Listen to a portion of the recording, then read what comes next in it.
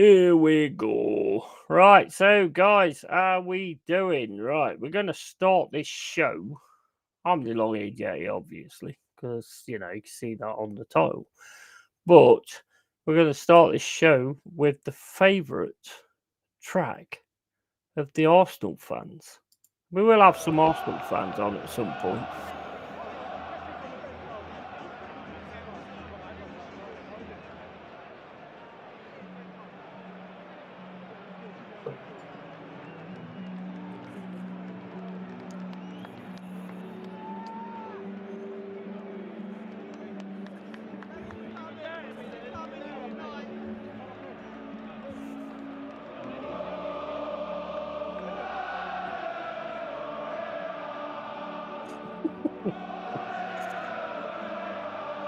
What is this shit? What is this shit?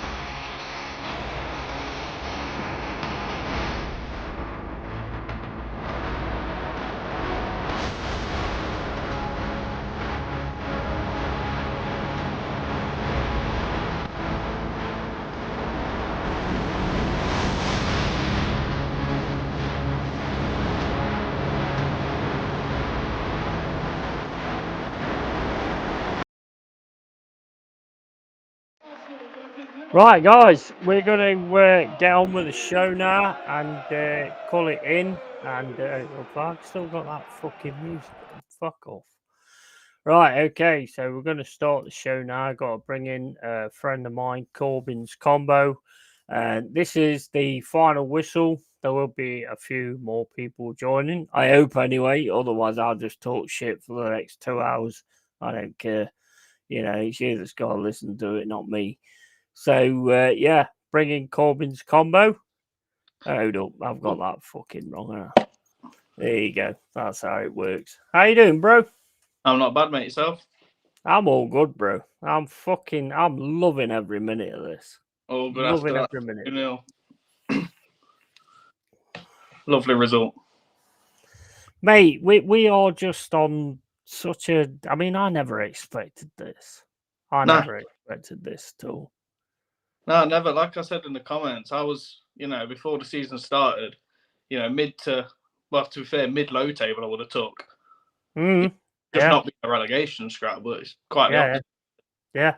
I was exactly the same. I was like, well, what I said at the end of last season, I said, like, I want like top 10, top 12, top 10, just not being the point of where we're worrying about the end of the season and worrying if we're going to go down again or not, and this is just fucking unbelievable. Unbelievable. It's going into a Premier League game with confidence that's getting me. I'm still not used to it. yeah, exactly. Got Mr. Jezza come in as well. Carl as well. You're right, Carl. Jezza, bro. Right, mate. How we doing? How we going? Yeah, all good, man. All good. Good games today. This is well, you can see his name. It's Corbin's Combo. Another Forest fan, because I'm starting to get him on board, which is absolutely awesome.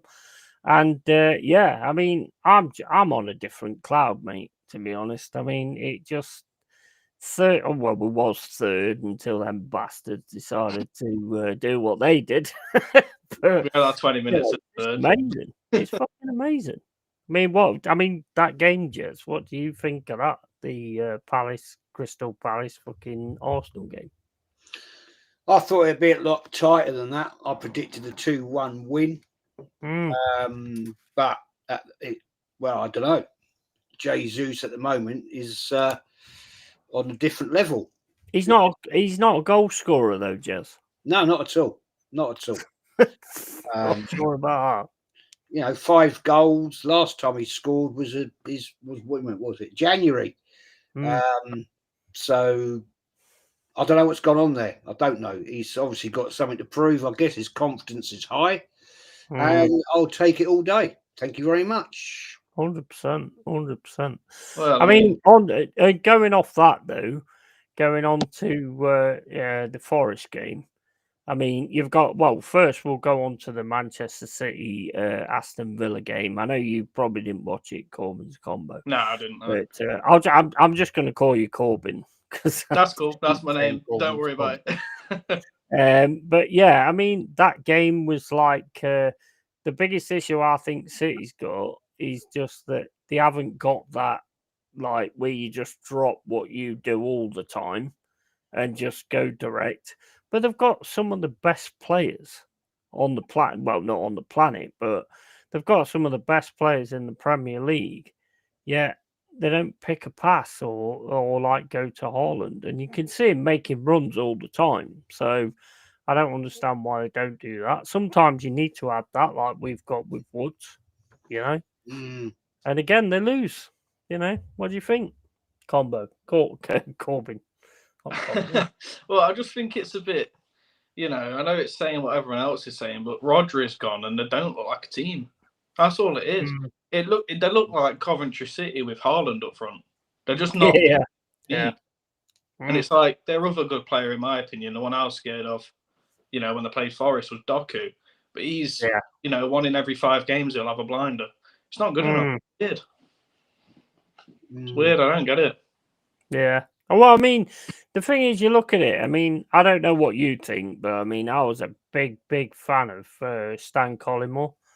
And I think that if you use Haaland in the right way, with his power and his pace and his way of shooting and all that kind of stuff, I think you could get him like that kind of player. But with Man City, it's obviously all about the team. So everybody's got to get a feel of the ball, otherwise they're upset. And do you know what I mean? And I think sometimes they need to lean on that. Yeah, for sure. I mean, it's just weird because, like I said a minute ago, with Rodri out, they just don't look like they don't even look like they're training together. Like, they don't realise, you know, Jack Grealish, where's he playing? He's supposed to be a winger. We've seen him drop back. And, you know, I know it's like easy to say, but it all comes down to Pep at the end of the day. You just what to do about Rodri. The problem is, I think it's like a regimented style, and I think they're proving that they don't have a plan B. Yeah. Because, you know, I mean, it's all right when the plan A works, you know, as Arsenal have seen. I mean, and you can have a go at Arteta as much as you like, but there is a plan B now. There's no doubt in my mind a plan B now. There still ain't a depth thing, but there's definitely a plan B. And with Pep, it's proving that there isn't a plan B. Why don't you lump it up the field to fucking Haaland? You know, I mean, what's that going to matter? You know? Who knows? It's like what they used to say about Arsenal, isn't it? They're trying to walk it in. Without being a team. It's weird. It's just strange. How many is that on the bounce now? That I know they'll beat us, but how many games is that now? I think it's about 11 or 12, is it, or something? You know, I mean, obviously we're not at the start of the season, but that would look like relegation form. It's never going to happen to Man, but you know. Yeah, 100%. Terrible. I mean, did you watch the game earlier on, Jez, with the Manchester City? No, I didn't, mate. I've had a really busy day. I watched your game. You know you was going to be on here later on. You didn't watch the game. Sorry, mate. Sorry. I'm not paying you for this one, bro. No, that's fair enough. I'll give you a refund. Don't worry. You can have this one for free. I'm going to give the 5p that I normally pay you to the homeless guy down the street. Yeah. I mean, look, I did a stream last night with Early Doors, and I honestly think that what we're seeing here is it's the classic story. Man City have been an awesome team, but they're coming to the end of their day, right? And We've seen it with your team back in the days, back in the 80s. Every dog has its day. Yeah, we've seen it with Arsenal. United are currently still there. Chelsea are sort of coming out of it. Liverpool went through it for a very long time. Big up Cole. And now we're seeing it with Man City. Every team at some point has to go through a regrowth. Yeah. It's like no different to somebody's into growing roses. It takes careful pruning. And I think the problem here right now, what we're seeing with Man City, is they've been a great team. Nobody can deny that. But we're now seeing that they're not actually on fire anymore. And I would not be at all surprised come the January window maybe, and come definitely the summer. There's going to be a lot of outs and a lot of new ins, because I just don't think they've got what they once were. Haaland still levels. You can't deny that. Yeah, he is 100%. In any other team, I think he'd be massively better. He's just not getting the service he was last season when he first came in. I don't think that Man City will do a lot this season, personally. Yes, they could have a resurgence to a part, but I think we're seeing what happens to every single club in the Football League. At some point in time, you have to have a rebuild. Yeah. I mean, he has also been like bringing different players in. Like, I think he brought Calvin Phillips in to sort of replace Rodri eventually and all that kind of stuff.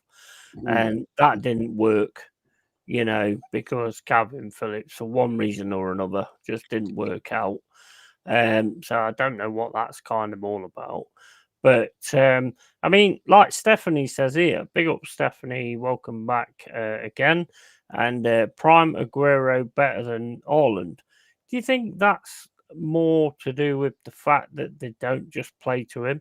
Because, like, Forest back in the day, when you had Stan Collymore, and my gran always used to say it, all he does is just stands up there and waits for a pass. And I'm like, well, yeah, but then he puts a fucking goal in the net.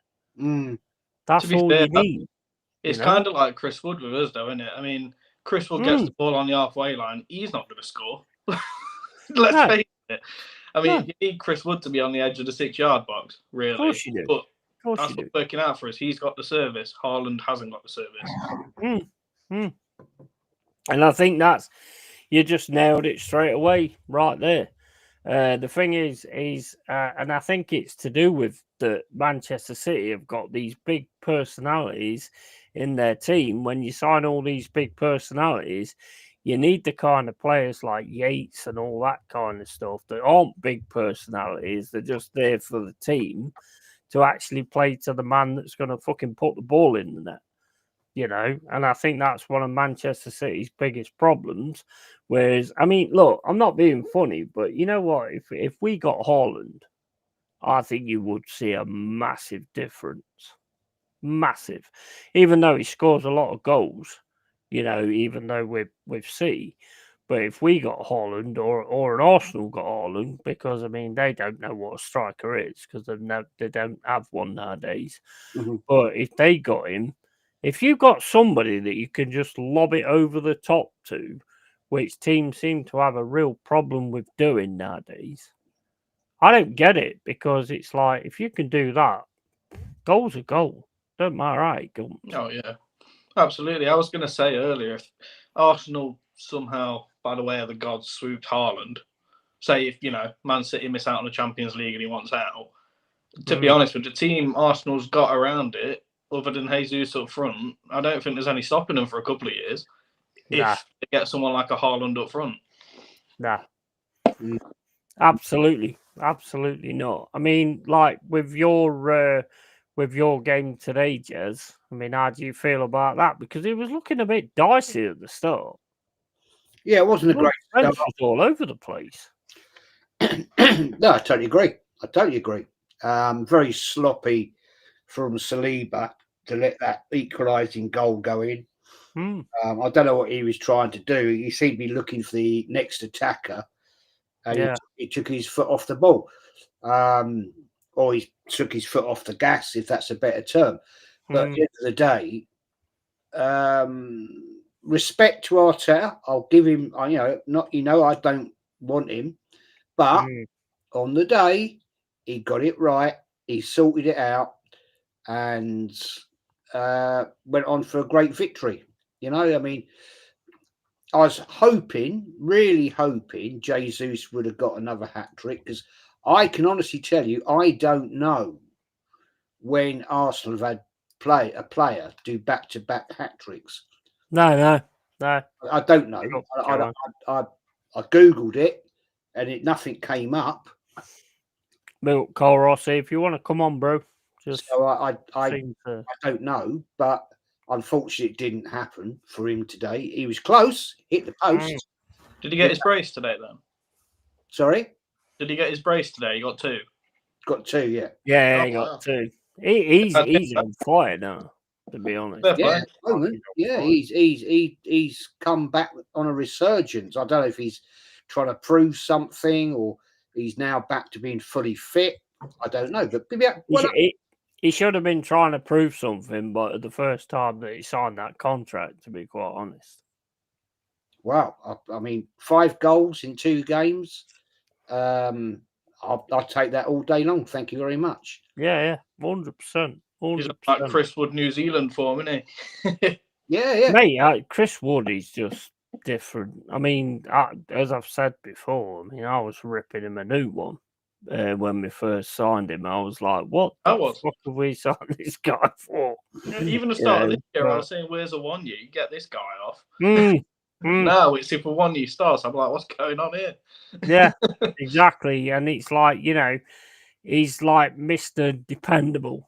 How long that goes on, nobody knows. But, at the minute, he's just like Mr. Dependable. And I can't even put into words. And as everybody knows me, they know I've got words for days, but I can't even put into words what we're doing at the minute. It's unbelievable. And like I said in the watch along earlier on, I mean, we are in the title race. Whether it's early days or not, where we are in the title race. What, you're sitting 4th? Yeah, exactly. Well, I almost have to rub it in, don't you? You have to rub it in. You took away 3rd from us. Dropping it back down. But I always feel like it's like Nuno's got a point to prove, because obviously he did well at Wolves. Everyone loved him. Everyone wanted him when he was at Wolves. When Spurs, it didn't go so well. Then went to Saudi Arabia, and everyone's saying, look, it's a one-trick pony with Wolves. He's never going to do it like that again. So I feel like he's got a point to prove of us, to show that he is a good manager, and I feel like that's pushing him as well. Yeah, I agree. I agree. The move to Spurs was just too soon. Although I don't understand this keep taking Morgan Gibbs White off. No, I'll be honest. Unless there's something going on injury wise or something like that. I don't know. No, I mean, there's been nothing, no rumours going on about it. I don't get that. Nah. It's he's supposed to be the star player. Surely he should be 90 minutes every game. Yeah. And I don't know about you, but I didn't get taking Elanga off either. Because the way that the game was going, they kept going at us and we kept winning the ball and we kept booting it out. Now, if you want somebody to get on to the end of that with the pace that Elanga's got, it's got to be Elanga, surely. It's got to be.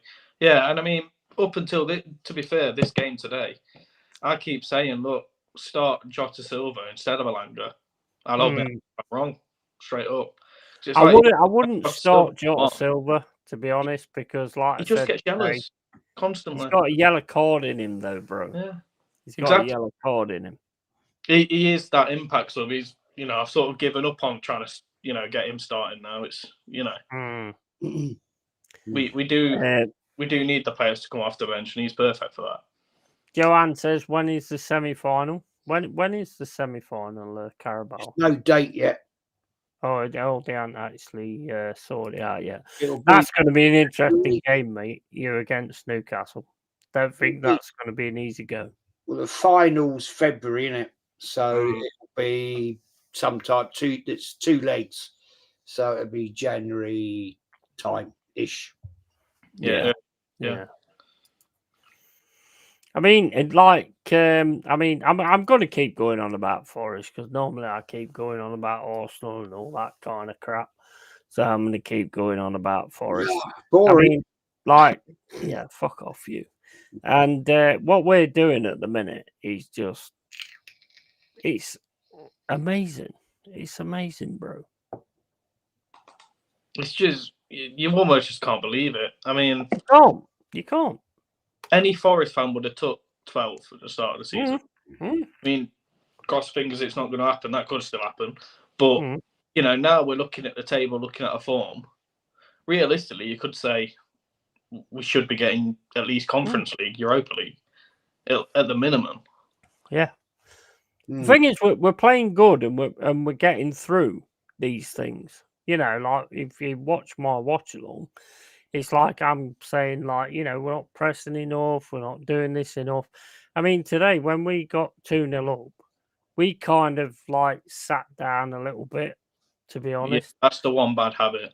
I don't like that personally. No, I mean, if you get 2, you go for 3. Everyone knows 2-0 is a dangerous scoreline. Of course it is. And like I said in the chat, we're sitting back. That's not what you do when you're 2-0 up. No. It was just waiting to get hit on the break. Then when they get one, like you said, the morale drops. You come in for another one, and all of a sudden the lead's gone. Yeah, it's not the best jersey, is it, really? I mean, Joanne Smith says, I like that shirt jersey you got on, not a bad third kit, really. It's not great, though, is it? What? Is that what you got for Christmas? Well, it's a bit of a weird one. If you did, then I apologise. But I'm just saying what I think of the shirt, that's all. It was basically... When we went to France, it was basically supposed to be a Christmas present from my 2 daughters, right? When we went to France a few weeks ago, but it turned up through the door, and it had, of course, it's in red, the packaging. It says Arsenal Direct, and I was like, oh, okay. So I overheard the conversation when we were away, when my daughter Jade and Jodie said, what, because they know that I like away shirts, right? And my wife said, do not buy the black one. Yeah. So they bought the third one. Anyway, so it turned up, and I didn't open it, and I put it on the coffee table, and the wife went, oh, you've taken it in. And I said, well, yeah, what was bloody doing it? And she went, oh, well, that was one of your. It's not a Christmas present. It's just a thank you from the girls and the fair play. If it says Arsenal on it, just rip it out. She says you may as well bloody open it now. So it's not better than mine, though, is it, Jez? Oh, it's 10 times better, mate. It's 10 times. Mate, hold up. I can't see any stars on there. No, I took them off, mate. I picked them off. See, if you look at no, you didn't pick them off because they're not part of it. Yeah, but we got a cannon, mate, not a tree. Well, yeah, that's it. Well, I mean, the cannon can shoot down a tree, but it still won't see the stars, will it? Trees will always grow back. We always have these kind of back and forths, being Arsenal fans and stuff like that. But yeah, I mean, at the end of where do you think we can finish Corbyn's combo? Because Corbyn, where do you think we can finish? Being realistic, as much as this form, I think it will continue for a good while. There's going to be a slip up at some point because our squad isn't the biggest. Yeah. I mean, let's face it, Wood gets injured up front. Awoniyi's not 100%. We're a bit stuffed. Yeah. And with his age, that might happen at some point. Realistically, I would say 6th, 7th, maybe 8th lowest. Mm. But 6th or 7th, I reckon. I reckon you'll be 6th, Corbin. I'll tell you why. Yeah.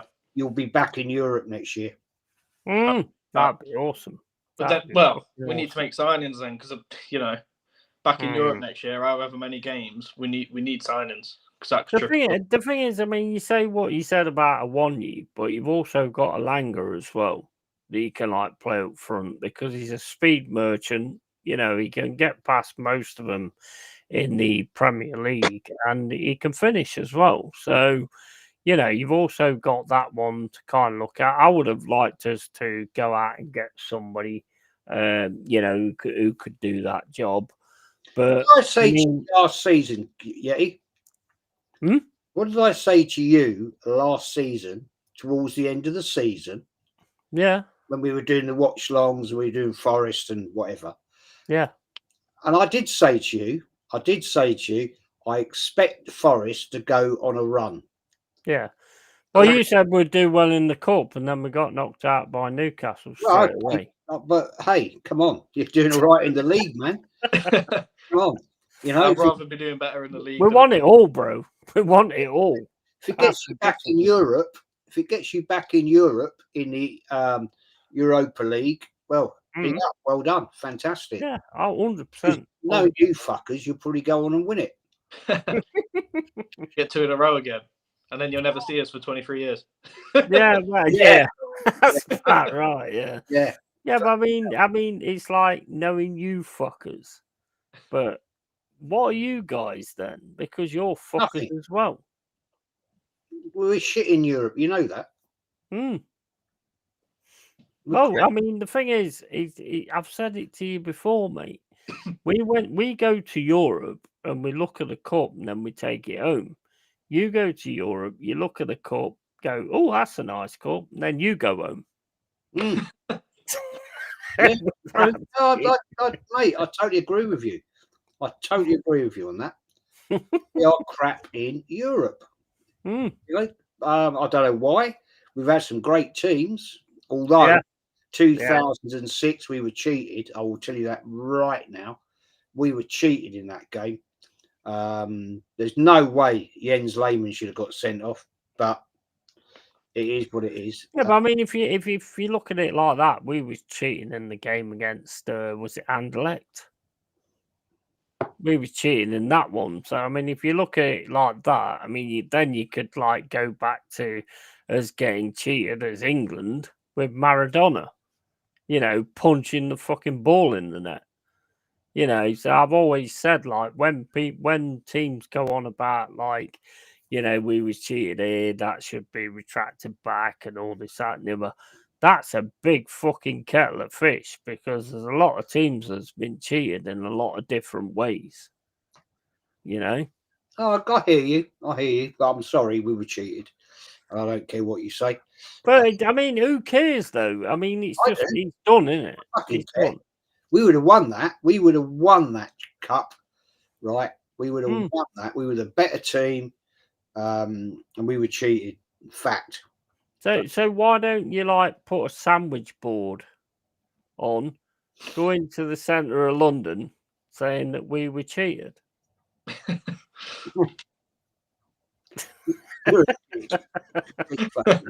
Here's a question then. Would you not taking the piss here, Jez, being genuine? Would you say, well, you would say, of course, you're an Arsenal fan, but I reckon Arsenal are probably the biggest team in the world to not win the Champions League. Totally agree. Gotta be. Yeah. Gotta Absolutely. be. Pretty much every other big team's had one. Yeah. Totally agree with you, mate. Totally agree with you. Yeah. Man, when you know, like little kids coming up learning about football, Arsenal is one of the first teams they hear about. It's crazy to think that as soon as it comes to Europe, it crumbles. Yeah.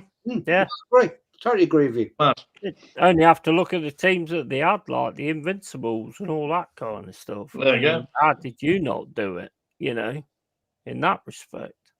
Well, it was maybe Thierry Henry didn't get a chance to handball it in the European Cup, but, you know. Yeah. He Maradona. He didn't play well in that game, let's be honest. But anyway, mate, I'll be back in a bit. I've just got to go and do this can fam. Yeah, no worries. I thought you might have to go off and do that anyway. So it's all good, bro. It's all good. If he's still around, I'll come back. Yeah, we'll still be on. We'll still be on. Got the fight later on with fucking wherever his name is, Tiger Woods, not Tiger Woods. Tiger Woods earlier than I fucking. What's his fucking name? That guy. Tyson Fury. Yeah, that's it. Yeah, that's it.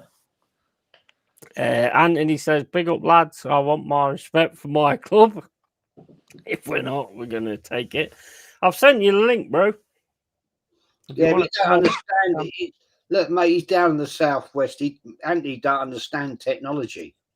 Yeah, but that's why I sent the link on a tractor. So I thought he'd understand it. Not got to it out yet. He's on a bloody tractor. Well, I was on that Anthony's. I was on. Early Doors' last night, and you know the debacle about the mug that went missing. He never. Oh right, yeah. He said, "Oh, can I have a key ring as well?" I went, "Yeah, here you are. You can have this fucker." Cornish pasty, Cornwall. You know what I mean? Oh my days. Oh dear, honestly. Right, I'll catch you in a bit. I don't know how long I'll be, but I'll catch you. Yeah, no worries, bro. We'll still be on. I've sent the link out to quite a few people, so if they don't come on, then go fuck themselves, and I'll never want to know them ever again. All right, mate. Speak to you in a bit. Catch you in a bit, bro. See you later. Catch you in a bit. If anyone wants to come on in the chat as well, I'll put the link in the chat if you want to jump on and see what it's like to sort of be on cam. No pressure or anything like that, but if you want to do that, then you can. I mean, it's like fucking Forest. I mean, I say it all the time on the watch-alongs.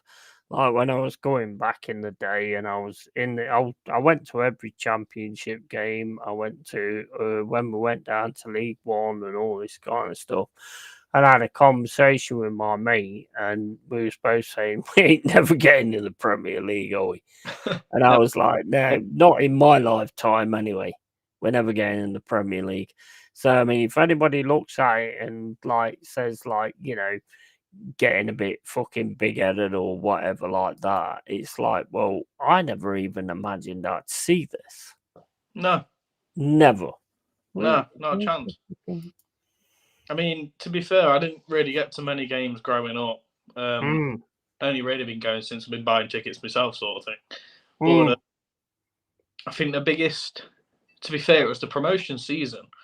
The biggest sort of shock game I saw where I thought, right, it could really turn around here was actually under Steve Cooper when we beat in the FA Cup.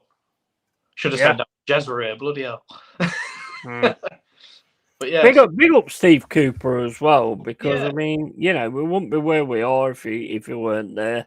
I'll be honest, the only thing that I miss a little bit at the minute is the grit that he had the team playing with, because back then we had that grit, but we didn't have the clinical finishing. And I think if Cooper could have got that clinical finishing, then he'd probably still be here. Yeah, I mean, I was saying a few of my mates that are Forest fans, when he went to Leicester were saying, oh, that's it. Steve Cooper's in the bin, all that. But, we wouldn't be here if it weren't for him. In my opinion, he's a Forest exactly. 100%. Just as much as, well, not Brian Clough, but you know what I mean? Just as much as some of the players. Yeah. I'll be honest. I mean, I was on another stream ages ago when I first started streaming and stuff.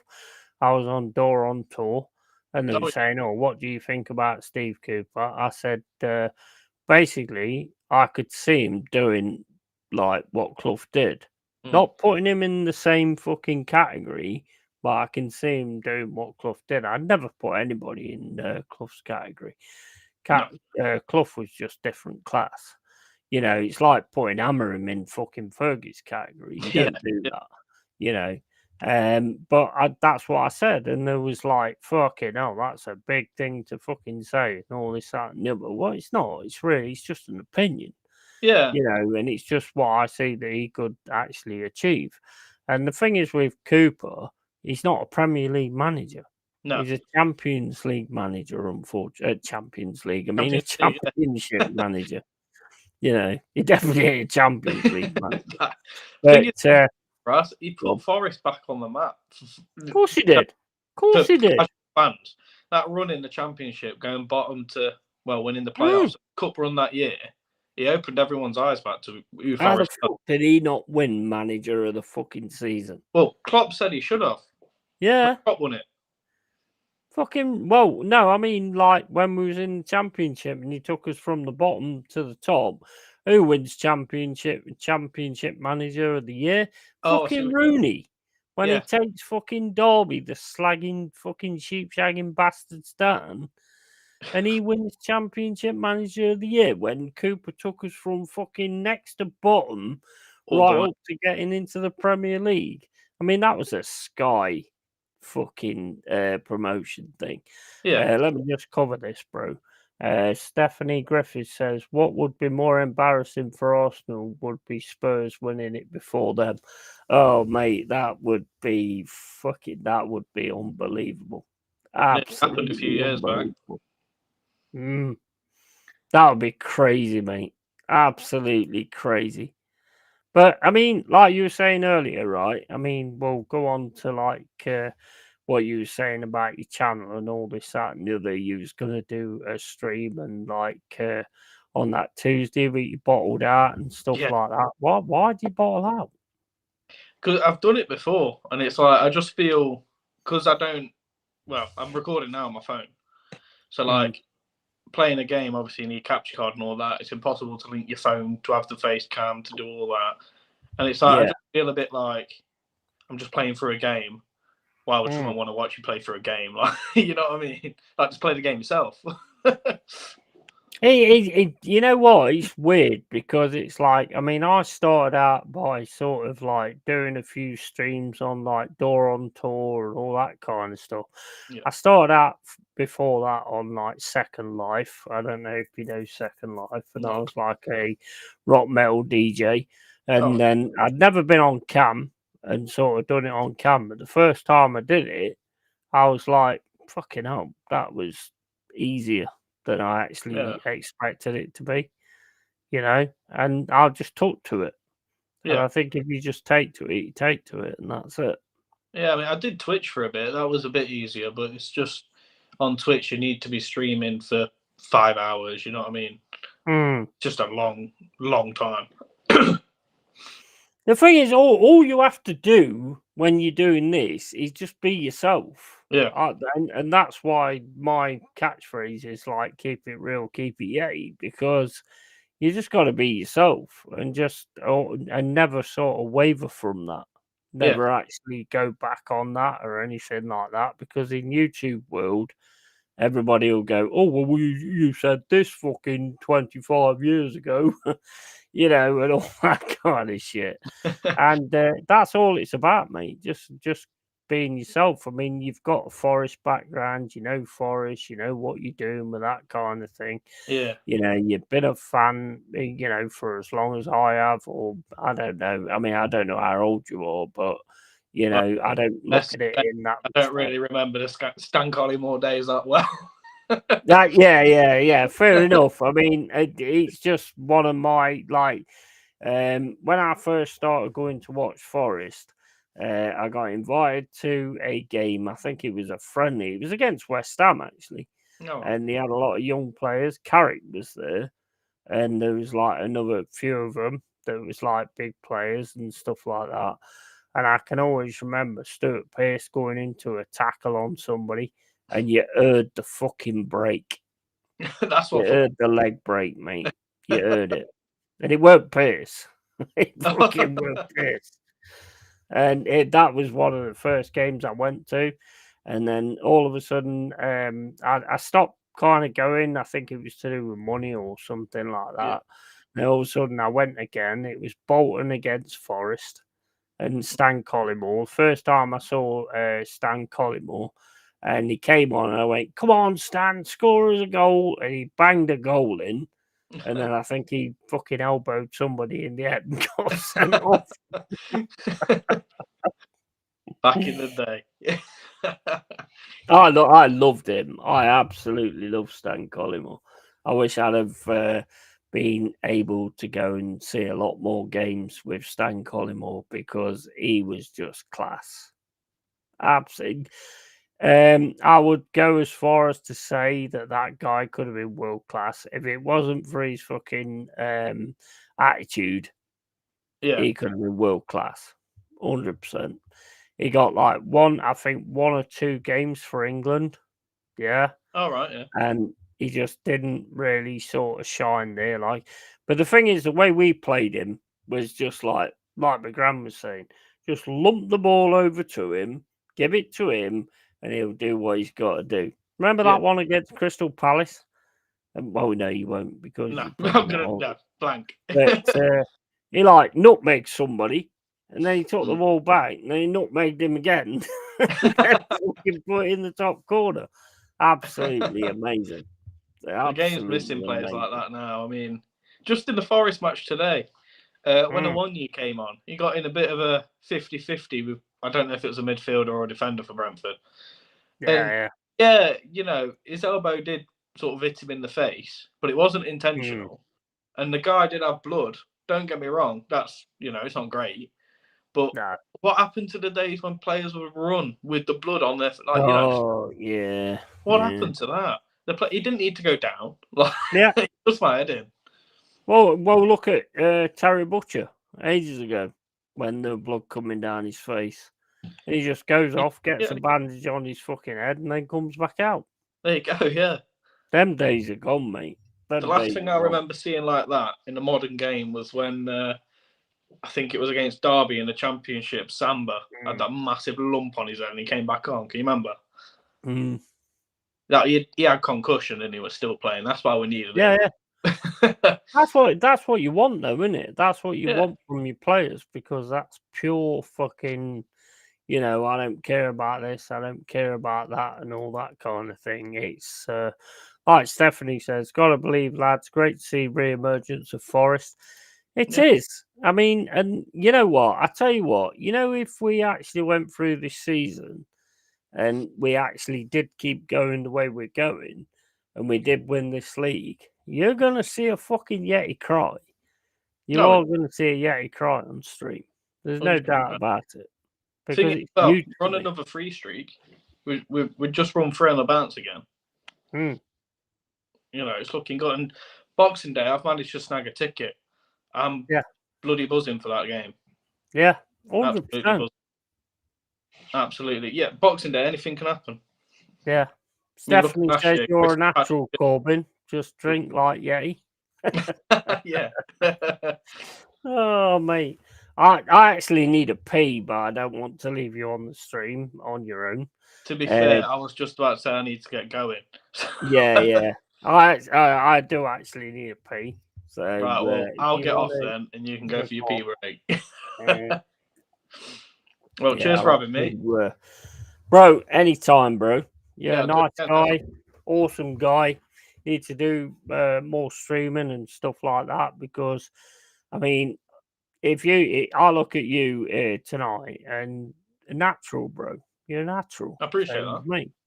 So keep going for it. Yeah, man. I'll send you a message later tonight. Yeah. And whatnot, and get back to me. We'll sort something out. Yeah, absolutely. 100%. We'll sort out like a Forest show out in midweek or something like that where you can both like join together.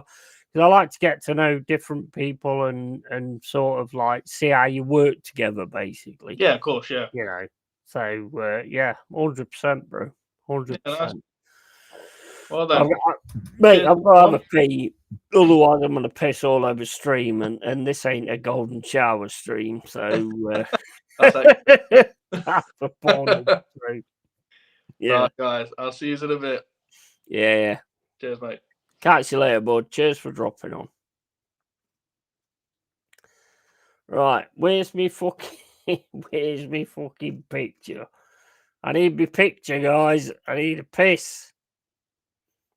I don't know what the fuck I'm doing here. Hold up. Give me a second. Oh, I was like, I need a piss, but I can't leave this guy on stream on his own. because it's not fair to actually do that. Although I did actually do that to Carl at one point, so I apologise for that, Carl. Where's me fucking going to the toilet fucking thing? There you go. There's me going to the toilet thing. Right, we're back in a sec. Where's me fucking get rid of the mic thing? Right, we're back in a sec.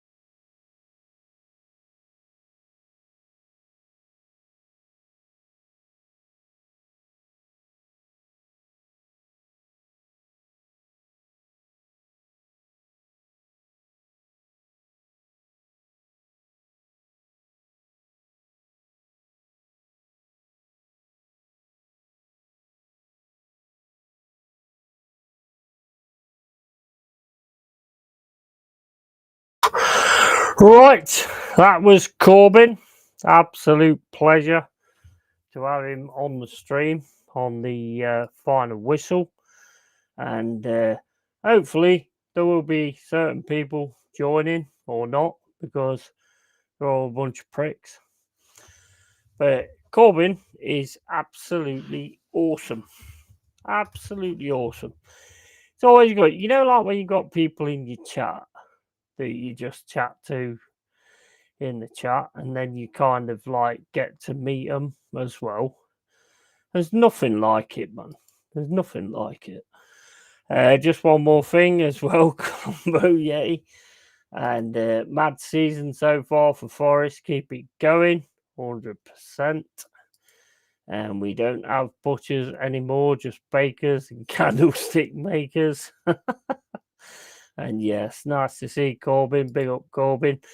Yeah, he's another. I want to like get more Forest fans on my channel, because I think when I get that kind of fan base, then I think things will really sort of ramp up. Even though they're as good as they are now, they will ramp up even more. I can't tell what I'm drinking, guys. I haven't mastered that one yet. But yeah, I mean, it's awesome. It's awesome.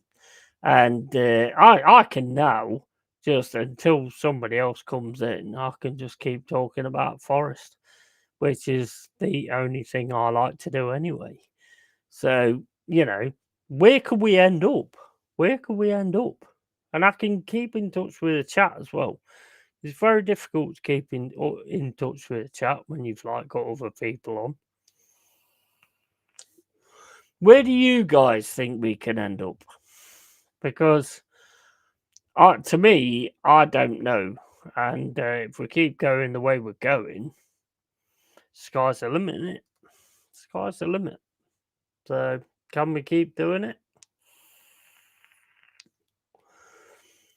We've got a good feeling going on at the moment. We've got a good dressing room and everything like that. So why not?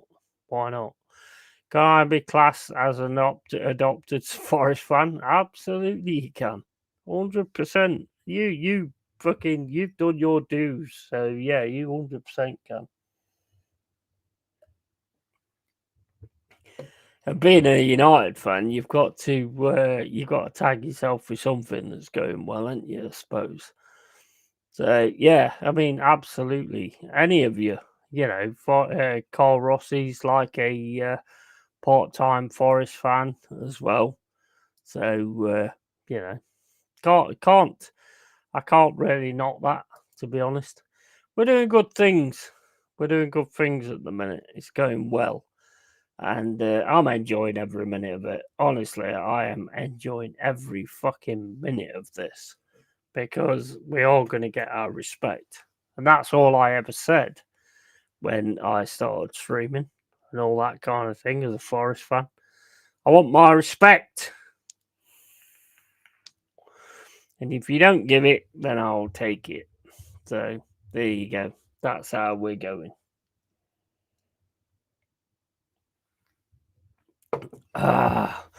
Right.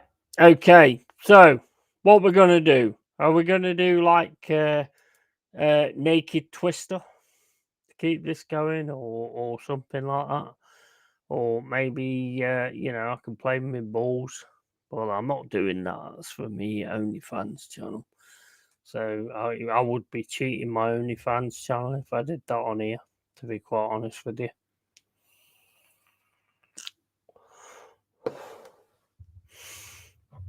Can I be class? Yeah, 100%. 100%. If anyone wants to jump on, then I can drop the stream into. I can drop the stream link in, so you can jump on and like have a chat. Entirely up to you guys. I think that's the stream up there, isn't it?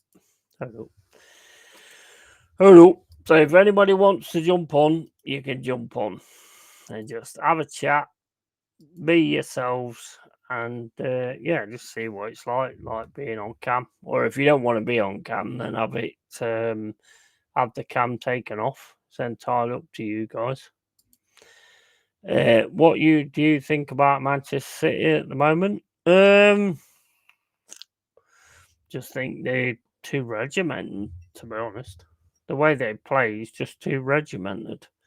And I don't get that, because if you're able to like buy all these players, these good so-called good players, then you should really have different styles, surely. If you're able to buy all these quality players, you should be able to have different styles with them and do different things with them and all that kind of stuff. I mean, we'd love nothing more than to have those kind of players, But then again, we pick up quality fucking players that nobody knows about. And that's what we've been doing for like the last 3 seasons. And I mean, you look at Morata today. Amazing.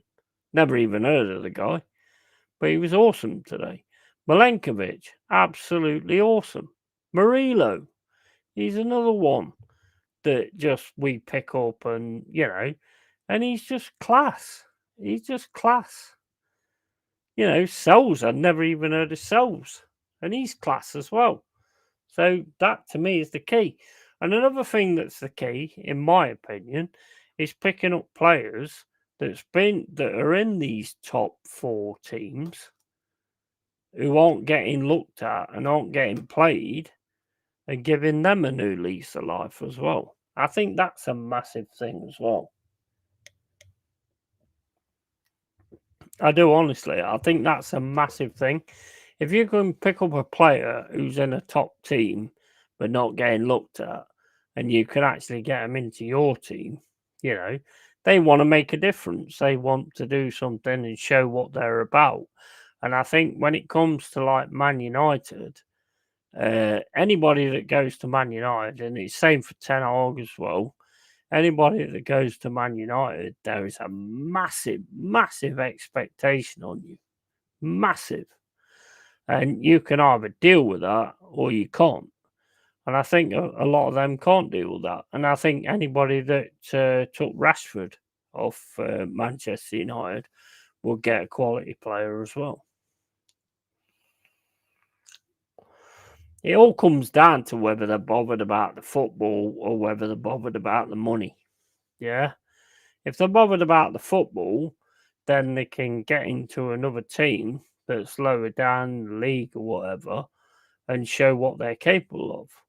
And then they can fucking advance from that. We've seen it happen so many times. So, you know, I think that's one of the big keys to the way you do it. And we picked up players that are like so in their leagues and stuff. I mean, every single player we picked up, if you look at the like comments and all this, that, and the other when we sign them, there's always like if they're from Brazil or from somewhere else, there's always comments that saying like, you know, this is the best fucking, this guy's awesome. Make sure you look after him. And we get that all the time, you know. The only one it didn't really work out with was, what was his name? I can't remember his name now. But I thought he hit a volley better than most players. An off volley anyway. I can't remember the guy's name. But all Forest fans were saying he needed to play more and all that kind of stuff. And I agreed with it. But I fucking can't remember his name. But he looked a good one as well. And I think that's it. If there's anything we brought to this league, it's like taking chances on players that the top four had on their books but didn't take chances on. And we've actually took chances on them. And it's working out. You're not telling me nobody else had Murillo on their books.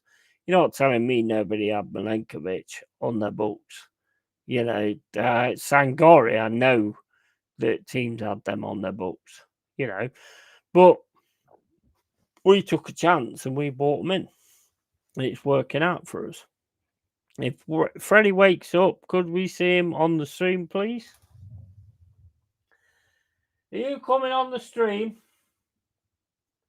Come here. Come here. Come fucking here. Yeah, I don't think that's working. Freddie. I can actually grab him and bring him to the stream, but then he will rip me apart. So, yeah, that won't be a good look, to be fair. And if he rips my Forest shirt, that definitely won't be a good look. Sorry, Nature Cord, I have no sign to let you know. Well, there you go. That's what you guys need to do. I want signs in the chat that you have to go to the toilet, because I always show you my signs when I have to go to the toilet. So you've got to do the same. Cole, you coming on, bro? Is Cole coming on? Anybody fucking coming on? You know, it's the fucking final whistle. Nobody's coming on. I've sent the stream out to everybody. I've sent it out to Trump. Sent it out to fucking everybody, bro. Everybody. Nobody's coming on. What the fuck is this all about? And yeah, you guys in the comments need to get your fucking shit sorted out. Well, I don't want to see your shit, but oh dear, oh no, my cats are a bit moody at the moment. Yeah, mate, if I pick him up, it's like, honestly, it's just, he does not like being picked up. He does not like being picked up.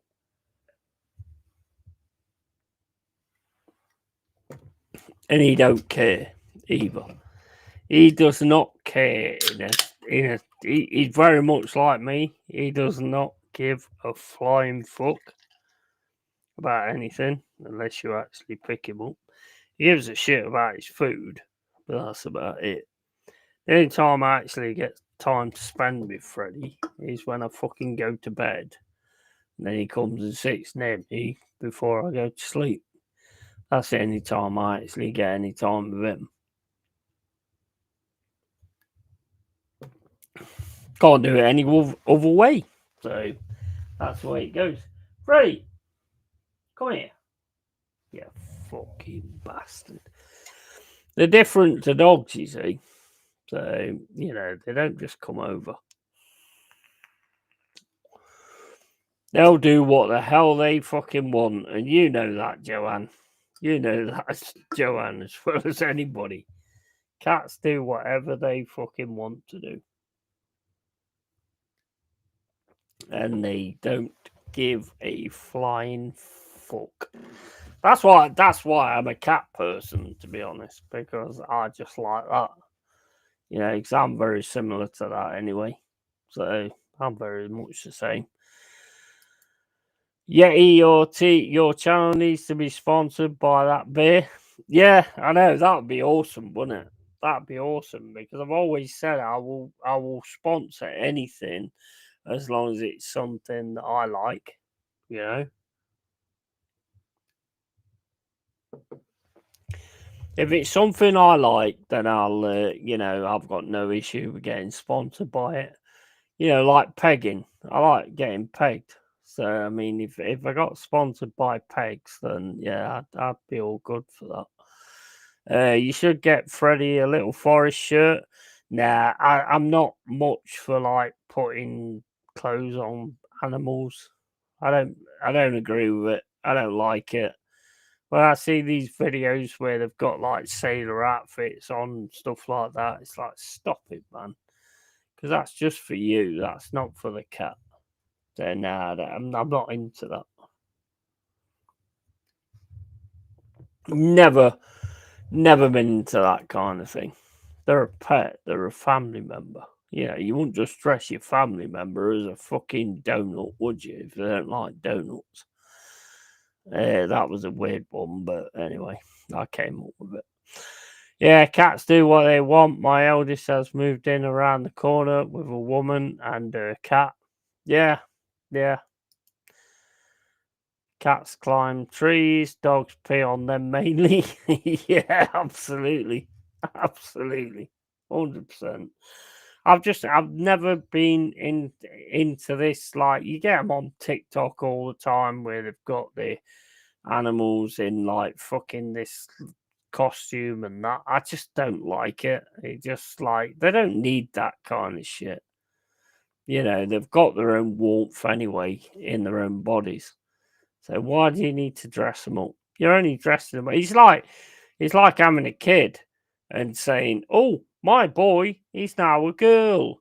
You're only doing that because of what good it's going to do for you. It's got nothing to do with the kid. It's got nothing to do with the pet either. And I'm not interested in anything like that because it ain't fair. You know, I have a choice. You know, if someone turns around and go, "Yeah, do you want to get in this dress?" I'd be like, "Well, I won't feel that dress anyway. I'm too fat." But at the same point, I would say, "No, I don't want to wear a dress because I'm not interested in dresses." Although, to be fair, dresses are, you know, if you wear a dress, they are quite more liberating than like wearing trousers and stuff like that. You know, with like trousers, your penis gets trapped in a certain point, whereas with dresses, it can just flap around. So, I mean, you know, there is like a freedom to it as well, I suppose, if you want to sort of look at it like that. I mean, I've obviously looked at it like that, otherwise I wouldn't have said that, would I? But yeah, there is kind of a freedom to it, unless you wear them mini skirts. If you wear them mini skirts, they kind of sort of retract your penis as well. So I mean, you don't want that.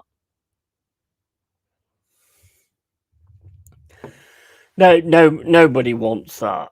Nobody wants that. But anyway, you know, I mean, you just do what you do, don't you? But I mean, I would never sort of put anything onto anybody else to sort of do things that they don't want to do, you know?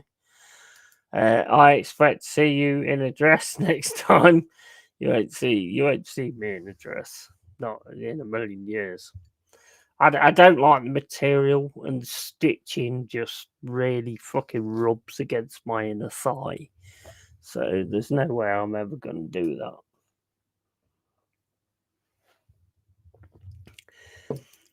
Yeti, to improve Cloughie's teams, which later Forest players would get in, if any, to improve Cloughie's teams? None of them. Don't think any of them do. You've only got to look at what they achieved. None of them would have got in Cloughie's teams because it was a different era. I mean, you can look at Alex Ferguson, same way.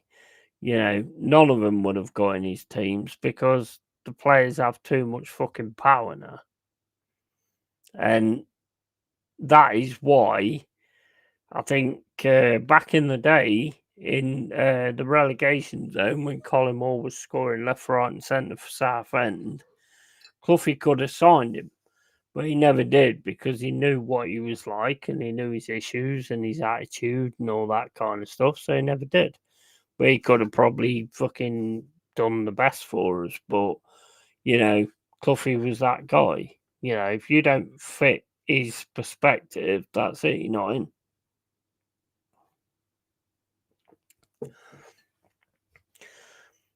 Joanne says, "Who has Forest got next? Got Spurs on the on Boxing Day, so that's going to be an interesting one. It's going to be interesting because it depends which Spurs turns up. We do struggle with Spurs, to be honest. Over the years, we have anyway. I mean, whether we're going to struggle with Spurs this time, I don't know. I think we have got more grit than Spurs, personally. So I do think we can win that game. But I think we can win every game, to be honest. Because when you're a fan, you don't go into a game thinking you're going to lose, do you? Let's face it. Sounds like Mrs. Doubtfire not happening then. No, Robin Williams is he's fine. R.I.P. to him as well. And not even Collymore. Collymore, fucking, oh, mate. We talk about Collymore. I love Collymore. Absolutely loved him. Don't know, like, the full story behind him. And I know, like, when we signed Brian Roy, I think there was a little bit of a head-to-head thing going on there. But other than that, that guy was fucking amazing. Yeah, honestly, if you watched Collymore, back in the day, he was just unplayable. At times, he was absolutely unplayable. And I don't know why it didn't work out in England, in the England team and all that kind of stuff. I have no idea. But the way we was playing him, he's just unplayable. As soon as you give him the ball, I still say even now, he's one of the best players I've seen. Honestly. He's one of the best strikers I've ever seen. And he signed for Liverpool. He gave Man United a few fucking seeing too, to be honest. And he signed for Liverpool. And then Liverpool all of a sudden wanted him to become like a boy band with the rest of them. And that weren't his game. His game was basically give him the ball and he will fucking score one way or another. But you're always going to get certain players that's like, well, I'm doing my best, but he's getting all the fucking love for it. So you're always going to get that as well. Stephanie says, when Colin Moore scored that winner for Liverpool to make Keegan's Newcastle cry. Yeah. I love Colin Moore. Absolutely loved him. Just think he had issues that he had to deal with and stuff like that. But when he was in a Forest shirt, mate, all I've got to do is that. Fucking absolutely amazing. Amazing. I can remember going to the pub where I think we was playing against Man United and you was in your black kit. Yeah. and I was at the pub, and I was like, I'm not quite sure about this game. You know, it's going to be a difficult one. And that's where Colin Moore just shined. He absolutely shined against you guys. He was fucking awesome. I mean, to go through the middle of Pallister and Bruce, yeah, and then lob fucking Schmeichel, that is just something else. That is something else.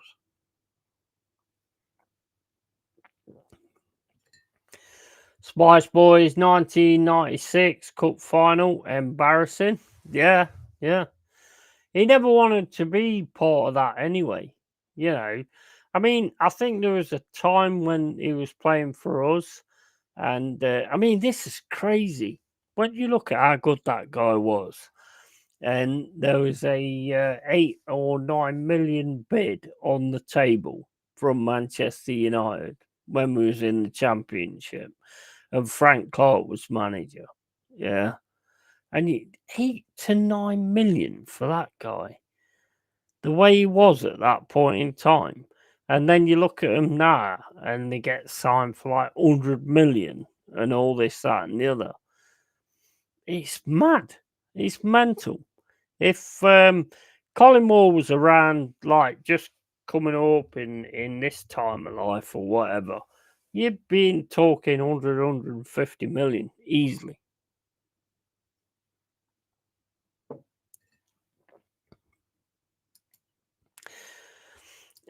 Was that the 1-1 draw? I think that was when we beat you. We beat you at Old Trafford. I think it was 3. I think it was 3-1 or something. Colin Moore just turned it on. Well, I mean, he never turned it on. He was just who he was. And we managed to beat. I think it was 3-1. Might be wrong. You had Keane. You had Pallister. You had Bruce. And he just shown what he's about and what he's capable of. And he was absolutely fucking electric that night.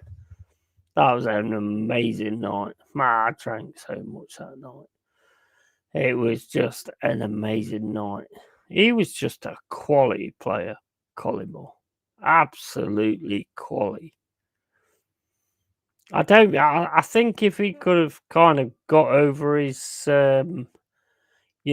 things that was hampering him and things like that, then I think he would have gone on to be even better. But he ended up going to Liverpool, I think. And then I think 9 million. 9 fucking million. Are you having a fucking laugh? 9 million for Collymore. You pay fucking all this money for these other players. I mean, that guy was fucking class, bro. He was class. It's crazy, really, when you think about it. But I mean, that was the prices back then. But now, the prices now, if you've got like a full-on Collymore, you'd be talking 100, 150 million. Easy.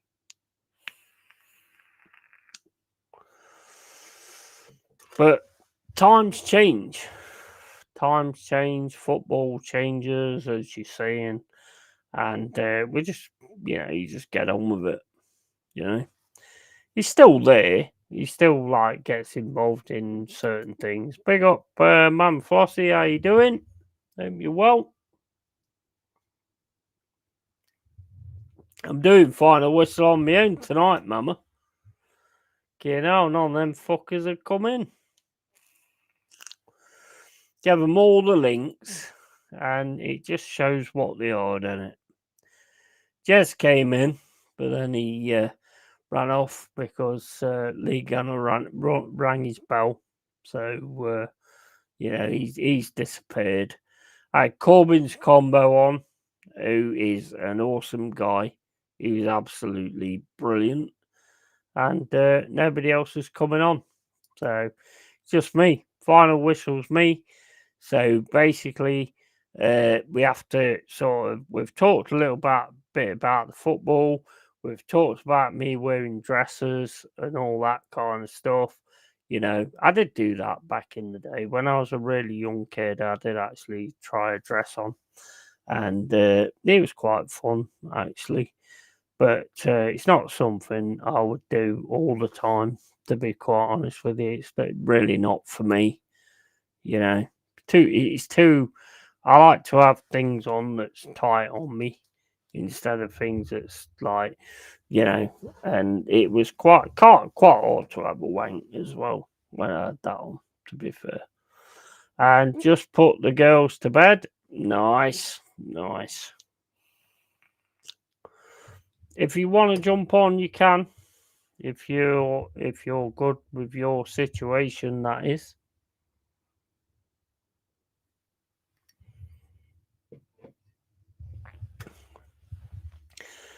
But yeah, I mean, I'm not really into like wearing women's clothes. I mean, it's quite odd, like fucking trying to have a wank with them panties on.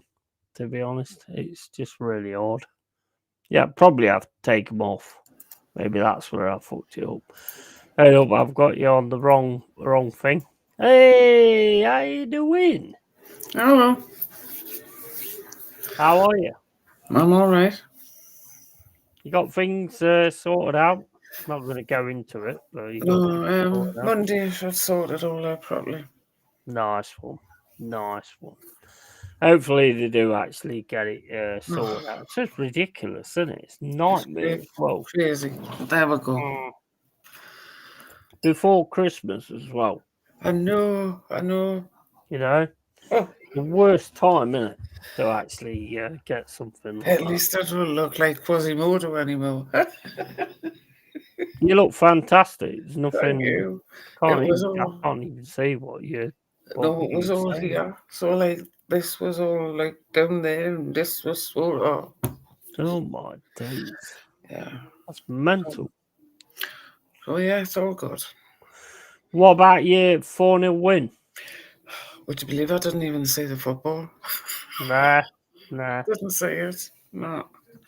It was on, but obviously having the girls here, we were playing and stuff, and but it's good. It's like a hat trick, so kind of complain. Yeah, looks like you're starting to bang the goals away again. I'm looking forward to that Carabao Cup. Yeah, me too. Because you know as well as I do, they think they're just going to walk over you. Well, they need to remember every time they've come to the tune, they've had a bother. They've struggled.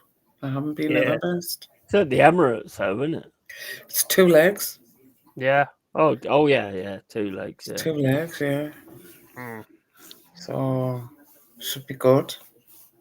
Stephanie says Isaac is awesome. Yes, he is. I mean, he is. He's absolutely awesome. Made the biscuits.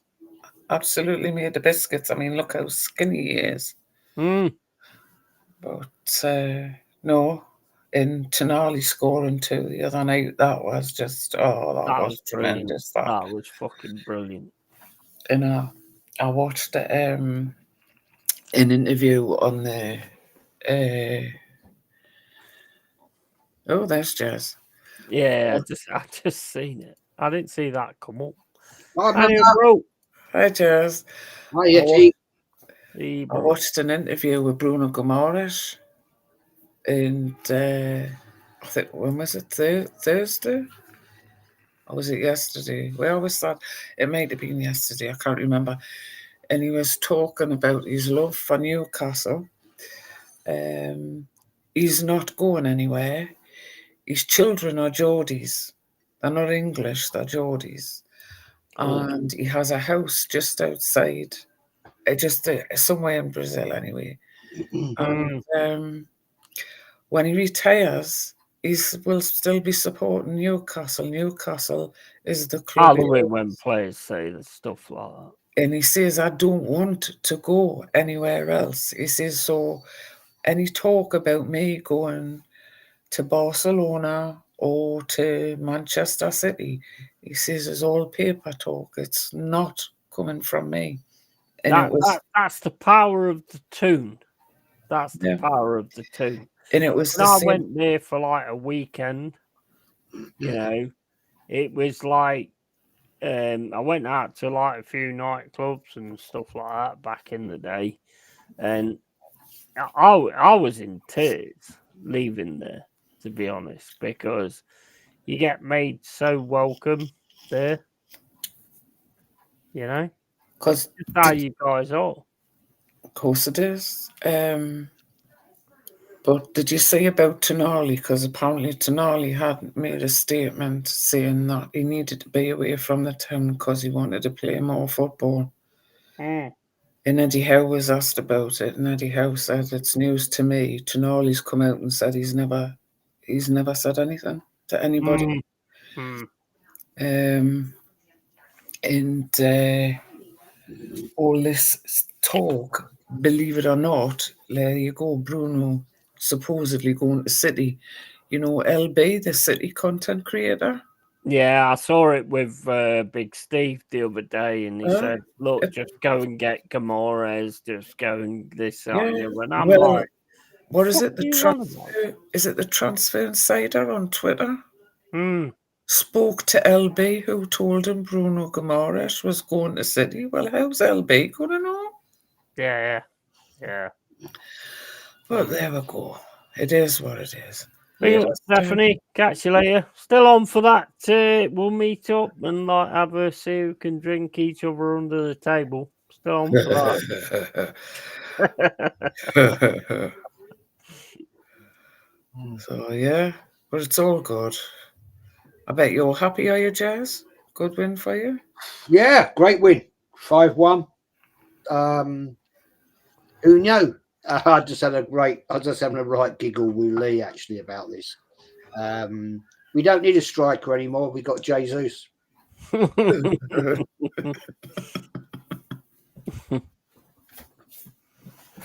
but I mean, the thing is, it was him that turned around and said, I don't score goals, which to me is like, I mean, I'm not being funny, but a Clough or a Ferguson or even a George Graham would have been like, get the fuck out of my team then. You know? I agree with you. I do agree. I mean, that was a giggle comment that Lee and I were talking about, to be honest. But, you know, as I said to Lee, if he'd scored another hat trick today, that'd be the first time in Arsenal's history that any Arsenal player had scored back-to-back hat tricks. That's crazy. If you actually think of your history and what you've done, you would think you would have that. No. Ted Drake scored 5 in one game and 2 in the next game in the 30s. And that's the only thing I could come up with. So, I mean, Ted Drake scored 7 in one game, but 5 and 2, that's the best I could come up with. Yeah, I mean, I've never heard of Ted Drake, to be honest. Oh, neither. It's even before my time. Yeah, that seems me. I'm like, it was the 1930s, so I'll give you a license on that one. Oh, that's at least 30 years before me. yeah, if I weren't alive, Jez, then you've got to give me a license on it. But funny enough, today, bless him, Tony Claude emailed me on Insta, and he said, Jez, great shame to see that George Easton has died. Yeah, I saw that. And he said, what can you tell me about him? Oh, fucking hell. I said, Tony, he left Arsenal in 1966. Right? I said, I never saw him play. I remember him at Stoke City as a player, and then he became manager of Stoke City.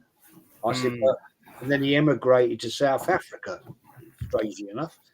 I said, I actually never saw him play for Arsenal, so I really can't comment. So I thought nicely. I thought, Tony, how old do you think I am? You know what I mean? George Easton was in the 66. He was in the 66 World Cup squad. I don't know if he ever played, to be fair. But I thought, yeah, I know I am old, but I'm not that old. You know what I mean? He left in 66, so.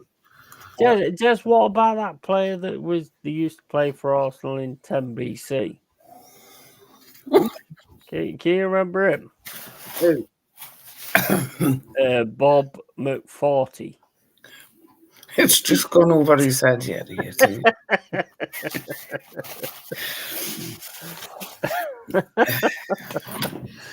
Yeah, I mean, it's like, I have invited Tony Cord to this stream, but I think he's every time I invite him to it, it's always like, well, I've just done my stream. My missus is trying to kick my ass right now because I've just done my stream. So obviously he's not going to come on. So, yeah, it is what it is. And yeah. So, I mean, Mama Flossie, 4-0. I know, awesome. I know it's only Ipswich, but bloody hell. Doesn't matter. It's I'm pleased with it. As I say, I didn't see it. Mm.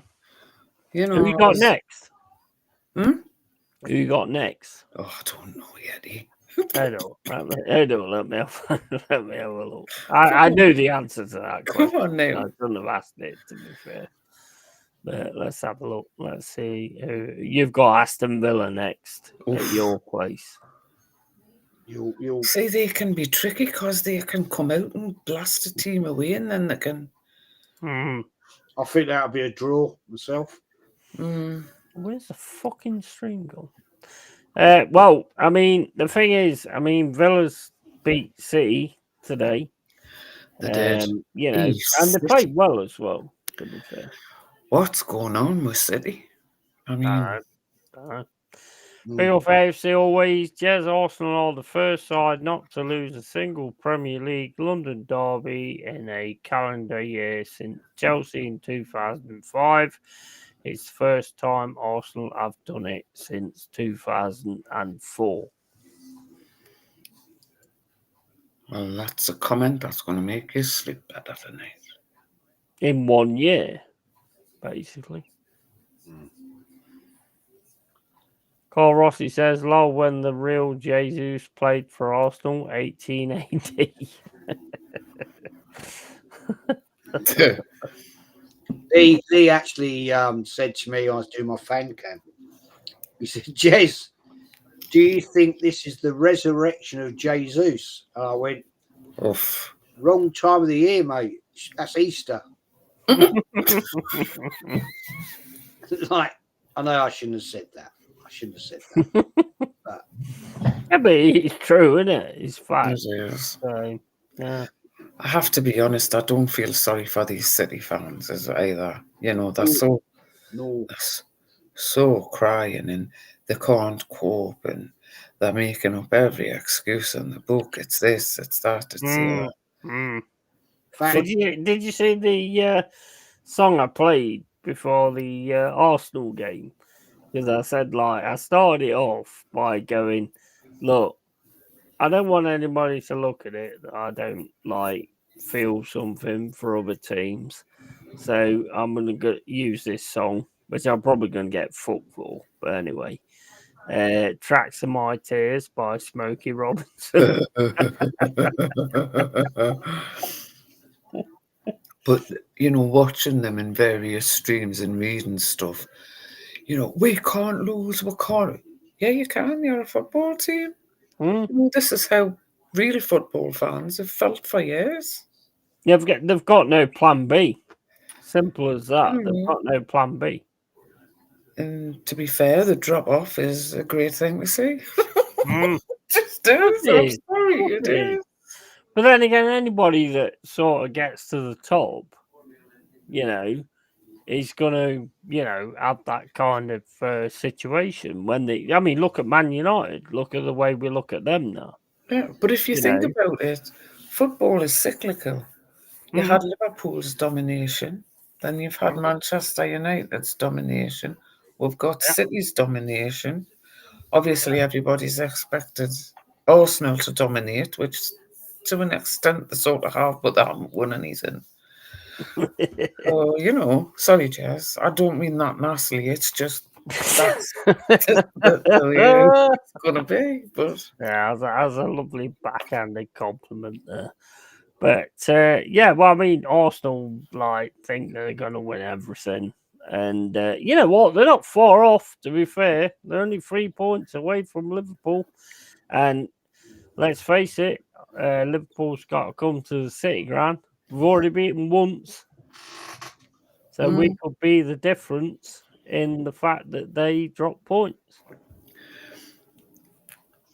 Hi, Joanne. Well, I've got to go for a pee, guys. But there's no, if you think about it, when Manchester United were at the very top. But he's still on there.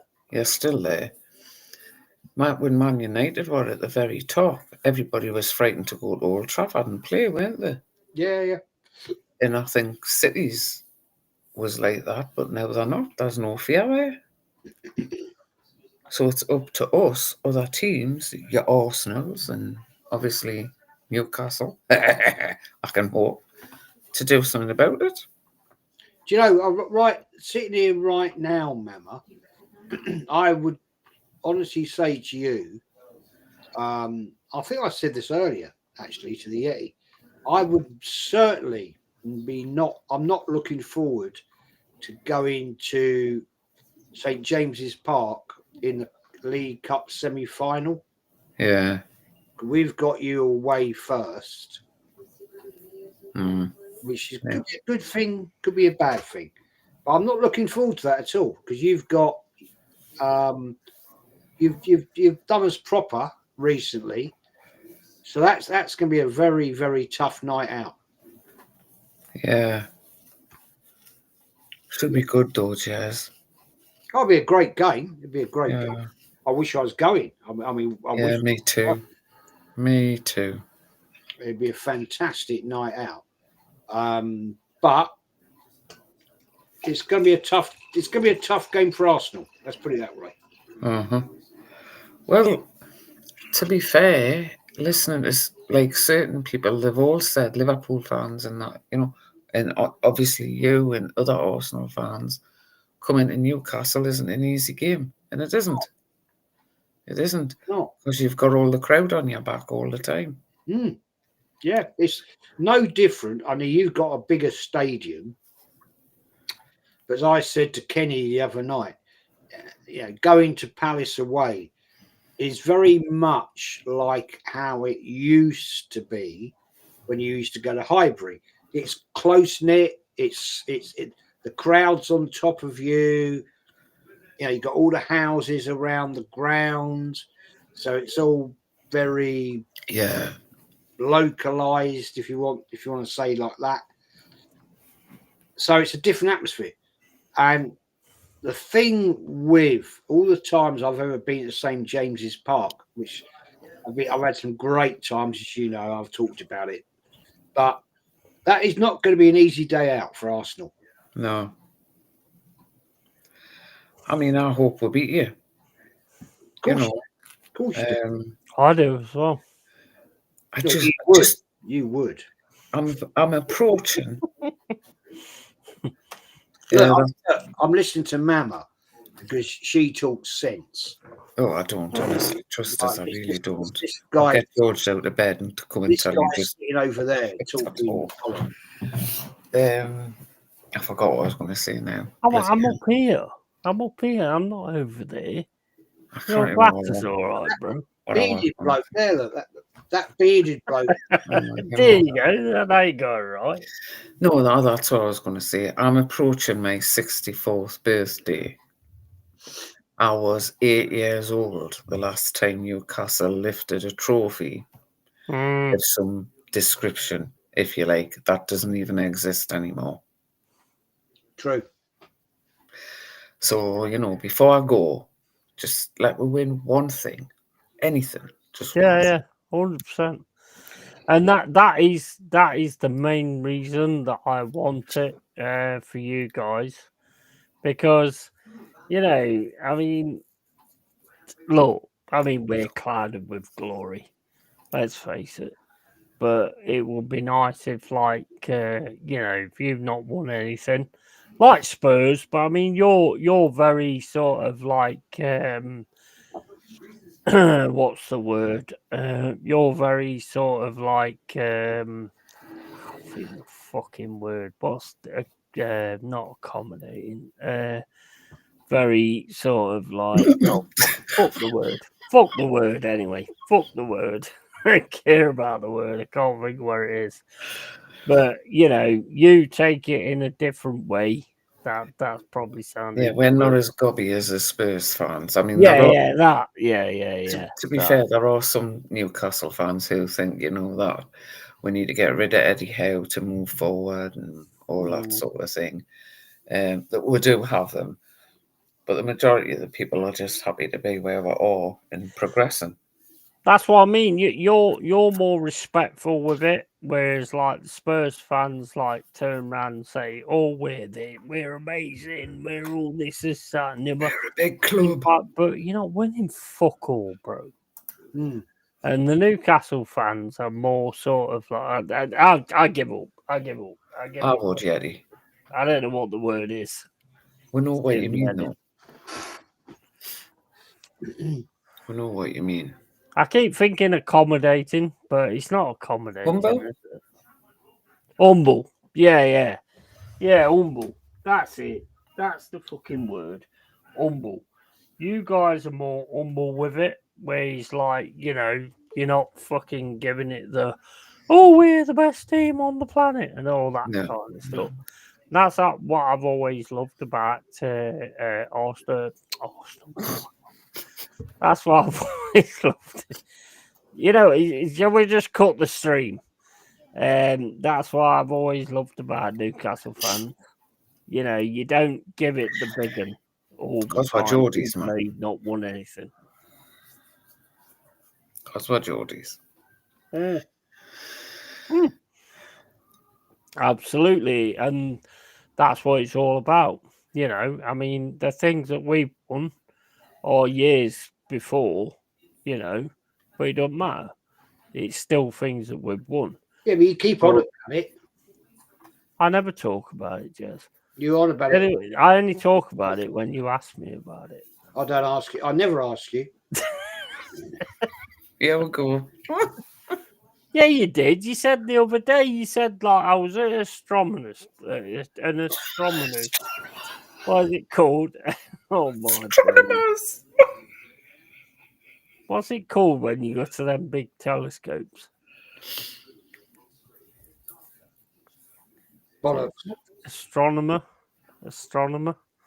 What? Yeah, you've asked me what them stars are in the sky, and I've told you what they are. When? I told you that there's two there, and that's what we've got. And if you look up, you won't see any stars for you. But it's only when you ask. Is he alone? Oh dear, oh dear, oh dear, oh dear. I you know what? You know when they actually do it, that's when I get beaten down. You kind of chuck it at them then, can you? Well, I can, because we'll still have two, but, you know. Mama, can you imagine, right? Can you just imagine this? Can you just think on this? Think on this one. Can you imagine if Nottingham Forest finish, let's say, 6th, and they get into the Europa League, right? Just think on it, Mama. Just think on it. And they went on to win it. Dear God Almighty. No, I wouldn't be big on that. Here, the end of it. Jez would just have to leave YouTube for a couple of months, I think. A couple of years. Yeah. I wouldn't be. I would no. But I you would. Yeah, you would. You so I'd be happy would. about it because we've won something in Europe again, which you've never done. But I would be happy about it in that respect. Actually, let's get it right. Arsenal and Newcastle won in Europe before you did. Yeah, but I mean, what did you win? Huh? Was that like the Egg Cup? No, it's Yeah, this is off already. He's just the UEFA Cup in its new term, if you want to call it that, or if you want to call it in its newest Oh, term. it was a Cup Winners' Cup thing. No, it was the Intercity Fairs Cup. Yeah. Oh my days! Listen to the name of it. Listen to the name of it. Which is now the Europa League. Yeah. It's like sorry, mate, but just listen to the name of that. See, you see, the thing is, you need to sit there and research the history. No, I don't care about your history. That's why I don't research. Never knows it. But you just said, right? What did you say the name of that cup was? Intercity Fairs Cup. Intercity Fairs Cup, right? Mm-hmm. That's like if I bought a European Cup on Wish or Temu. No, still a cup, and we still won it. Yeah, that's like a Tottenham. That's like a Spurs Tiger Cup. No, in the friendlies. No. What is that? Well, oh my days, I'm going all posh. What is that? Sorry. Oh God. Mama. Mm. It's like talking to an idiot, isn't it? Yeah. See, he don't know, so he's asking you. No, Mama knows. She mentioned it before I did that they'd won the Intercities Fairs Cup. The Intercity Fairs. Yeah, that's its full title, the Intercities Fair Cup. It was a European Cup back in the day. Yeah. When was that? Like 1969 BC. The following year, Arsenal won it. Right. So is that a star then? Is it? Of course it is. Is it? Where are your stars on the badge then? Well, we weren't bothered about that back in the day because that was bullshit. Hey, well, there you go. You've just said it. It was bullshit. No, it's bullshit having stars on your shirt. Nobody's interested. Nobody's interested. Well, you just said it, bro. What you won was bullshit. All right, tell me which club. Right, here's a question for you here. Here we go. You better get this right. Who was the first English football club to put a star on their shirt? Who was the first way? Definitely weren't us because we only did it like English. Did you say English football team that won the European Cup? Who was the first team to put a star on their shirt? Go on. You should know this. Who, me? No. Yeah, you should know this. Well, we didn't put our stars on the shirt for ages, so who'd be the first team to put a star on the shirt? Definitely weren't Arsenal anyway. Let's put it that way. Don't know the answer. It was you lot.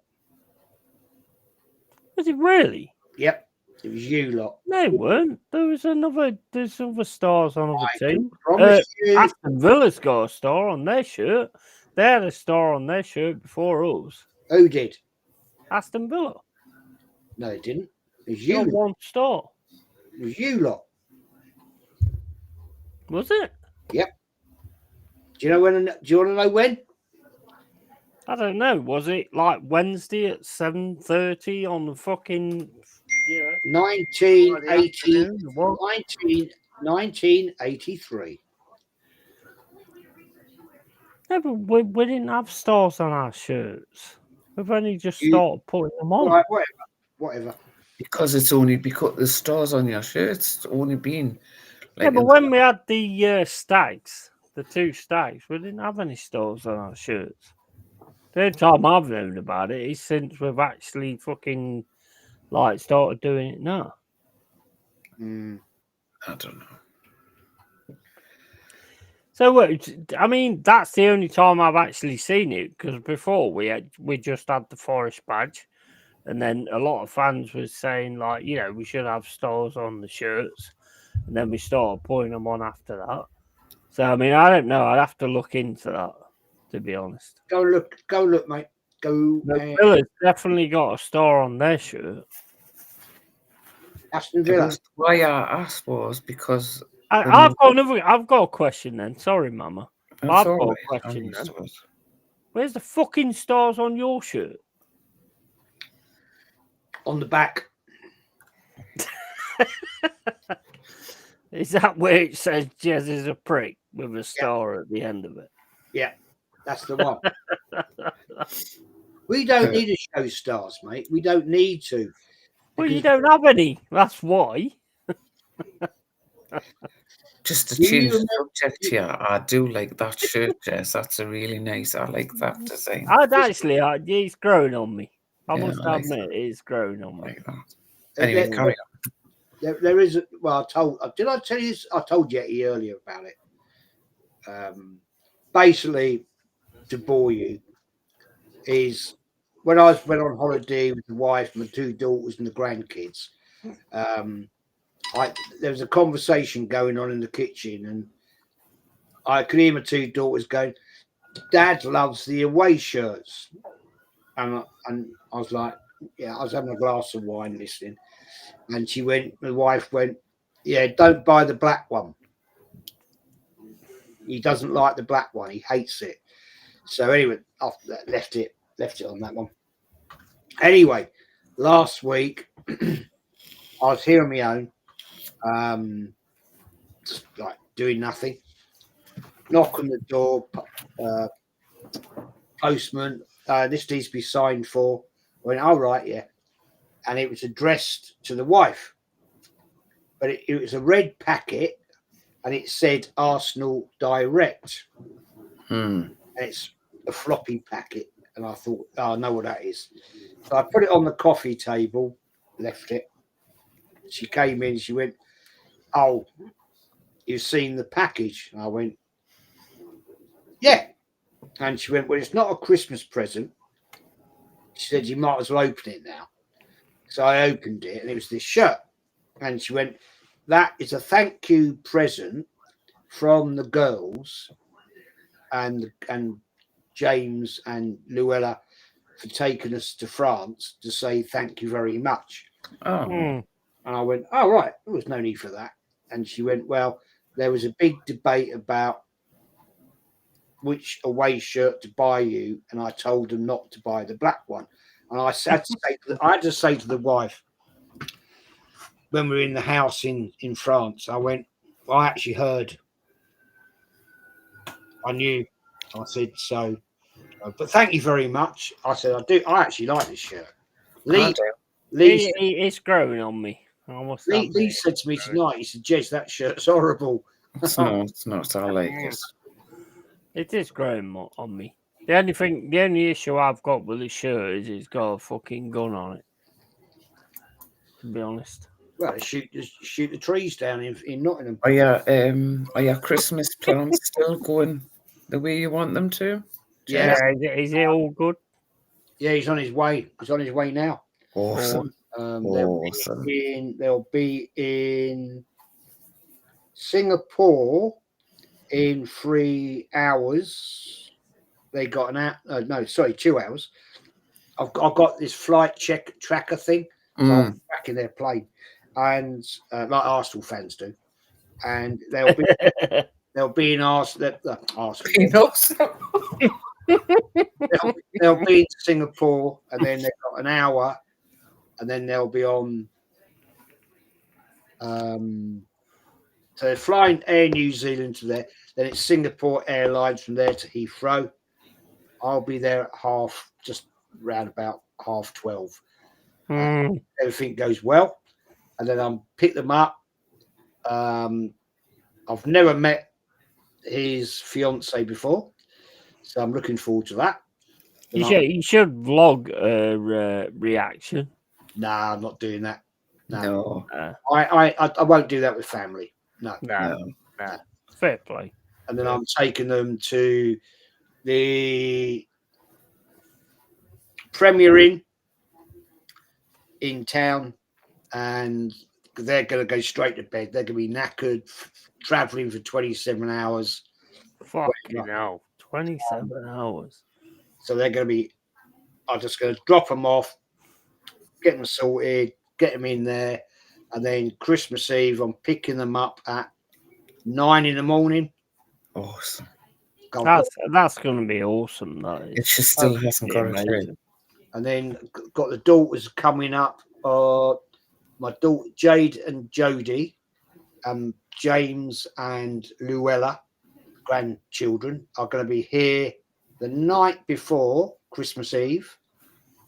So they'll be getting sorted, bedded down, and then I'm picking them up on about 9 o'clock Christmas Eve morning. I've got to make an excuse to get out the house. So I've got a plan. Just turn around and say that he's coming over, and I've got to go. I'm going to see him in the pub. Yeah, that's a good one. Yeah, do that. That's a good one. I'll see you. I'll see you about 5 o'clock. I'm going. Yeah. Down. Anyway, she'll believe that. I've got a plan, so I'll go and pick them up, bring them back here, and it's going to be meltdown. Absolutely. My 2 daughters haven't seen him for 6 years. That's mental, man. That's like a, like they used to do, like the Cilla Black surprise. Yeah. That's going to be absolutely awesome. Oh, it'd be and lovely. Bob deserves it as well. Yeah. Living with you for the last few years. So, I mean, it's an amazing present for Bob as well. I'm going to have to go and buy some extra toilet roll for tissues because it's going to be meltdown. Yeah, just make sure you don't fall over when you're taking your trousers off. No, that would be brilliant. That would be absolutely brilliant. Well, my daughter Luella, who's now 4, last week, she's never met my son, so that's gonna be interesting. But it's gonna be a day and a half because I've got to find an excuse tomorrow where I'm going. So I spoke to a good mate of mine, Terry. I said, mate, I've got to make out I'm coming to you tomorrow. And I've told him, so he knows. He went, yeah, no worries. If that's the excuse you got to make, it's not a problem at all. We're going to meet up for a quick Christmas drink, and then I'll be back about 3:30, something like that. Obviously, if the plane's on time, because you don't know things go, do you? But yeah, they'll be there. What's the time now? 10 to 10. They're due to land around about 12:30. That's going to be absolutely amazing. Absolutely amazing. And when she hasn't got a clue, it's just the best thing ever. It really is. I love it. As soon as they walk through that door, it's going to be panic. It's going to be panic because with this bedroom, that's the problem. Streaming's going to be a problem because James and his fiance will be in this room here, right? You having them in the house? Once out of the hotel, they'll be here. They'll be here for 2 weeks, and then they're going down to see her parents because her parents live in Wales. So they're going to hire a car and go down there, and then they'll come back for another week, and then they'll be going home back to New Zealand. So I've got that room down there is where Jodie and James will be. The other room will be where Jade and Luella will be. There's me and Barb's, and then they'll be in here. So it's going to be a fucking nightmare because she ain't got this room ready at all. And all your stuff's in there. Is she still in the house when they're there then? Huh? Is she still in the house when they're there? Who? In your room? No, our room's down there. This room here is my man cave. You got like a mansion or something?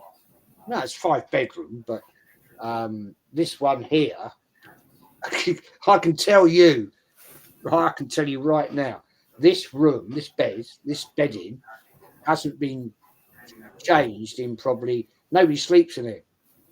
I might fall asleep on top of it when I've had a few, right? But that ain't been changed in 6 months, right? So it needs changing. It is what it is. You know, Christmas Eve, it's going to be, oh my God, the room's not ready. The room's not ready. Right? My spare bedrooms are like that. The beds are made, but they're no, well, apart from the back room and yeah, I mean, when the girls. It'll be a massive surprise. it'll be I've tidied up. I have tidied up. Well. I've hoovered. I've hoovered the carpet. I cleaned the windowsill. I've dusted and stuff as best I can. I'll be back in a minute. Yeah. But I know the first thing will happen an hour after they've arrived. Oh my God, where are they going to sleep? What are we going to do? Panic. Oh, he's brilliant, mate. It's a brilliant thought from you, and you know, it just shows what your missus means to you and all that kind of stuff. So I think it's awesome. AFC always says it will be like the TV with Davina, the long lost family Jez. I hope you don't think I'm taking the piss, by the way. That will be awesome for all of you. Oh, it'd be amazing. It'd be immense. No, it's going to be brilliant, man. It's good. I mean, I'll tell you, I've never met his future beloved. They met at work. They met work at the same company, and they now live together. Yeah, and they're getting plans to getting married. So yeah, I've never met the lady. I've spoken to her on FaceTime. You know, I know that lovely young lady, very nice young lady, and yes, it'll be a massive surprise. Good, and for me, it's not just for the wife. You know, I haven't seen him in the flesh for 4 years, so it's going to be a huge Christmas. Huge, massive, mate. Absolutely massive. That is like a huge thing that you're doing there. I have to respect it. 100%. Mate, it's you know, I mean, it's one of them things. Life moves on, you know. You know, the wife and I were saying that when we were away with the kids in France, you know, she's 64, I'm 63. You don't know what's going to come around the corner. Of course you don't. You know, hopefully we'll be around for another 20 years. Yeah. Whereby Arteta will still be here. But you don't know, so you got to. Yeah, 100%. 100%. What's the word? You never know what's going to happen tomorrow. You don't know what's going to happen today. You know, none of us know what's going to happen in those kind of situations. You know, I mean, it's like my situation with like Christmas, whereas like I'm going to see my mum and dad on Boxing Day because I don't drive. It's only my brother that can like pick me up and take me over there, and they want to do Christmas like with their family. The last that he's with wants to spend it with the kids and stuff like that. And I've said to my brother a few times, and I don't know what you think about this, but I'm like, well, we don't know how many Christmases we've got with our mum and dad. True. You know, so I think that needs to be taken into account. Yes, she wants to spend it with her kids, but she's going to have a lot of Christmases with her kids. We don't know how long we've got with my mum and dad. I mean, my mum's like 68, 69. You know, my dad's around the same age. And I look at it like that. And I don't look at it as in because, you know, I can't get down there because I don't drive or anything like that. I look at it as in you don't know when Christmas with mum and dad is going to be the last time. Are they local to you? Well, I live in Baseford. They're like probably an hour away from me, living in Hucknall. It's a fair way. You know, And it's just that I don't drive. If I drove, then I could go down on Christmas Day. I don't drive because I don't have the mentality to drive. Because you know me, I'm a bit of a nutcase, so driving would never have been a good thing for me. Because it would never have been a good thing for me. Because, and the simple reason I say that is because I see like my brother drive. My brother's a lot calmer than I am. He's not quite the nutcase that I am, and he's fucking losing his shit at driving. So can you imagine if I did it? It just would not be a good fucking situation. So I've never really bothered. The fact that I've like had lessons and stuff like that. And like, I mean, the last lesson I had was with a guy, and he kept pressing the brakes and all this, that, and the other. And he turned around and went, "Are you some kind of fucking idiot?" And all this, that, and the other. I just jumped out of the car, chucked the keys out, man. Do you want to go now, bro? Do you want to fucking go now? I just do not have the temperament for it at all. I bet you your card was marked for that. Yeah, of course it was. That was it. That was the end of the driving. I guarantee it. If you applied for lessons or for say another provisional, or test, they would have it would be a senior examiner who would take it out, or a senior instructor. The thing is, there were some guys up against the side of me, and there was like going, "Oh, you fucking wanker, you fucking learner wanker," and all this. I fucking got my head outside the window, and I went, "Come on, then, you fucker! I'll fucking take you out right now."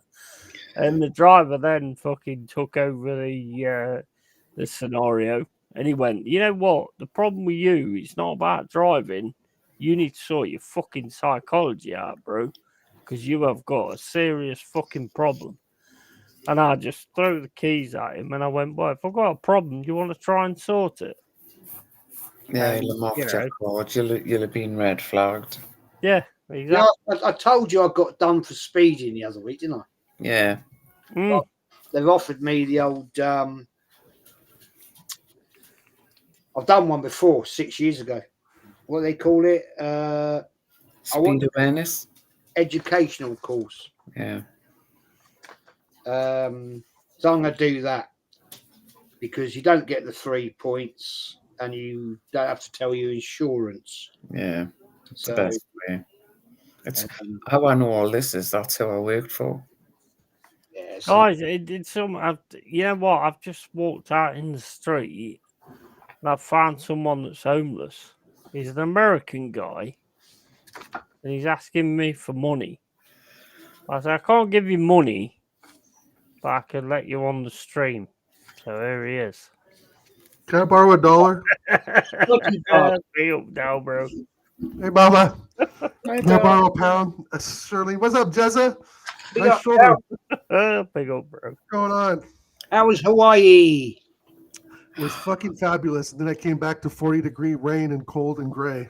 Imagine. Did you go and see Mick Fleetwood? No, I did not. My in-laws stopped that when I tried to jump over the wall to his house.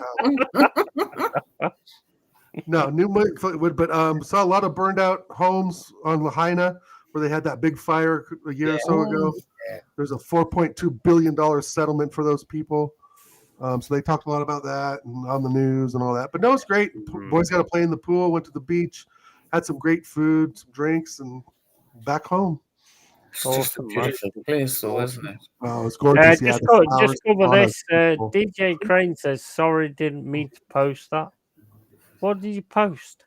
I didn't even see it. No, nothing at all. No, he's referring to surprised yet he's still streaming. Big up, Jezza. All DJ. No, but surprised yet he's still standing. Big up, Jezza. No, not standing. I'm sitting down, bro. You fall off the chair. Don't worry. You will fall off. What a win! What a win today.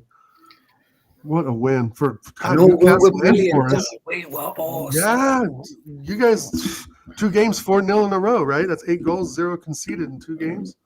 Wow. Yeah, we got you guys coming up in the cup. He's marching. Forest on a run. Do you think it's a purple patch, Yeti, or are you expecting the downfall in February, or what? Mate, the way we're playing at the minute, I'm not expecting a downfall at all. Yeah. I think, look, at the end of the day, you've got to look at it, like I said at the end of the watch along. We are in the title race. We are in there. There's no doubt about it. You're not We are staying, in. but you're in there. Right. If you finish 4th, that would be pretty amazing. Yeah, but if we keep going the way we're going and keep winning, you guys could drop points. Yeah. And, If you think about it, Forest could do this season what Newcastle did 2 seasons ago and disrupt the top 4. Like we did, like Villa did last year. The difference between us and you in that situation, we have like a real sort of team ethic going and a real good dressing room as well. And everybody is on board, same way as you guys was. But the thing is, we're right up and about it. If we can like get a win against Spurs, yeah, I mean, who knows what could happen? I mean, I didn't expect it, but I'll take it. Yeah, it's all good, and it just makes the season a lot more interesting. And the fact that poop. There needs to be more teams challenging these top 4s and these people that are so fucking big-headed that nobody else is going to get to them. You know, well, you know what? You're going to fucking respect us. I've said that for ages. I've said that all the time I've been streaming. I've said, you will respect us or we will make you respect us. And it's coming to the fore. Yeah. I mean, like we said before, I think I said on one of your streams, I think you were on with me and Jez, it's like the problems that you had last season, Nuno's already sorted those problems out. Yeah. He's a problem-solving manager, you know. And yeah, you look pretty dead against us and we, you know, put it on you guys. But, I mean, that was kind of just a one-off, to be honest, because you haven't really played that what can I say? You haven't really absorbed the attacks like that. You've been kind of on the forefront. And I think you guys just had, you know, maybe some upset stomachs against us or something because you guys didn't even compete that day, as you said. We didn't. We weren't even there, bro. Weren't even there, yeah. But he's made up for that since then. I mean, that's the thing. I think you guys, you know, you fall a step or two, but then you go up 3 or 4 steps. And I think that is the massive thing. Go back and forward, right? I think that is the massive thing that we're doing right now. When we drop off, we get it back the next game. And I think that's huge. That's massive. Yeah. I mean, we weren't able to do that last season. And we struggled. Jez would say we struggled with that this season when we missed Odegaard. You know, we went on a 3 or 4 week bender there where we had 1 point in 3 games or 2 points in 3 games or something like that. It's just not good enough. Very true, man. Very, very, very true. I mean, I will say one thing though. You know that game against Crystal Palace in the cup. You know that second half. That's some of the best football I've seen.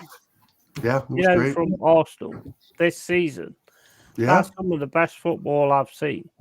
That one-touch passing and everybody knowing where everybody had to be and all that kind of stuff. That was scary shit. That was scary shit. That was like FIFA stuff, yeah. I didn't see it today. We get it right. Be honest, I didn't see it today. No, it was more just today. I thought it was more just push. Yeah, you know, do what you can. But again, I think there was times where Arteta put the brakes on. Which at the end of the day, it's 5-1. Okay, but you know, I mean, Jesus could have easily had 4 goals today. Yeah, I bet it on a 3-0 win, and a Gabriel Jesus hat trick. And DJ Crane almost was going to send me a picture of Henry for that, but he got lucky because Havertz and Martinelli had other ideas. The thing is also, I mean, I've got to give respect to Palace. Though. The 4-1 down, but they were still fighting. Yeah, but you knew the 5th was coming. Give respect for that. I knew the fifth was coming. Maybe. What about you, Jez? You think that fifth goal was coming? Not really. No, not 4-1. It was wrapped up. Yeah. I just think Palace today were very poor. They were worse today than they were Wednesday. They gave it a go. They gave it a go. I don't think. No, I disagree with that. I don't think there was poor. I think there was fighting right till the end, and I think that is something that you have to commend because they never stopped getting stuck in. They never stopped like trying to go for you and all this, that, and the other. But it just didn't work out where it came to that. But I don't think there was poor. I think there was better today than there was on Wednesday. They were poor. I slightly got to disagree with that. I thought they were much more compact on Wednesday. I mean, we made mistakes today, which I think made them look good. Bill Saliba had one of the worst games he's had all season today. I gave Saliba, I think, a 5 out of 10 today on my little 20-minute show with TJ that we did afterwards. Saliba gave them two clear opportunities. So it could have been 5-3 at the end of the day. But I just think that they defended better on Wednesday. But you started really poor as well. What's that? At the start of that game, your defense was like 6 and 7s. We were all over the place. I've never seen your defense like that. And I thought, like, this could be a really high-scoring game on both teams. Yeah. But then, obviously, you kind of, like, as soon as you got in the lead, you took over it. Jesus is just smashing it in the net every time he gets it on his foot, to be honest, which is fair enough on that one. But the thing is that I respect with Palace is they never stop fighting. Pardon me.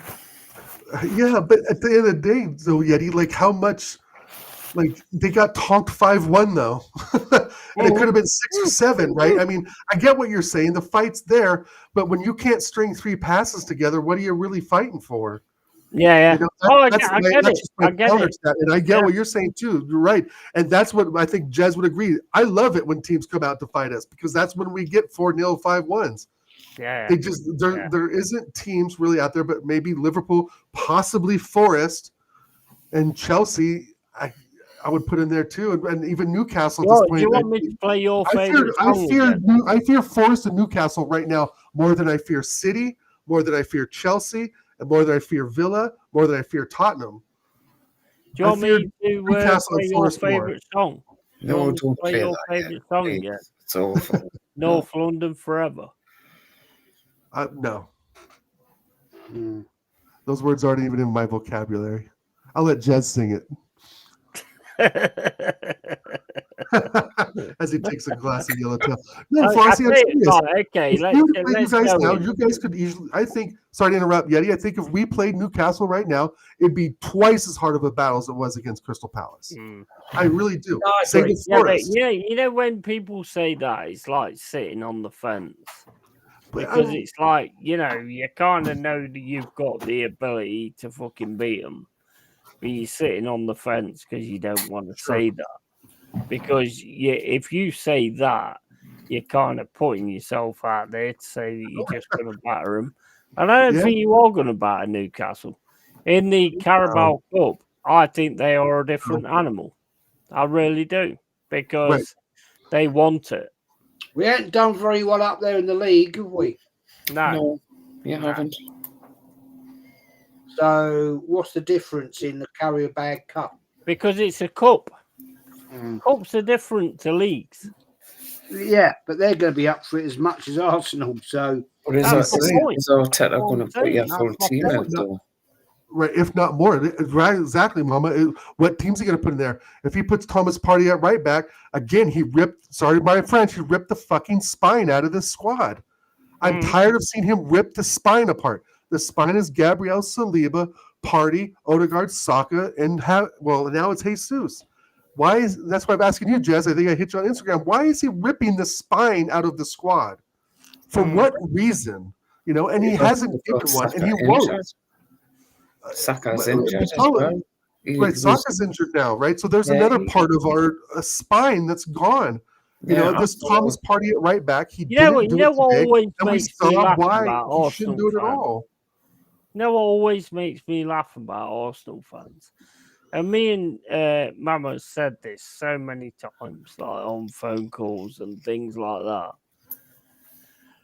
You are always up there in the Premier League. You're always there. Yeah. Right. Newcastle fans, Forest fans, we are just trying to get there and stuff like that. Sure. You still complain about what you're doing, even though you're doing well. And it's like, you know, you're sick. Have you got any threat of relegation? Have you got any threat of this or that, this, that, and the other from like the last 2 seasons or whatever? You know, and it's just like, and this is why people say about Arsenal fans entitlement, and it is a massive entitlement. You ain't entitled to win no fucking league.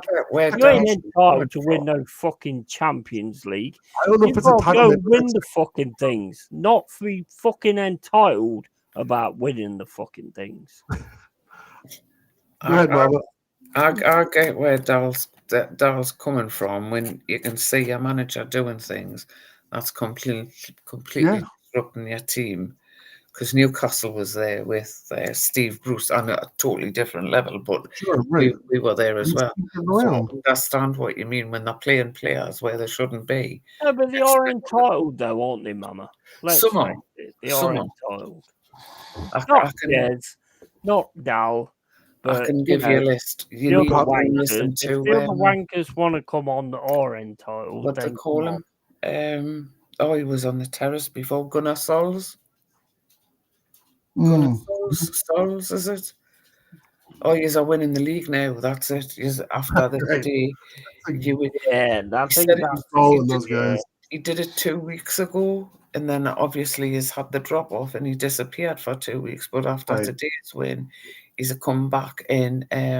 Liverpool need to be very afraid because when you turn up at Anfield, the Gunners are going to rip you to pieces. And, that's it. The title is Arsenal's. And it's just like, no, mate, just chill. It's not even Christmas. Come on, be sensible. But I do understand what you're saying. I mean, I don't do team positions or anything. If you ask me who my centre back was, I don't know. I don't. I know that who's got nice legs. Yeah. Right. Well, he's got nice legs, and as long as he's a dog owner. But I understand that, and it's a frustration that you do see and you hear all the time. But then obviously there is that other brand of fans where, you know, they believe that they should be winning it just because they're Arsenal, not for anything. Yeah, I believe that. I don't know if it's so far as an entitlement, but it's my expectation. And that expectation has grown because of the likes of Lee and Jez. I don't mean entitled on YouTube. Right, no, I know, but I see what you're saying. But there are entitled fans out there, right? The ones that come and go and, we lose 2 games. Mama says they disappear, then they come back and we're going to win this. Those guys are just trolls. They don't follow the ins and outs, I don't believe. They just say what they want to say on YouTube and try and cause controversy. But for me, it's like I expect us to compete every season. I don't expect us to win it, but I expect us to compete, right? And I can kind of see and that's the same with Forest Newcastle. I think that's the same with all the teams. But there comes a point where if you're a Southampton fan and it's, you're 0 wins and draws and 7, like your expectation is already down in the toilet. So what's the use? Yeah, no, I get that. I mean, I would never expect us to be in the top 6 every season until we have really done it, right? We've got good players at the moment. If you were in the top 6, Mama, for 5-6 seasons straight, and let's say you won a Carabao Cup or possibly an FA Cup in that time frame, then your expectation would be to compete, right? More and more. So that's why I feel bad for some of these players that are good players on really, really bad teams because it's like they may never get a chance at that top 4 glory. Exactly. Right? James Ward-Prowse. I mean, he's gone from Southampton to West Ham. I mean, is that a big change? Kind of, but not really. The expectations of those clubs are the same. Yeah. Compete for top 10. It's. But I suppose he thought because they won a European Cup that he was going to a better team, didn't he? You know. Hey guys, I've got to jump because she's come back with the Chinese. Oh, look at you! So I'll enjoy. Nice one, leave yeah. you all. I love you and leave you all. Okay. Enjoy your meal. And I'll see you. I'm thinking 7:30 Monday night for the Christmas show, Mama. Yeah. Dow, if you're Excellent. about 7, yeah, it's 11:30 a.m. my time. Awesome. Yeti, I'll wait till Yeti comes back. Sure. Dal, is it? I've got to ask this: is it not weird for you when you obviously over the water, we're at night time and we're doing like what our classes nighttime things, like Jez is having a drink and he's going to have a Chinese meal and everything, and there's you sitting in the middle of the afternoon. Yeah. Is that weird to you? That, do you know what I mean? I miss a lot of shows that you guys do in the morning.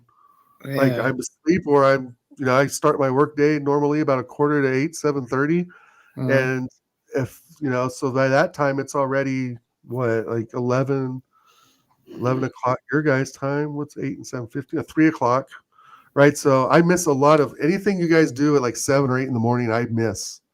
Yeah. That's why I usually catch Jazz at like 11 or 12 my time. I've always wondered because I've obviously being based in England and most of the streamers I watch are UK based. Right. We're all on the same time frame, but I've always wondered what it must be like to sit and watch us of an evening, 7:30 at night, having fun. Right. And there's you still in the middle of the day, doing what you do in the middle of the day.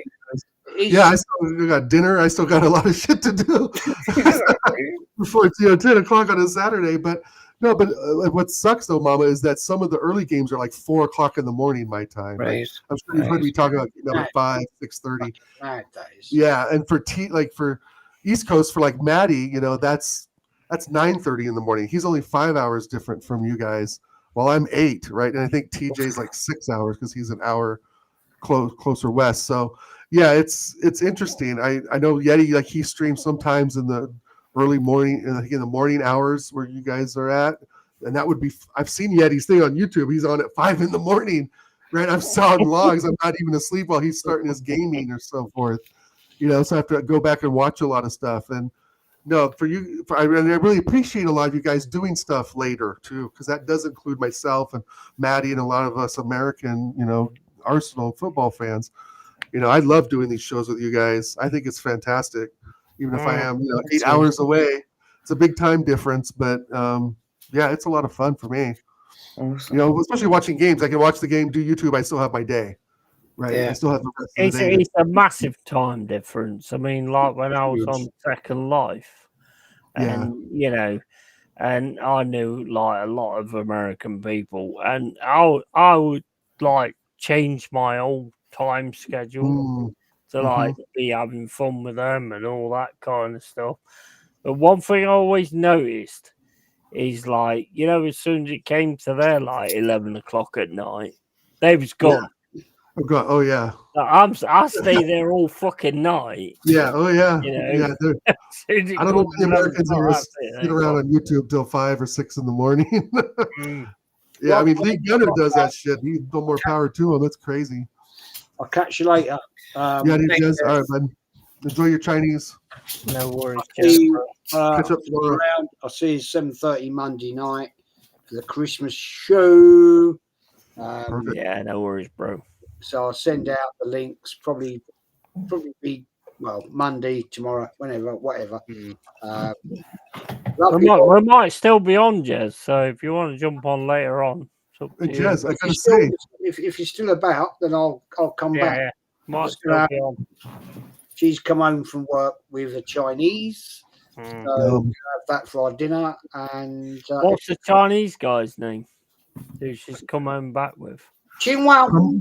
One hello. Chinwao. Some young guy. You know what I mean? So what do we get for $10? Now, Jez, I like your shirt, Jez. Nice choice your grandkids have. She bought a Chinese woman, sucky fucky, Stop $10. it. Stop that. You can stop all that. Be nice. Too old for that bullshit. Right, I'll catch you boys in a bit if you're still here. All right. Yeah, no worries, bro. Cheers, Good night, all. Cheers. There's Naguna, Fury v Usyk on shortly. I might actually put that on, actually. I've got it on. Yeah, have you got it on now? Have you? Yeah. Let's have I a don't look get any of that. if it's on the Bing It's pay-per-view. Is it pay-per-view for you guys? Yeah. Nah, I'll just get it on dodgy shit, mate. He's got the torrents. Yeah. Yeti, man, when are you going to download some zombies so we can co-op and save Liberty Falls together? Yeah, mate, I've got to try and sort it out because I'm trying to sort out. I've got rid of the FIFA 24. You got rid of it? Oh no, I just fucked. Oh, you're that up. streaming He it. doesn't know what he's talking about, Daniel. Come on. No, It's, I've just totally fucked that up. It's 10:30 at night and he's been drinking since lunchtime. So, give him a bit of No. this. The Yeti I've drinking? fucked up my password thing. Who's texting me here? Oh my days! What have you done? I've Big up, got like Rossi. a notepad password thing for different things, Mm. and I've just fucking copy pasted something else to it, and I can't remember what the fuck it is now. Oh boy. Oops. Oh my Why are we fucking- using Restream instead of StreamYard? Do you like this better? No, I like Streamlabs, to be honest, because Streamlabs, it gives me other things to do. But Gotcha. I've totally fucked this up now. How many wines are you in tonight, Carl? How many bottles of vino is Carl Rossi drank? Put it in the chat. I put 7. Oh my fucking. I'm not sure I'll have had any. He was out last night. No, then he was out. When I saw Goonie coming up to say that you were coming out, I thought it was DJ Crane was going to come on. Oh, DJ Crane, make your appearance. I thought it was Tony going to come on. He hasn't been on a stream for a long time. DJ Crane. DJ Crane. Show your face. Give me a 6. sec, guys. Carl Rossi's 6 bottles in. Come on. If it's not on here, I'm gonna fucking cry. What are you looking for, bro?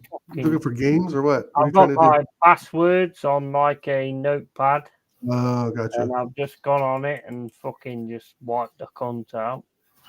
Language. Go to your recycle bin Fucking hell.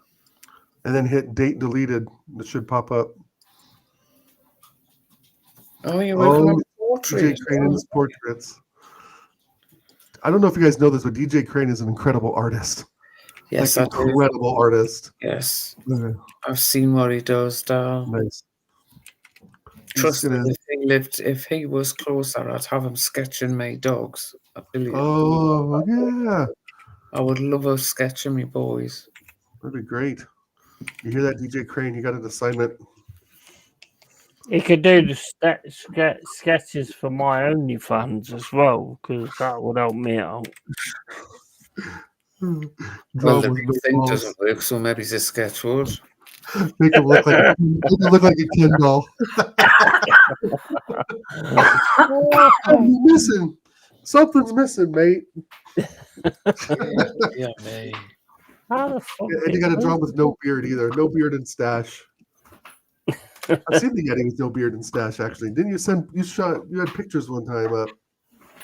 Did you have pictures on IG or something? Or you put on? I saw you had some old posts of you as a rocker. You showed sometime. Nah, I never done that. I don't know. Never. I don't know. Never ever. I swore I saw one with you as a rocker. Yeah, Yeah. mate, you did that. Those things are like properly hidden. I've seen a picture of him as a young lad, and he looks like Les McEwen from the Bay City Rollers.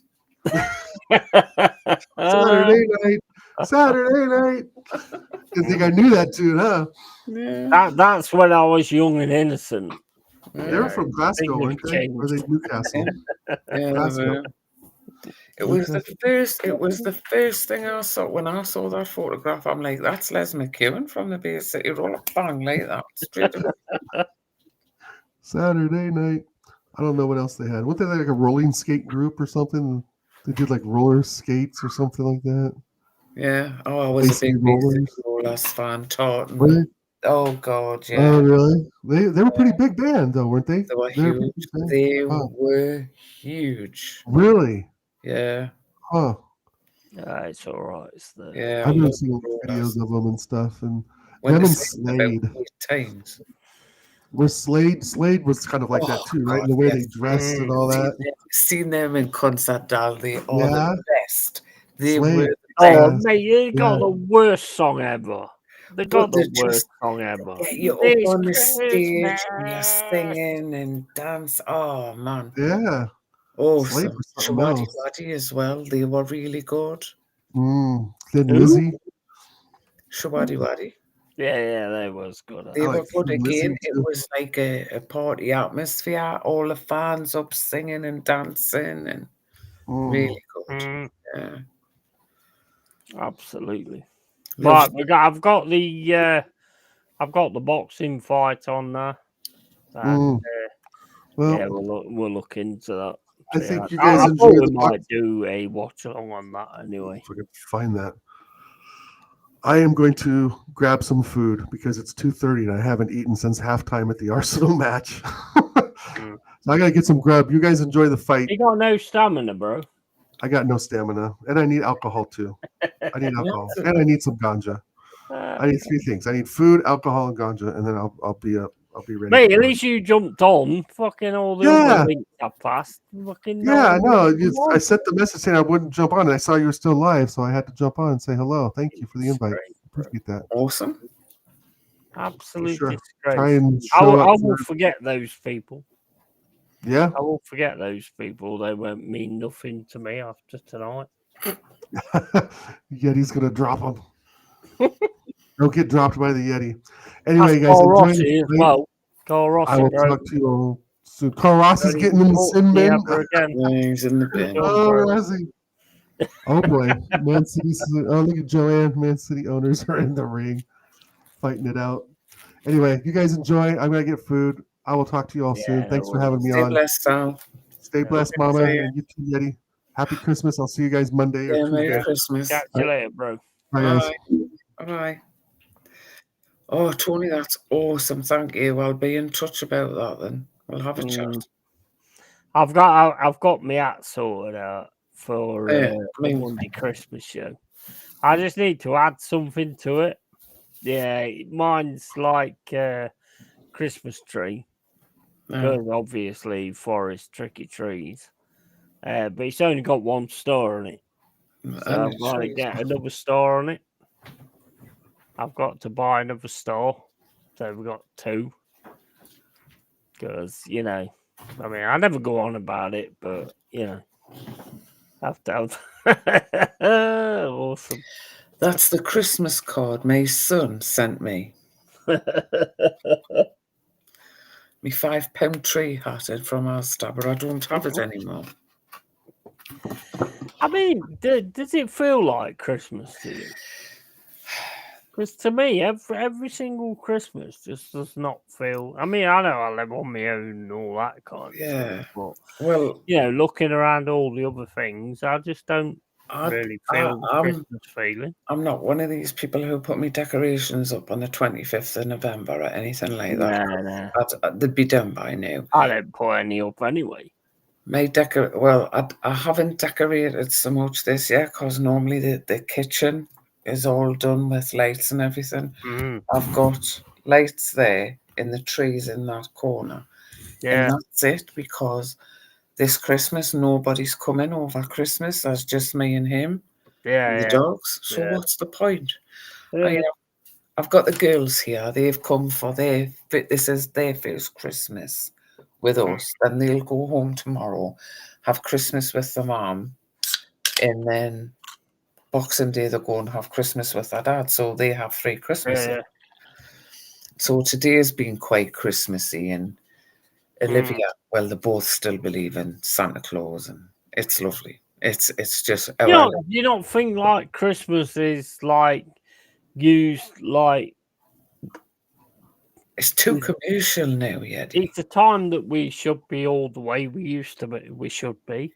Yeah. You know, like when you have family over and all that Yeah. kind of stuff. Well- That's the way we should always be. It shouldn't be just Christmas. Stuart, You know. like back when I was on my own, obviously they all bloody turned up at my house, so I had no bloody goddamn choice. I was making dinner for everybody, and you know, all the other waifs and strays that were on their own, because I don't like to think of anybody being on their own at Christmas. So I always had 9, 10, 11 people for Christmas lunch. But with Stuart and Simon just moving into their new house, they want Christmas in their new home. Absolutely fine. Gemma always has Christmas at home because I don't believe the girls should be moved away from their things. I never did it when they were little. We always stayed at home Christmas Day. And Rachel and Matt, they're doing their own thing. So it's just me and him and the dogs this year, which I will enjoy because it means I can go at my own pace. Yeah. But it'll be nice to have a quiet one. See, believe it or not, I am actually a quite nice, generous person. Really? Yeah. Once a year or twice a year? I am. Trust me, I've gone on to this like neighbour's site, and somebody said like I haven't got a Christmas tree. I can't find a Christmas tree anyway. So I've given them the Christmas tree that I had because I wasn't going to put it up. So you know, if somebody else can use it, they can use it. Yesterday, I went out to the garage, and an homeless guy that I've known quite a lot. To be honest, he lost his house, and he turned around to me the other day and he said, "I've got a new fucking house. Merry Christmas." So I went to the garage, I bought my beer, and I bought a 4-pack. And like I turned around to him when I came out, and I went, here's a 4-pack, mate. Because he turned around and went, "Oh, mate, you've got yourself sorted out," and stuff like that. And I said, "This is for you, bro. Because, you know, to celebrate, you've got yourself an ass now and all that kind of stuff." He's like, he started crying. Yeah. Like, really, for me? And I went, "Yeah, it's Cruz Campo. I don't know if you like it." He went, "Fucking hell, alcohol's alcohol." You know, so I do those kind of things. I do. I sent 10 Christmas lunches to one of the dog rescues that I do. I have 2 dogs that I sponsor, and the dogs trust the ones that can't be rehomed. So I've sent them a Christmas present each. Mine tends to be more animal related than human related, I'm afraid to say. But I also give to the for the Bens, you know, the little ones. He's just a nice guy, and if you looked at his face, he'd been beat up a lot. People have been beating up a lot. I just thought, well, you know, you deserve something. Yeah.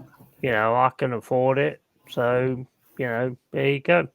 You know, have some beer. I'm all for that. Mate with him. He had another mate with him. He was like looking at me a little bit like, "Looking at what's he about?" And I went, "Well, you know, share him with him. Or don't. It's up to you." I watched a little short with Dan Potts. I don't know if you've seen it. Him going around London giving to the homeless. You know, giving them hats and gloves and a bit of money and some food. I don't mind doing anything like that. I don't to be honest. If I can afford it, then I'll do it. Yeah. It costs nothing yet because they're but for the grace You of all could end up like that at one point in time. They're but for the grace of God. Yeah, absolutely. 100%. It's a scary thing. Mm. You know, we're It lucky. is. I'm lucky. You can be in one situation one day, and then you could be in a bad situation the next day. So, I mean, I'm not doing it for that, but No.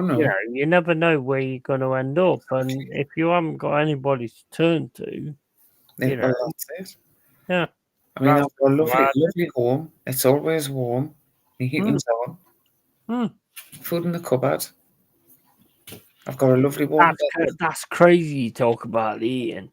Because I said to you the other day that when I set up with that new Cell Energy, the first one was 75 quid.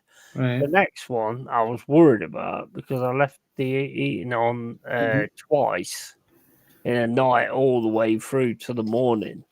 The next one was 68. Yeah, right. I can explain that to you. No. Do you can you control your heating thermostatically? Yeah. Can you turn your boiler up and down? Yeah. As well. Because my little dad, we used to work for the gas board, and he told me years ago, in the winter, if you turn your heating on, my heating's been on for 3 weeks, it's never been off. The boiler, I mean, my radiator's there, it's barely warm. If you turn your boiler down and keep it at a steady temperature, it's not constantly boosting, and it's never heating cold water like it does if you turn your heating off at 9 o'clock at night and go to come on at 9 o'clock in the morning. The water in your boiler's freezing cold, so it takes longer, and it's that constant boosting. That's what I was thinking. Because my last gas bill was what was it? It was 108. Was it 100? I don't know. 89 quid, let's say. Now my heating's been on since the second week in November, and it's never been off. In this month's gas bill is £70 because it's not constantly boosting the heating at the house. So it's better off actually keeping it on. That's what my dad said. Oh, and he worked at the gas board. Yeah. He says the only thing you need to turn up is your boiler, not your room thermostat. That's what I did. Turn your boiler up. Yeah. If you feel it's really cold, turn it up, have it on for about an hour and a half, 2 hours, and then turn it back down, and it keeps the house at a steady temperature, so you don't need that. And that's how you use less gas. Yeah. So there you go. And no, Joanne, Christmas isn't like it used to be, because when I was a young girl, I don't know about you, I don't know your age, Joanne, but like your neighbours were always out and about and in and out of people's houses. Life changed though, hasn't it? Life changed. A lot of people are like so. They don't. Your neighbours don't want it's to know down you to anymore. media, isn't it? Basically, They don't want to know you anymore. Media making you frightened of going out and talking to people. Talking about when I was a young'un, when my dad being a Scotsman, New Year was massive in our family, massive. And where we used to live, everybody had their front door open on New Year's Eve. Big sign on the front, please come in. You could have walked in, you'd have been made to feel welcome, a glass, something to eat, and you just went from house to house. And if the weather was good, there were street parties. This street, there's only 5 houses. Dead? Absolutely dead. There's nothing. Do you think it makes a lot of difference to the people that's in this country right now, though? Because at the end of the day, you don't know them from Adam. You don't know. They don't really communicate with you. There's no sort of like communication with people. There's no. I mean, we've always had it in this country where we don't sort of like. Fucking sick of losing these fucking words. But we don't fucking. I don't know. I don't know. Skirt around the point you're trying to make, and I'll give you the word. Well, I'm like on communicator at the minute. Right. We don't sort of like fucking. Oh, fuck off. Get out of my head. So are you meaning I'm watching the boxing. we don't have a chinwag with the neighbours like we used to over the Yeah, garden? there's no community. No, there isn't. I've got to be honest, Paul, who lives next door to me and him to have a good natter in the garden, but that's about it. Can you remember like what it was like back in the day where you had massive communities? Yeah. And the governments and the media has proved to take that away. I mean, if I look at like this street that I live on, I know my next door neighbour, they're all right. Yeah, that's it. The guys across the street, because they're taking deliveries and stuff like that, they're sound.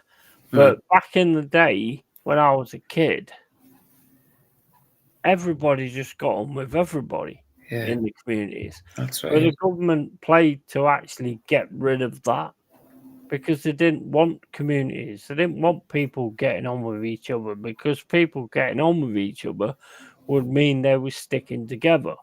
So they got rid of that sort of community thing, and they used the media to do it and go, oh, somebody's looked after this person in this community, and then fucking stole all their money and all that kind of stuff. So everybody's so guarded now. There's, everybody's so guarded. I mean, it's like me. Look at me. Look at me right now, right? If you didn't know me, yeah, and I was walking behind you in the street, would you like look back and go, oh yeah, he's an all right guy? No, I look like somebody that might fucking take your purse or something like that. I never would, but I do look. I have that look, But then I think, to be fair, because I am always, when I am out, I'm very aware of where I am, my surroundings, and who's behind us, and I will turn around and look if I hear footsteps. If you didn't know me though, and I was wouldn't be behind worried you, about you. what would you think? I need to keep an eye on him. Well, I mean, I know you can fucking knock somebody out. But with your right hand, I'm like anyway. that with everybody. It doesn't matter what they look like, because normally it's the ones who don't look like they're going to do anything who actually. Yeah, that is true. That is true. Do you know what I mean? So yeah. Yeah, that is absolutely true, and that's the thing. But I mean, it's like, I mean, you get sort of self-conscious about it as well, because it's like, I look the way I look. I would help anybody out. It don't matter who they are. I would help anybody out if they needed help. But a lot of people go by stereotypes. They go by the way you look, and if they think you look like a hairy baker, they're going to step to one side and would. And yet the hairy bakers, your Hell's Angels, are the ones who are going to come and pick you up. Of course they are. Aren't they? Yeah, that's the point.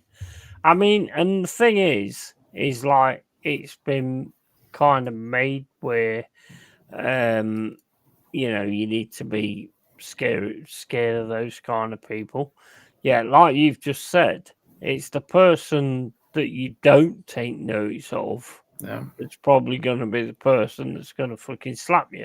Yeah. Like when I was a security guard, you get people coming into the store who's got suits on. The amount of people I saw that was like had suits on and looked really fucking like genuine people that were stealing, and I caught, is unbelievable.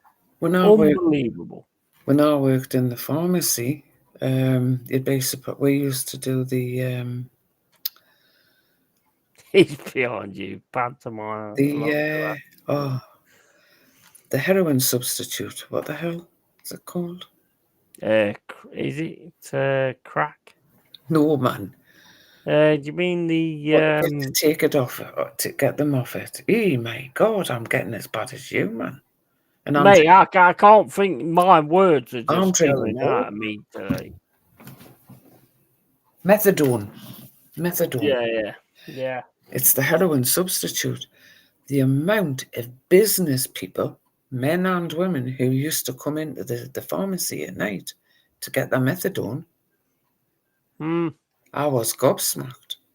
I mean, we had the odd one or two who looked a bit rough around the edges, but the majority of them were functioning. It's so fucking sad. I mean, I went into Nottingham Town Centre a couple of weeks ago, and all I could see was crackheads, and stuff like that. I mean, it's like what I was saying to you the other day when I went to Audi, and that fucking crackhead was outside there, giving it the big one to everybody that walked out, giving it this, that, and the other. I was at the window, and I was just staring at him, because I just thought, you don't even fucking go there. And as soon as I walked out, he was like, "Oh, Merry Christmas, mate. Are you okay?" And all this kind of stuff. I went, "Yeah, I'm fucking sound, mate."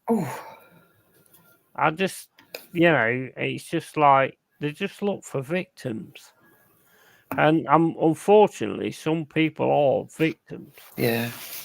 Like, have you ever seen that video on YouTube where they get the prisoners? Where they get what? Sorry. Where they get the prisoners to watch that fucking video of people in the street, and the prisoners and the criminals will turn around and go, "That's a victim. I would go for that person. I will go for that person. I will go for that person." No, I've seen But when they see somebody like the way that I walk around, they go like, "Nah, wouldn't even try it." Because it's like when a lion tries to, when an animal tries to fucking go for something that's weak. And criminals are exactly the same. If they see a weakness, they'll come for you. If you don't do a weakness, and I don't, whenever I go out, I have a face on me that looks like I'm going to kill everybody on this planet. I don't look like that, but I always walk confidently when I'm out. I don't look like that. I'm quite confident. Well, if anybody come up, I just smack them. I look insane. I look insane when I go out. So yeah. And I think it's just like a defense mechanism. I mean, I can look after myself, don't get me wrong, but I just look insane when I go out. That's it, stuff never done. If anybody says anything to me, I'm just like, what do you fucking say? I just want to get on with my own shit. Just get on with what I just want to go out and do your shopping. Don't talk to me. Don't bother me or anything like that. That's the way I am. But then sometimes somebody does, and you're like, these seem like really decent people. You don't sort of completely let your guard down. But you're like, "Oh, yeah, thank you," and all this, that, and the other. But you're still like, "I'll kill you if you fucking make the wrong step." And it's sad because that's how you have to be. That's how you have to be nowadays. I'll tell you what, I'm watching this fight now. Yeah. It looks like a fucking young guy fighting an old man. I've got it on. I can't really see it around the Christmas tree, but I've got it on. That's why I've moved. It honestly looks like a young guy fighting an old man.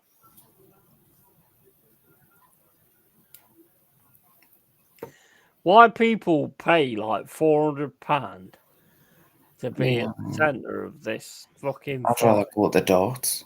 It's beyond me. I'd rather go at the darts, Yeti, at the alley pally. Oh, I've been loving that. I love it. I love the darts. It's quality, isn't it? Do you see that? Who was it? What's his fucking name? Oh man, fucking words off. I don't know any. Did you see that guy get the 60 grand because of the 9-dart finish?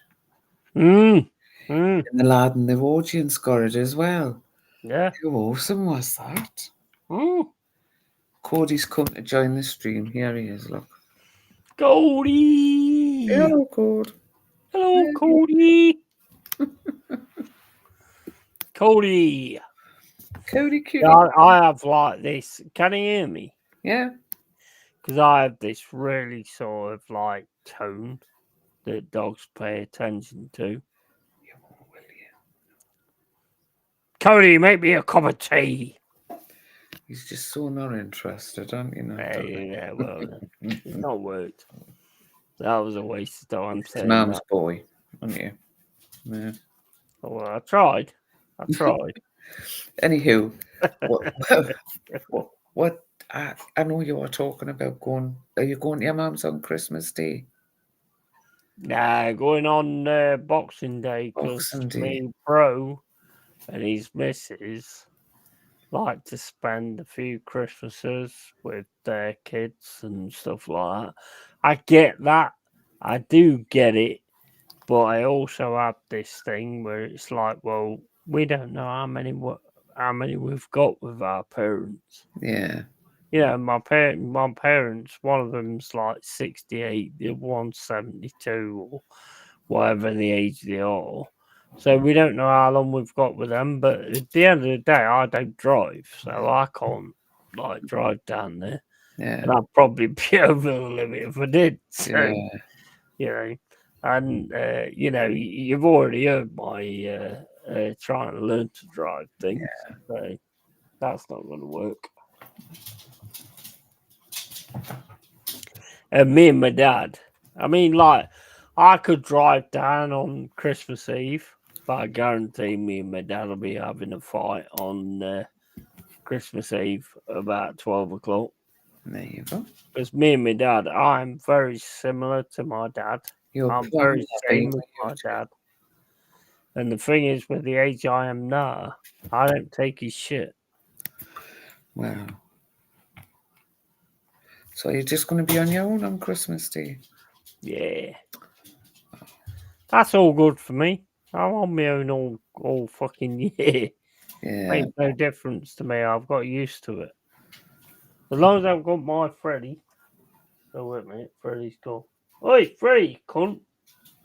Oh, sorry. Said C-U-N-T. My bad. Oh, you'll get in trouble. Freddy! Come here. He's not interested. He don't pay no attention to me at all. So, I don't blame him. Will you leave those baubles alone? As long as I've got him, I'm happy. If he ever passes away, oh my, I don't. I know we've had this deal with that. conversation before as well. Let's not go there. Yeah, I don't know how I'm going to deal with that. Get That's off. going to be a massive kick in the teeth for me. Massive.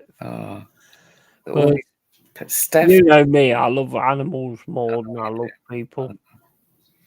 Steph made dogs only deal with me. I won't even let my husband put the harnesses on to take them out.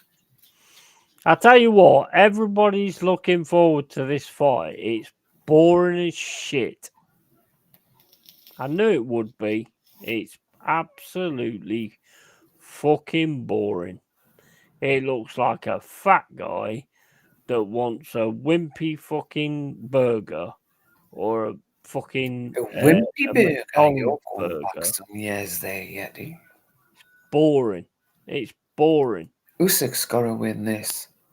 I don't even care. I want Usyk, and then it'll just put paid to Tyson Fury. The thing is, what he'll do is he'll put paid to Tyson Fury, and then Tyson Fury will do eventually a fight against Anthony Joshua, sorry. I cannot see that happening because there's nothing in it. I think it'll happen because the one thing that's in it is people are stupid and they will go and watch it and they will pay the money. And if they'll pay the money, then that's it. Stephanie said, "You'd be okay. Yeah, you have dwellers. We got your back always." Absolutely, very true, Steph. Very true. That's all that matters. That's all that matters. Big love. Thank you, Stephanie. Big love. Yeah. I've got, you know what? I've always been a loner anyway. I've been a loner since I was like 10 years old. Always been like that.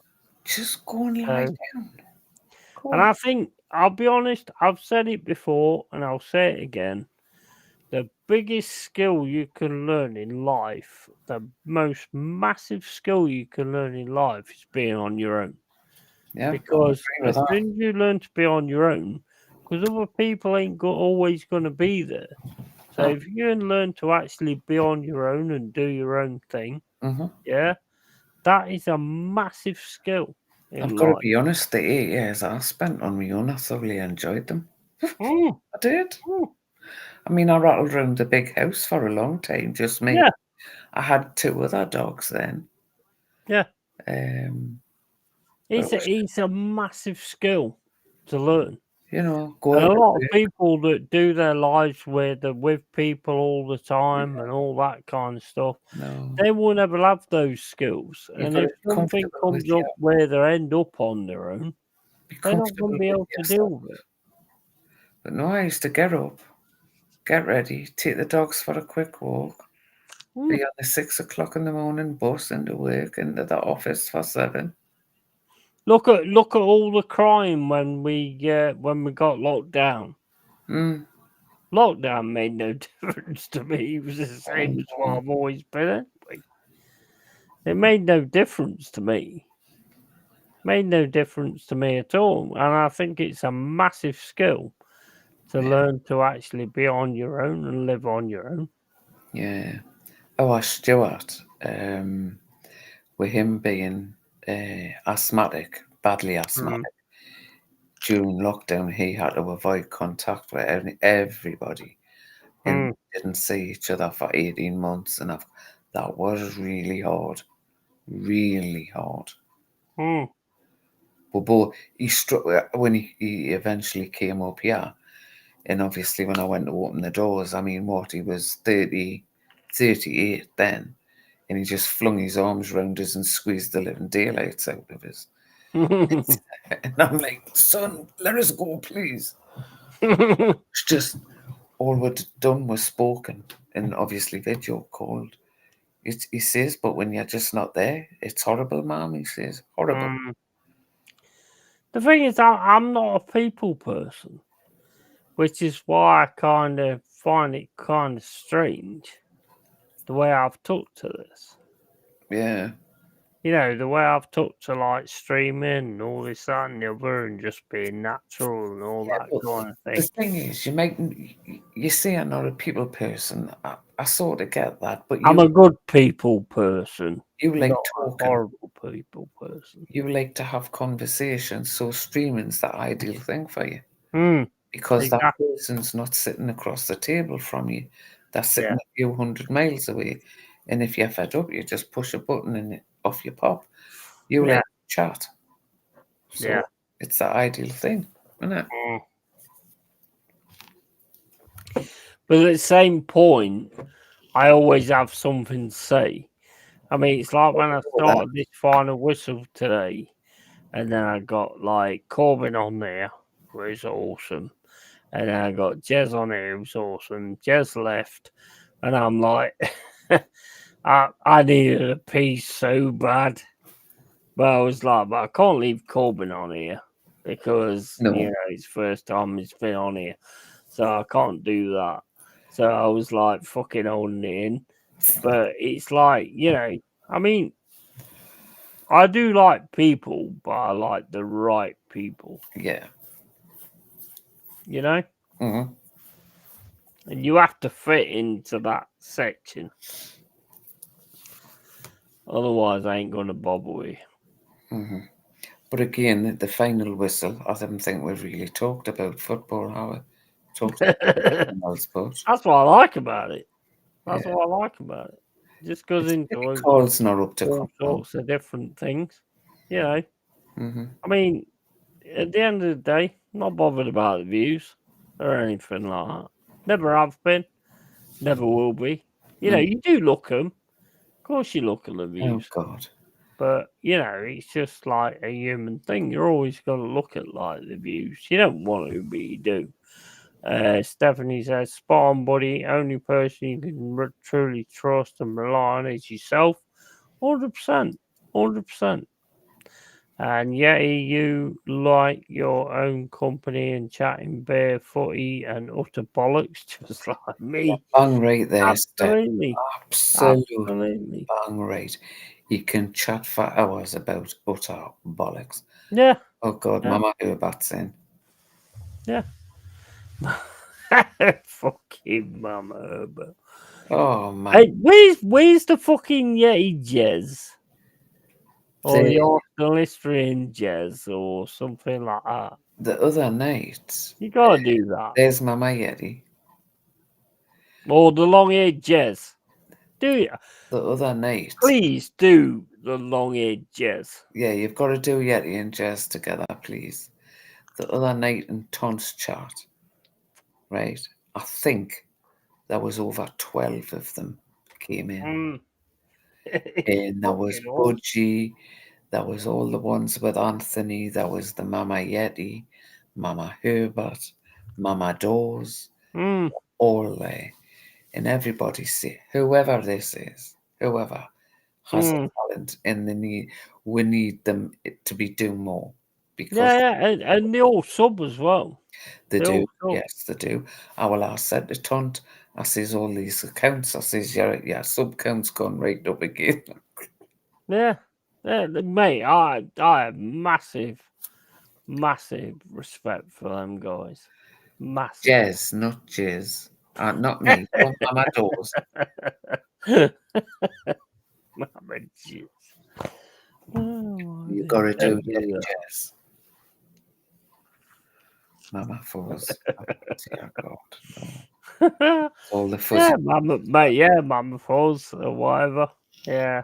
No, the fact is when you create these channels and you do that different account and you sub to me, I appreciate that massively because, I mean, otherwise I have to buy them like the rest of them do. Dude, he's got to do a Jez and Yeti one. Because have you seen Michaela or Jezza? That one. That's that one. I just want to see Jez with my long hair. Yeah, you got to do Jez with Yeti. That would be hilarious. Honestly, that would be absolutely amazing. That would fucking totally make my day. So do it. Do it. Do it. You know what? This fight is fucking garbage. I've got the Circle of Doom. Yeah, I have now. It's garbage though, isn't it? Yeah, that's our Mamma mia. It's garbage though. What is it? I mean, this is like fucking an old man trying to fight somebody. It's bollocks, man. And I bet people have paid so much money for this. Yeah. Mamma mia. Oh no, that's ABBA. Yeah. Right. I'll be back in a sec. I need a piss.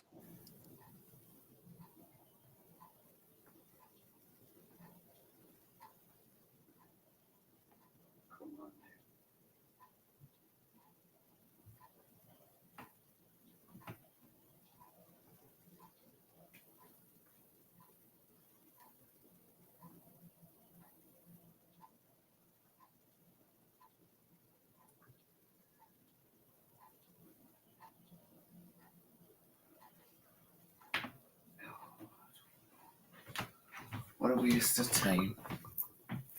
Oh, he's buggered off, has he? Early Flossie. Oh, my dears. Mama Budgie. How many is there of me? Good God. What have we got? Mama Herbert, Mama Yeti, Mama Dawes, Mama Budgie, Early Flossie. Please do one of Jez and Yeti, please. We'd all love to see that. We've got to have Jez with long hair. That'll be hilarious. Are you all ready for Christmas, Steph? In whatever way that is. all your presents in if you're buying them and wrapped, and food in the cupboards and everything else. I know, takeover. Not that I've got now to talk about, to be honest with you, Steph. I've been building castles with my youngest granddaughter today. That's been fun. Really enjoyed that. Me little angel she is.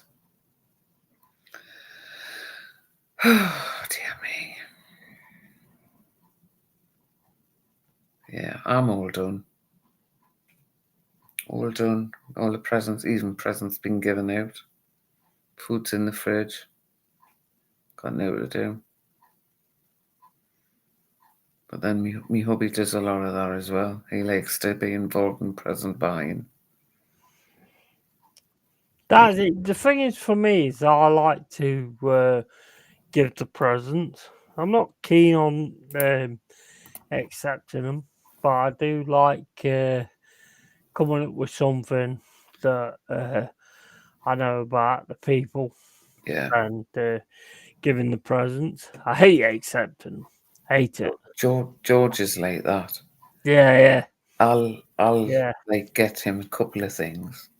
I think I've got 3 things. I'll guarantee I'll have 15 or 20. Mm. And I'm like, just one thing? So no. He just loves to buy presents. Mm. And I've told you before, I said, well, a couple of months ago, I was complaining about me Hoover was on its way out. Well, it's not on its way out. The handle's moving around. And he says, well, do you need a new Hoover? And I says, well, I've been looking at that shark pet one. That looks kind of 2 days later, it was delivered. Yeah. I'm like, I mean, I don't know what you're like, but, you know, like if somebody buys me something, I'm like, oh, I'll look at it later. Because I'm like, sort of like, I don't know, it's weird. I've always been the same. If somebody buys me something, I don't sort of want, you know, like you get people where they want to get videos unwrapping it and going, oh, that's amazing. And I've always had a thing about that. So it's like I'll look at it in my own time and then I'll send you a message and say, oh, thank you for that or whatever. You know, I just don't like that. When the girls came last night, they saw the presents under the Christmas tree.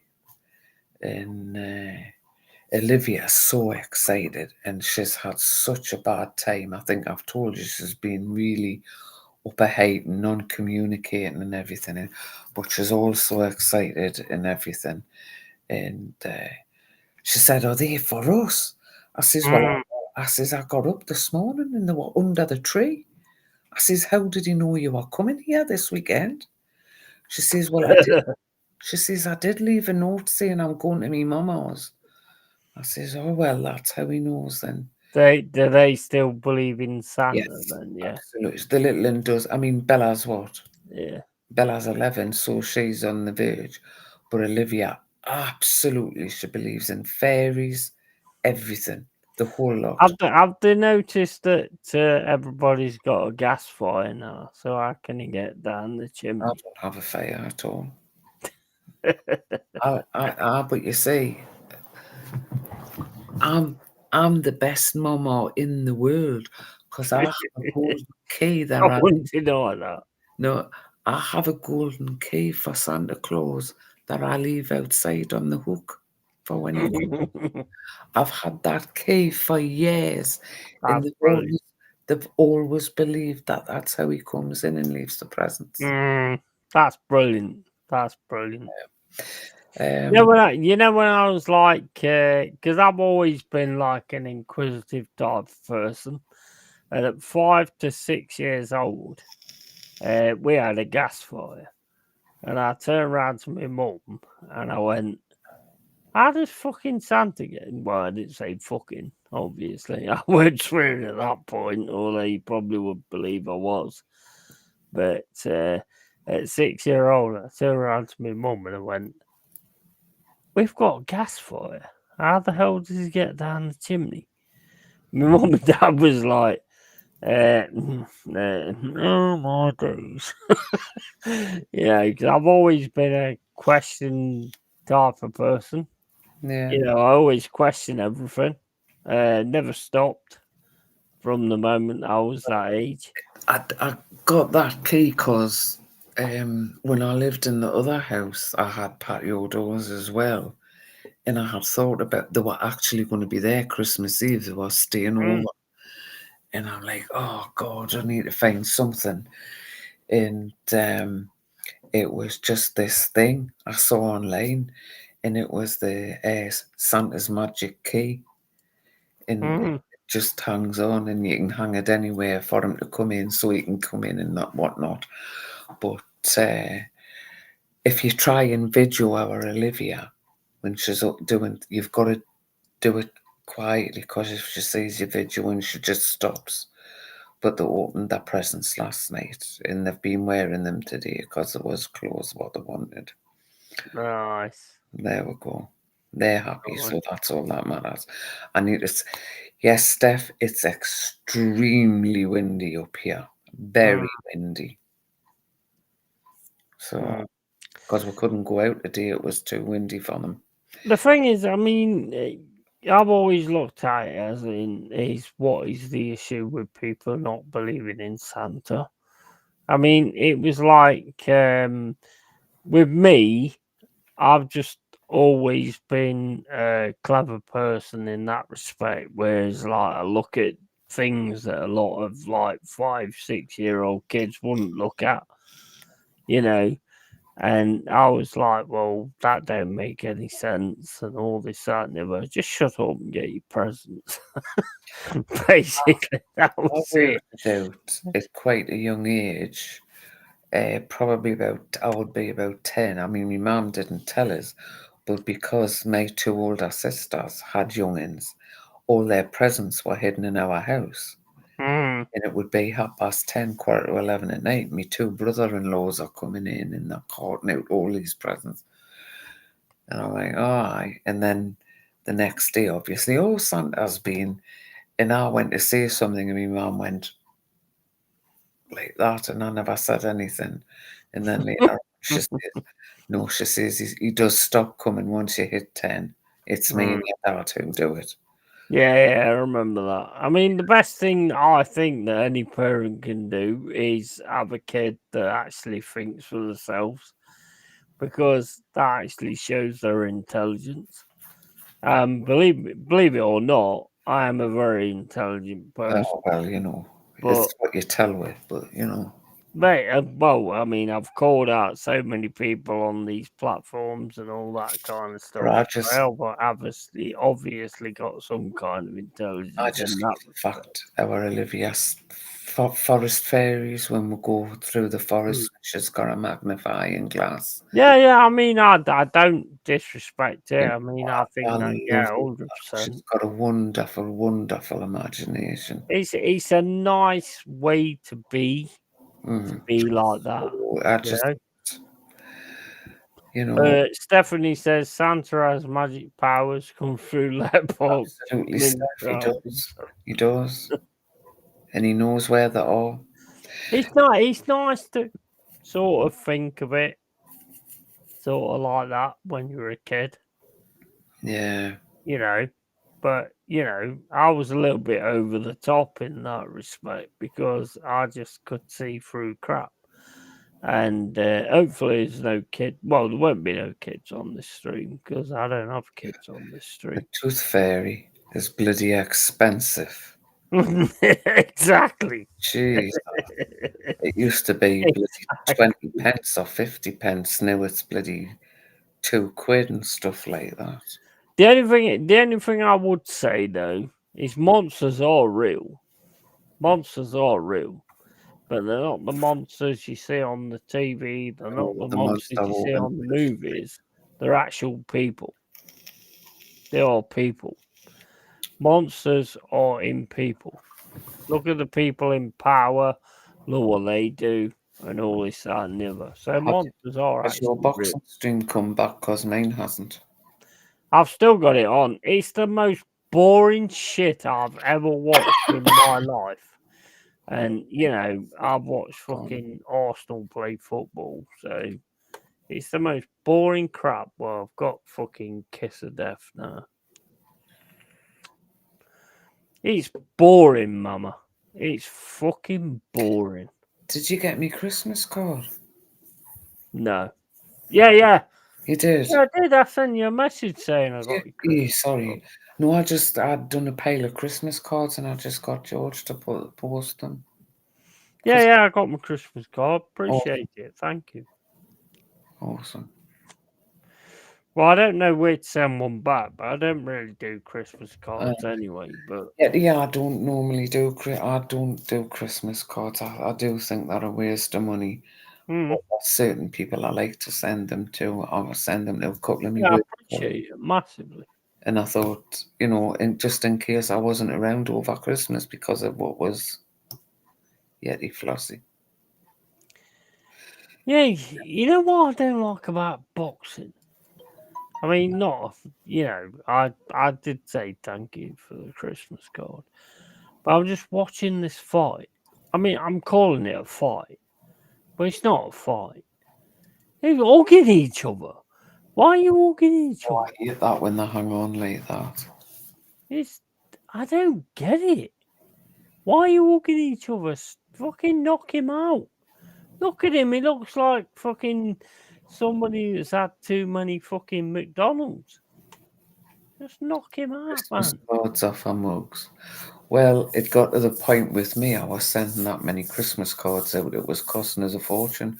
So what I started to do was the money I would spend on Christmas cards, I took them and bought food for the dogs at the cat and dog shelter.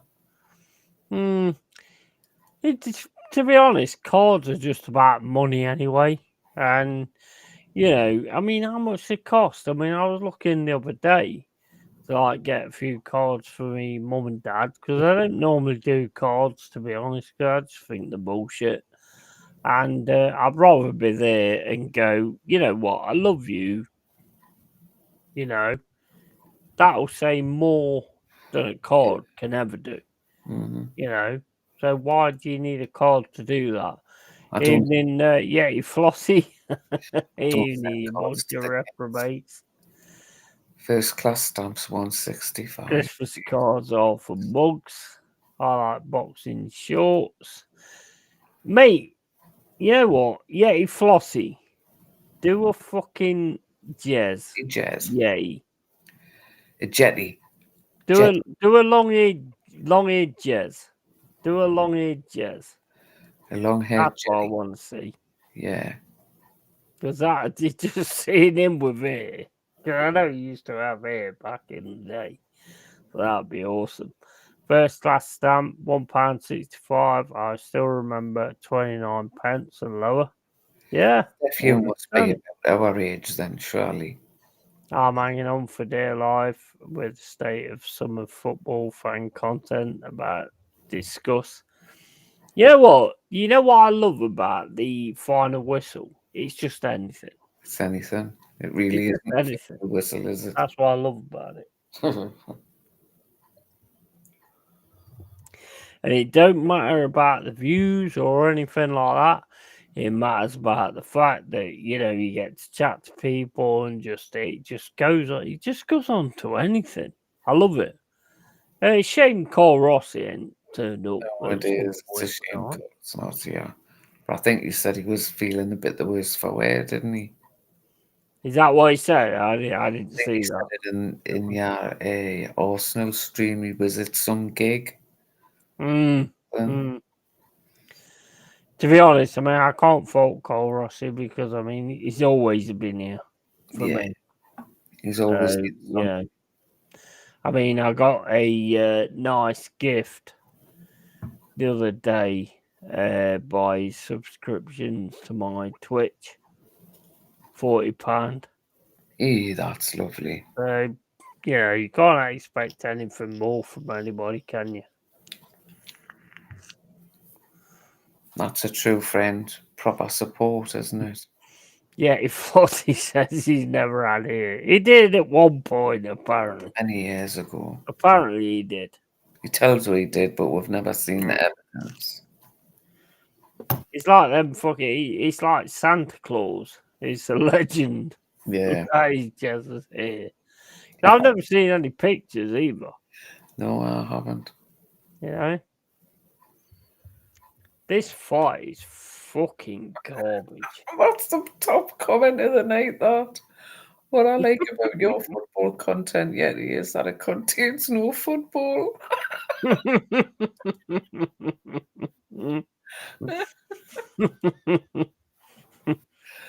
Everything else but. It's my time to actually sort of get more closer to the dwellers and stuff like that. If you want to come on, you can come on. If you want to jump on, you can jump on. We'll have to get Hold up. Let me get the stream. Oh. If you want to jump on, you can jump on. I think I posted it earlier actually. You did. That was the one I clicked. Because you were complaining of being on your own. Yeah. Well, I wasn't complaining. I was just saying that. You're saying you're doing the Yeah, thing. but the thing is, I mean, I still kept it going. You did, and I thought, I've been on for half an hour, 2 hours later, and I'm still sitting here. I was like, fucking, that's like the first time I've been like, fucking hell, man. You know. Then, if it was like a watch along, I would have just gone with it. Yeah. But because it's like the final whistle, I was like, oh, fucking hell, nobody's coming in. I've chucked loads of streams out. What the fuck? Well, Nobody likes me anymore. I thought it was totally pointless till I got the girls settled anyway. It was just not good.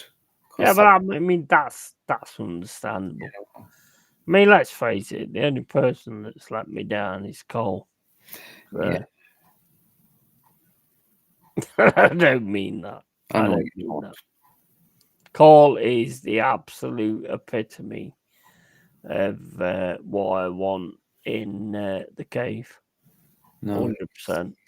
He's a good egg, as they say, Cole. I love the guy to bits. And he's fought in the right place as well. When we have our situations and stuff like that, he's always there. Always. He was born bold as a teen, bold as a middle-aged man, and now he's old. He's bolder than ever. Very true. No, apparently he did actually have long hair at some point. Yeah, he said when he was younger he had long hair, didn't he? Mind then again, what pictures are we going to get? Because I've always got my hoodie on, so you can't see my long hair anyway apart from here. Oh, Steph, come on now, don't be silly. Okay. Call is a letdown? Nah, he's not. I was joking there. YouTube isn't ready for me. Perhaps if Glazers finally do one or United win PL at UACL again, so never. No, get on here. Get on here. Honestly, get on here. Say what you've got to say. Just come on and have another way, our mates in the. Yeah, absolutely. He had long hair on his chin.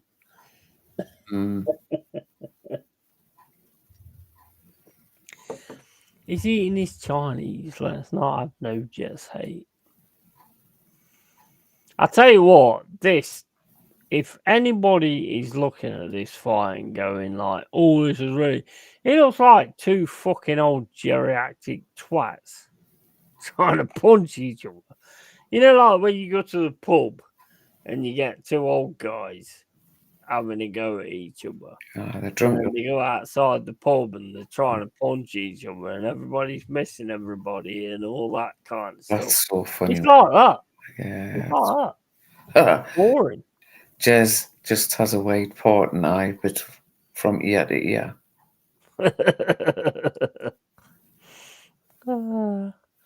If you want to come on, you can come on.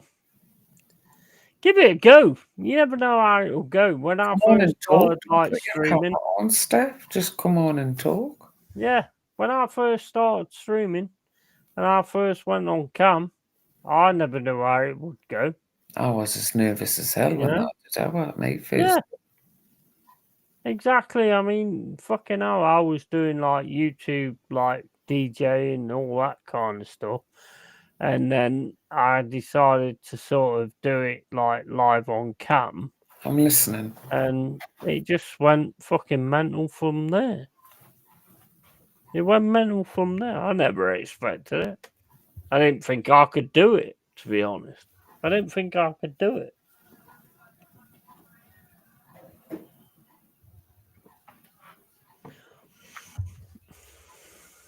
I had mega issues on whether I could do it. Next, you'll be trying to tell me Jez used to have dreadlocks. I don't know, mate. You'll have to ask Jez on that one. I don't know if he had dreadlocks. Jez has always had pink hair. Mate, you're proper on Jez tonight, you are. Pardon me.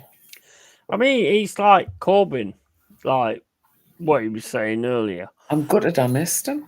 When he said like he did a video, did try to do a stream earlier, and he sort of lost his nerve. Now I sent him the link, and he went, "Oh, what's this?" And I went, "It's just Final Whistle. If you want to jump on, you can jump on." "Oh, but I want to watch the boxing fight." And I went, "Well, yeah, fair enough. You can jump on and leave when you want to." And he was fucking awesome. He was brilliant. You know? And I think some people just don't realise that they can do this. And you're only going to realise you can do this when you do it. Well, it's like I was talking to one of the young lads the other day about, he was on about wanting to be on the terrace. And I said, well, as long as you show Terry your face backstage and you can see it, then you don't have to have your camera on when you go actually on the terrace. You can just talk. I says, just like talking to somebody on the phone. Yeah. That's all it is. And I mean, when I did my very first stream with you, I concentrated on you. I didn't want to watch the chat, which I found it easy. The hardest part about it is like when you have so many people keep talking in the chat, it becomes very difficult when you've got a lot of people talking. Mm-hmm. Like this, it's just me and you. Yeah. So I can concentrate on the chat. When you get like people like Anthony Herbert, who's a complete knobhead. Oh God, he is. Really. Yeah, that's kind of when it makes it difficult. And Stephanie says, if I do in the future, you'll be one of the first. Thanks for invite, though. Much appreciated. Absolutely. Always welcome. Always welcome.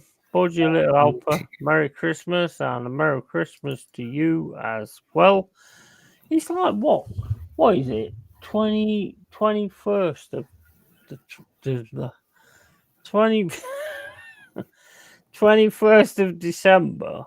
You know, I just don't even feel like Christmas to me.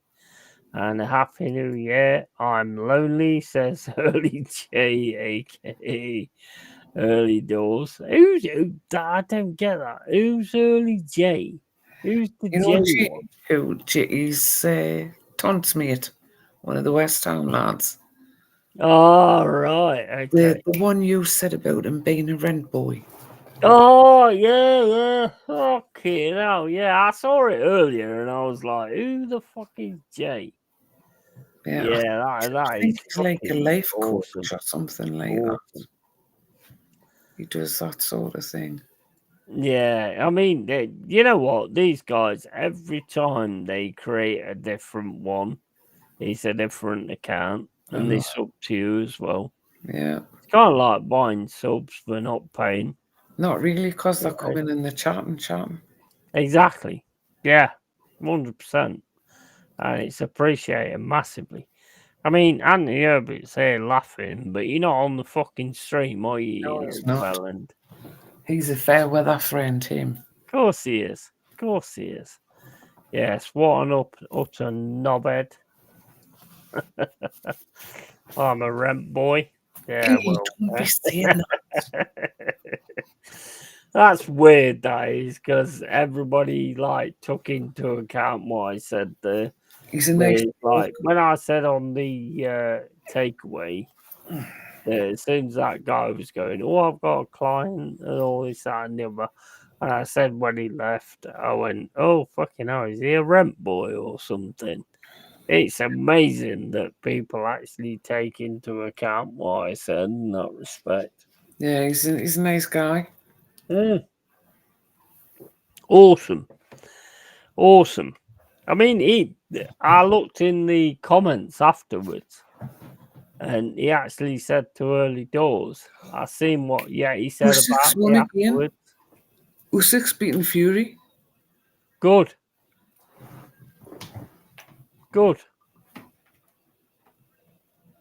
I'm looking at it now. He's having some water. Did he knock him out? He's battered him. He's got the belt on. Good lad. Awesome. Look at all those people that went to watch that. And that was boring, man. That was absolutely boring.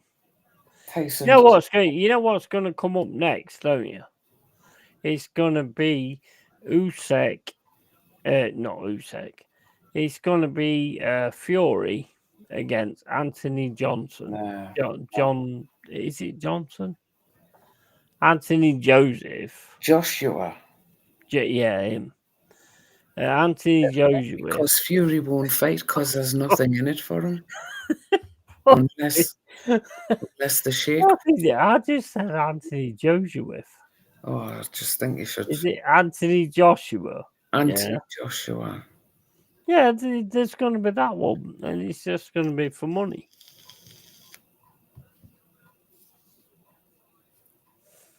Fucking Joseph.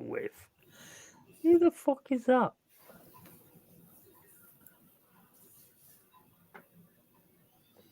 We've got like 3 hours and nearly 40 minutes on this stream. And it's I been can't legendary. say that, Steph. I can't say AJ versus Fury because there's nothing in it for Fury.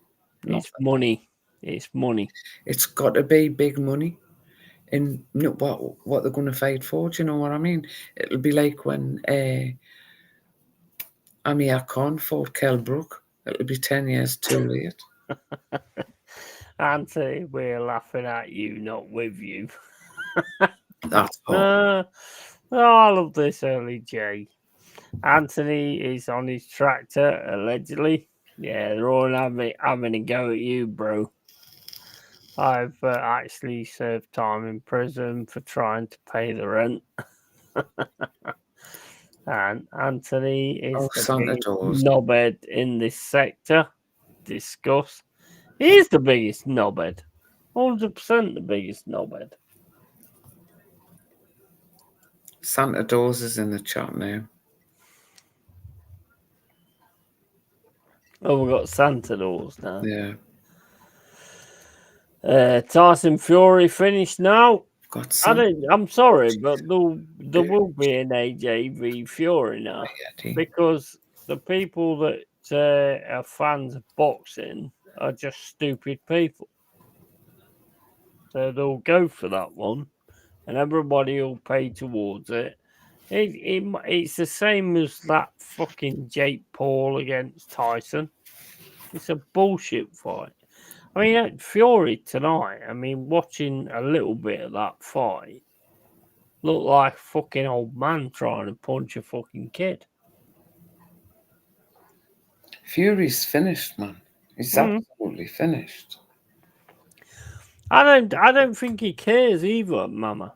Well, I don't think he cares. It's just about money. But then they're going to go, oh, it's the legacy and all of that. I'll give him a break. Come on. Yeah, but the thing is, Mama, right? It's just about the money. And now he's just going to milk the money. And that's what I hate about people. That bloody wind, Jesus wept. People nowadays just milk the money. If they see the money's there, they'll milk it. Are you not coming on the stream, Anthony? Nah, he's pussy, bro. He's pussy. I keep calling you bro. Sorry for like misgendering. That could get me cancelled, I suppose. I've received 100 messages to deal with Ray's stream. Oh, fucking ho, says Santa Dog. Pick up yourself. Is this 24-hour stream? Need more? Yeah, we're going On for 24 hours. We could probably do that, really, when you think about it, couldn't we? Yeah. Do you want to go? 24 hours? I have no issue with it. We can go 24 hours. I've got another fucking 20 cans, so I'm pretty sure I can go 24 hours. Finished, but absolutely minted. Yeah. And Santa Dog says, I want to see Anthony Herbert versus Yeti. Charity boxing match for charity football content creator versus creator. You don't want to see me go against Anthony. I mean, Anthony's a big guy, but one right hook and he's gone.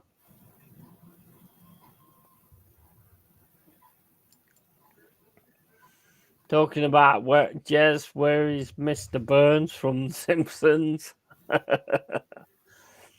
Yeah, I mean, if me and Anthony went in a fucking boxing ring, one right hook and he's gone, bro.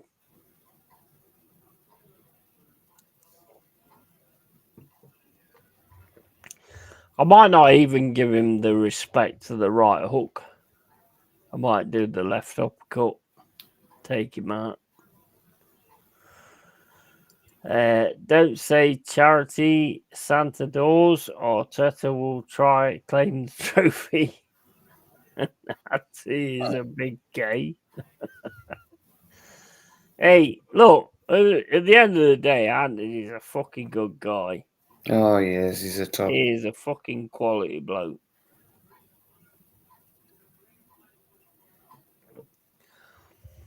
He is a really nice guy. Every time I've spoke to Anthony, like whether it's on stream or off stream, he is absolute quality.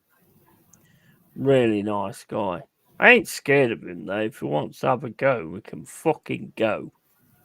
You know, because we always got to keep it like the man fucking thing. Ah! Yeah, well, you know, men are macho, so you What know. are you going Right. on about, man? I have no idea. You're not saying anything, so I'm just like fucking keep talking. Just letting you chunter away, mug. Being serious. Good night, everyone. Loved your streams today and company. Yeah, big up you as well, Stephanie. Was much love to you. And probably have the Manchester United Bournemouth game on tomorrow. He's a good gay. I don't think he's gay, but yeah, nice gay. No, he is a quality guy. Never had no things with him. Like Jez, yeah, I've had loads of things with him. And like Cole Ross, yeah, I've had loads of things with him as well. But you know, we get it sorted out. Robbie Herbert, you bitch. Never mind Robbie bloody Herbert, Winnie Jezza and Yeti. I know, I keep asking, not doing it. DJ Crane, I will message you about doing something for the dogs. But I'll wait till after Christmas, okay? What's that, dogging? No, I said I would love a drawing or something of the dogs. Oh, right, okay. And I just thought you meant dogging. no, not everybody's That's a meant. little bit over the top, bro. And DJ said you would do it for us if I send him pictures. So I'll wait till after Christmas and then I'll. That's what I mean, though. I mean, be if quiet. you're sending pictures Just- of dogging. Hush your gums. Jeez.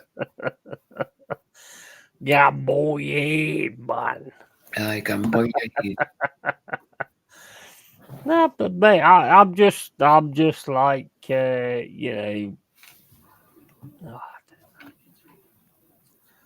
What? I don't know.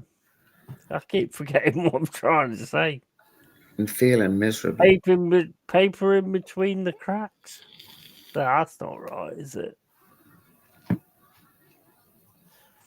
Is that what you say when you like saying things between something? What? Is it paper in between the cracks? Yeah, paper in the cracks. Not that, is it? No, paper in the cracks. Or papering over the cracks. Yeah. Yeah, that kind of thing. Yeah, that's what I was You're doing. just waffling. Well, that's what you have to do when you're on stream. You have to waffle. Otherwise, nobody's fucking listening, are they? So you're going from there to there. And it's. You know what? I've always been the kind of person that will go from there. Yeah. You started going on about having a fight with Anthony that just, and I'll just do this and I'll do that. And it's like, what? Where's that come from? I don't want to fight with Anthony. He'd run me over with his tractor. Well, yeah. That wouldn't be a good idea. Anthony says, yeah, let's have it. Anthony versus Yeti or not Yeti in the 10th round. Teabag him in the middle of the ring. Do you think it 10th round? Are you that bad that it's going to take the 10th round? You just really disrespected yourself there, bro. 10th round. See, what you should say is I'll knock him out in the first round. 10th round. Okay, hell, bro, you ain't got much confidence in yourself. Remember, keep it Anthony. Fuck off. Fuck off for that bollocks. Flapping gums, Yeti's cave. Yes, keep it Herbert. He's totally trying to take my fucking saying, isn't he? I'll thumb wrestle you, Ray. Yeah, hey, mate, I've got strong fucking thumbs. So, come on. Bring it on, bro. I'm wrestling you with that one. I dislocated that and it's as weak as water. It takes Anthony 10 months to change a battery. Aye, and some. That is true. That is true. So very you can't argue with that. No. It does take him 10 months to change that smoke alarm battery. Yeah. Here we go. We got somebody coming. It's Jezza again. He's back. How you doing, Jezza, bro? Oh, wow. Yes. I just watched the end half hour with the wife of watching Love Actually. Right? Oh my days. She was in peace. Oh God almighty. She was in bits when the end. What did you watch? The end of the fight? Love Actually. The movie. Oh. Film. What's that? You ever seen the film Love Actually? I haven't watched it, I must be honest. Nah, my man, Jez. Oh, you got to watch Love Actually. Have I? Nah, I don't like rom-coms. Jez, I'm a man. Oh, no, I don't watch that kind of thing. You wouldn't understand then. You wouldn't understand. Mama, did you just say really? Yeah. Well, I'm not a man.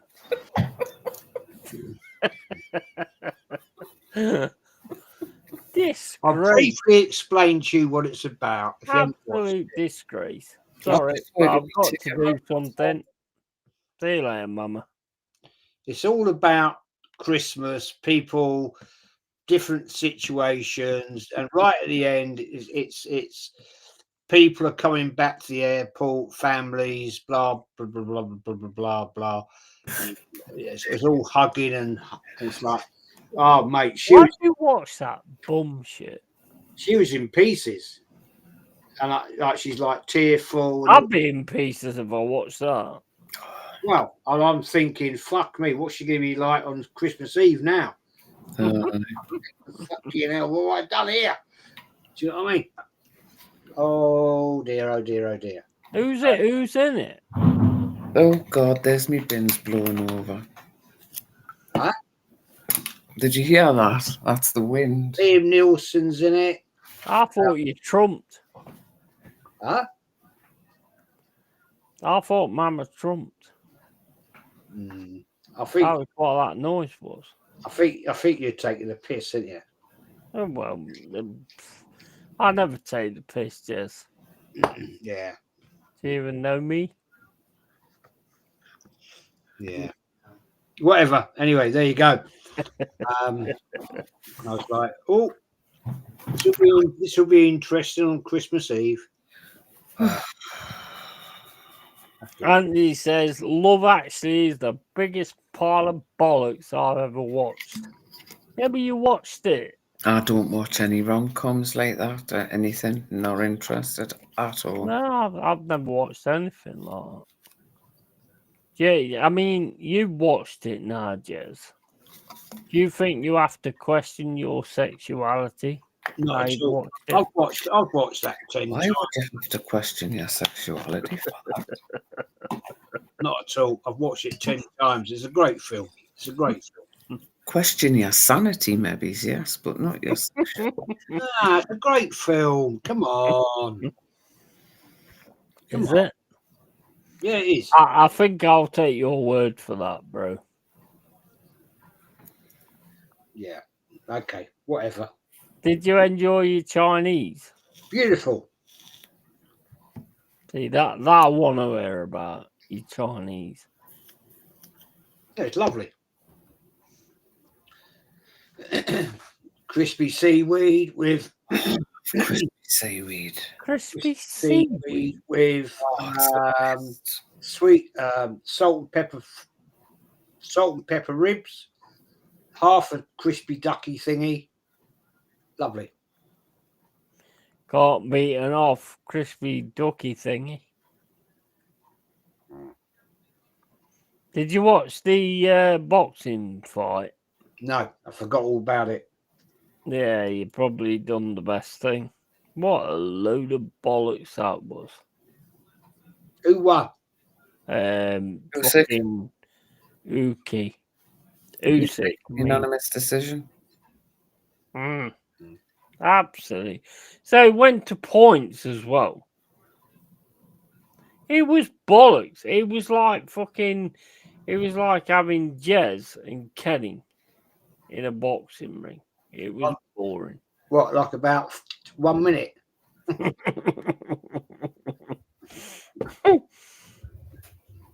It was fucking boring. I had it on my stream as well, and I was watching it, and it was like, oh my, you know what it reminded me of, Jez? It reminded me of being at a pub, and then two old people fall out with each other, and then go outside and keep trying to punch each other. That's what it reminded me of. It's bullshit.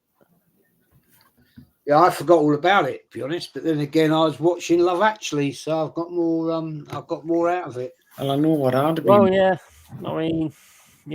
I mean, you can watch Love Actually and add that to your wank bank. And yeah, I'm not sure on that one, bro.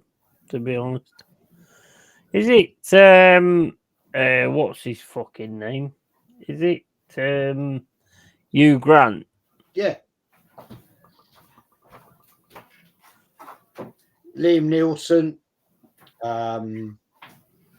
There's some good actors in it. It's good. I like. Yeah, it's good. It's all right. So what's so good about it then? What happens in it?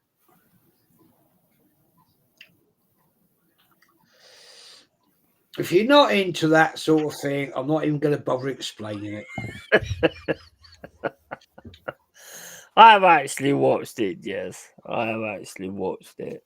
And he's not bad, to be fair. I know you have. The point I was trying to make was the analogy. Big word for you. Was like, I'm watching it with the missus, right? Yeah.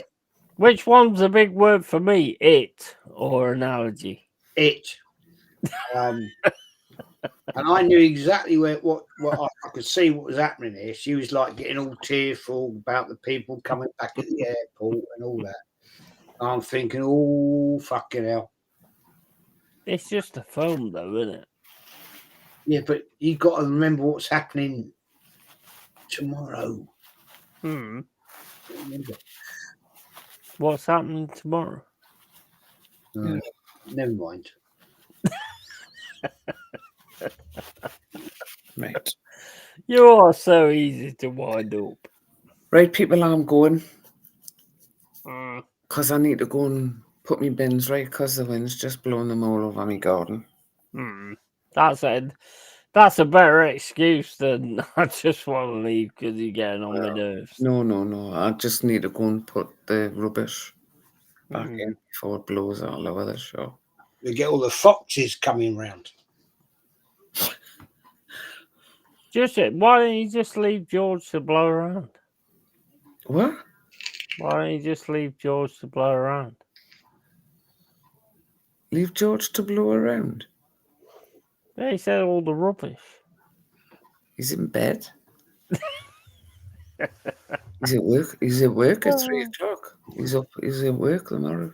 Yeah, I'm on a total wind up now. I know. Big enough, I shall be spawned. Jezzy, aka Yeti. Oh, I've got it. I can't see that fucking picture though. Oh, I've got to see this picture. I've got to see this picture. Go to channel. I'm getting it. I'm getting on me channel now. I can't see it. Let me get it on here. Hello. 314 subs now. Fucking hell. Crazy. That's awesome, that. Well done. Well done, Jezzy. That's brilliant. I ain't seen it. What are you talking about? It's the Jezzy account. It's you and Yeti put together. Oh. I can see it now. Awesome. That is fucking brilliant. Apologies, him. I do apologise. I referred to you as it. Anyway, good night, people. Night, Mama. Not with you. Thank you for coming in. Appreciate it. I'll probably see you tomorrow. If not, I'll see you Monday. Night. 100%. Much love, Mama. Night. Much love. See you later.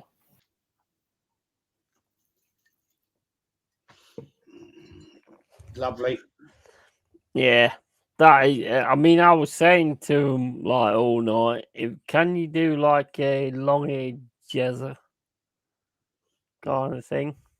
And then it was going on about, oh, well, apparently Jezza had long hair ages ago and all that kind of stuff. That is amazing. That's awesome. Absolutely awesome. I used to have long hair years ago. I know you did. Yeah. That's why I was trying to sort of put it together so you could have me and you.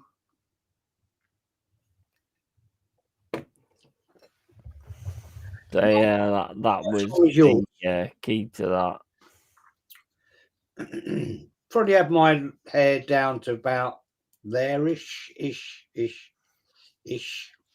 Mine was down to my horse. I mean, it's very close now, to be honest. I was able to, like when they had the shortage of toilet paper. Oh, Jesus. I never had to worry about that because my hair was all down to there anyway, so I could wipe my horse with my hair. Nice. So, you had to have a shower afterwards, obviously.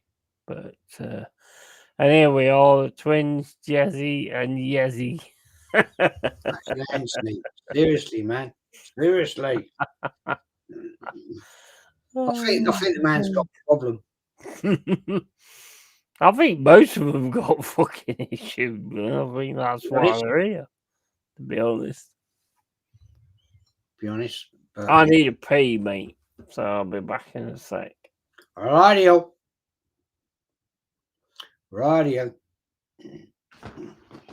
I think he's got the smallest bladder in the world, to be honest. Personally. But is what it is, people.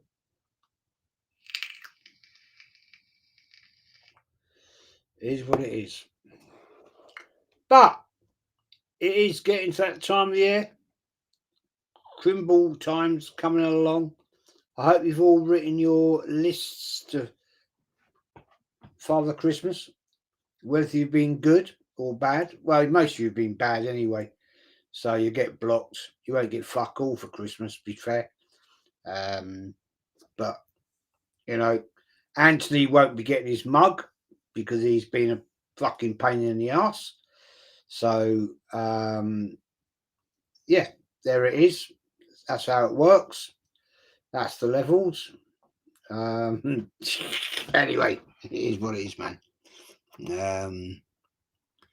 Anthony says, question, Jez, is Yeti a complete prick? Thoughts? No, I wouldn't go that far. I don't think he qualifies for that equation, that prize, yet, to be honest. That's a big medal to get the prick medal. You have to be a complete prick to get the prick medal. He hasn't qualified for that yet. But who knows? Who knows? Could be. New year. Could be. We'll see. We'll wait and see on that one.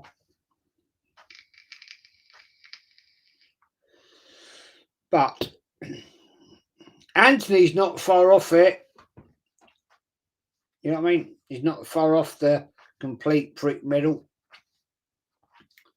Who else can I think of?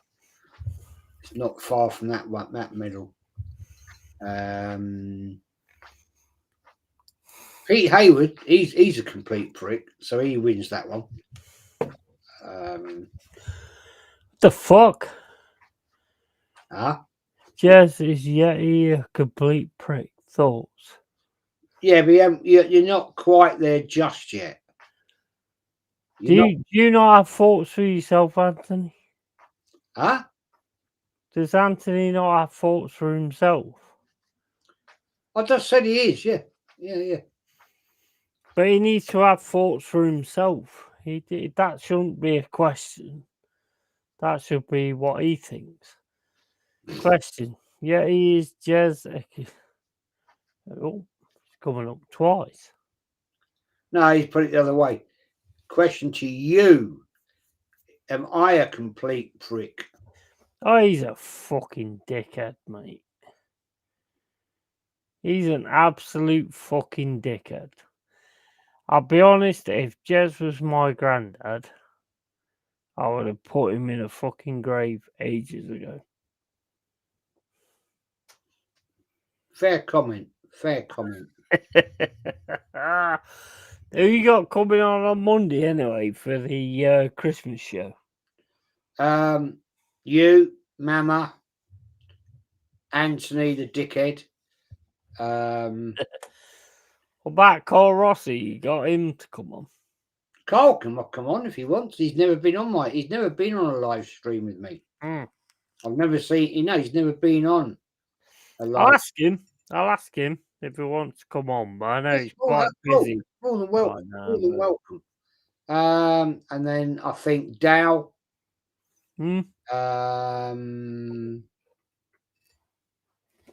Aaron. What about Kudos? No chance.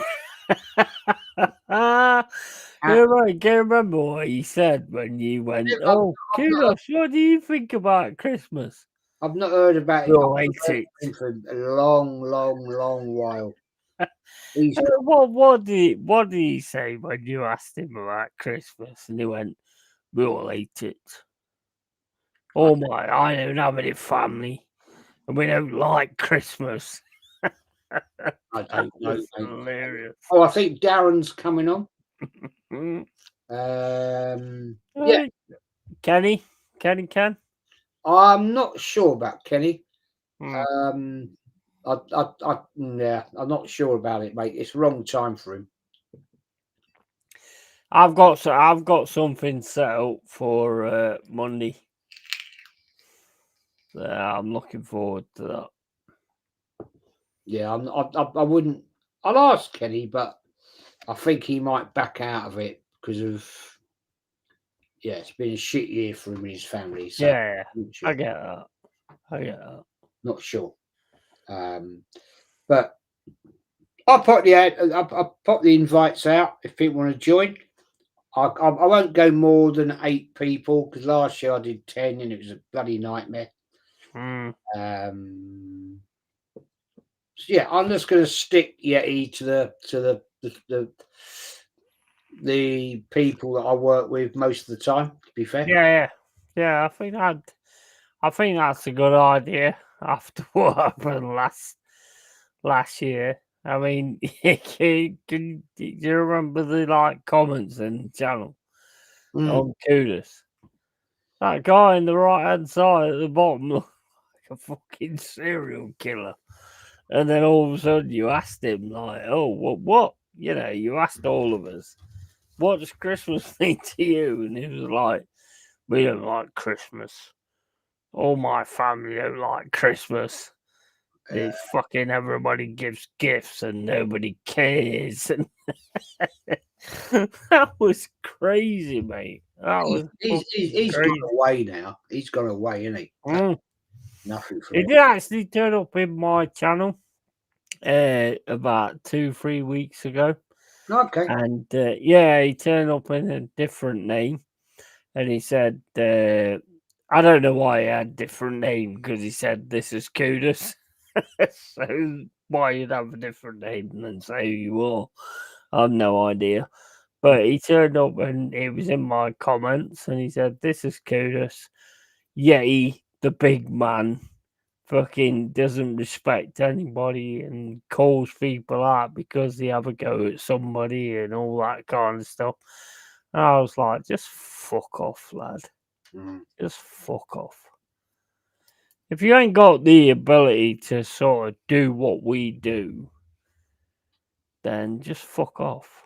If you want to do like a stream against me, then fair enough. And I'll come on and we'll deal with that in that respect. But don't put why choose a different name and then say I am Kudos? That makes no fucking sense. Just shows the brain sense, mate. There's no exactly. I'll bring my mate on Christmas Yeti Jazz on as well. Oh yeah, I know we're gonna get a Christmas Yeti. Mate, I've got something for you, Arsenal fans, in that fucking Christmas show. Cool.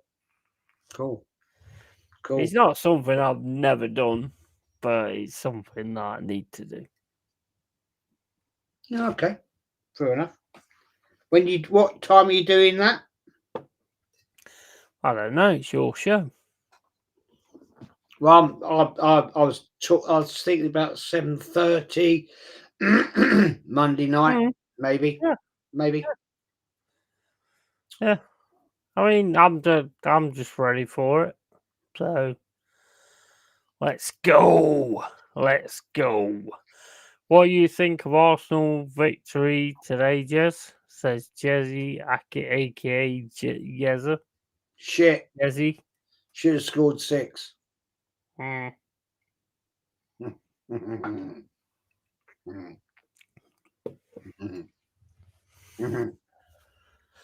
I'm kind of surprised at how many people I invited to this show, and none of them have come on.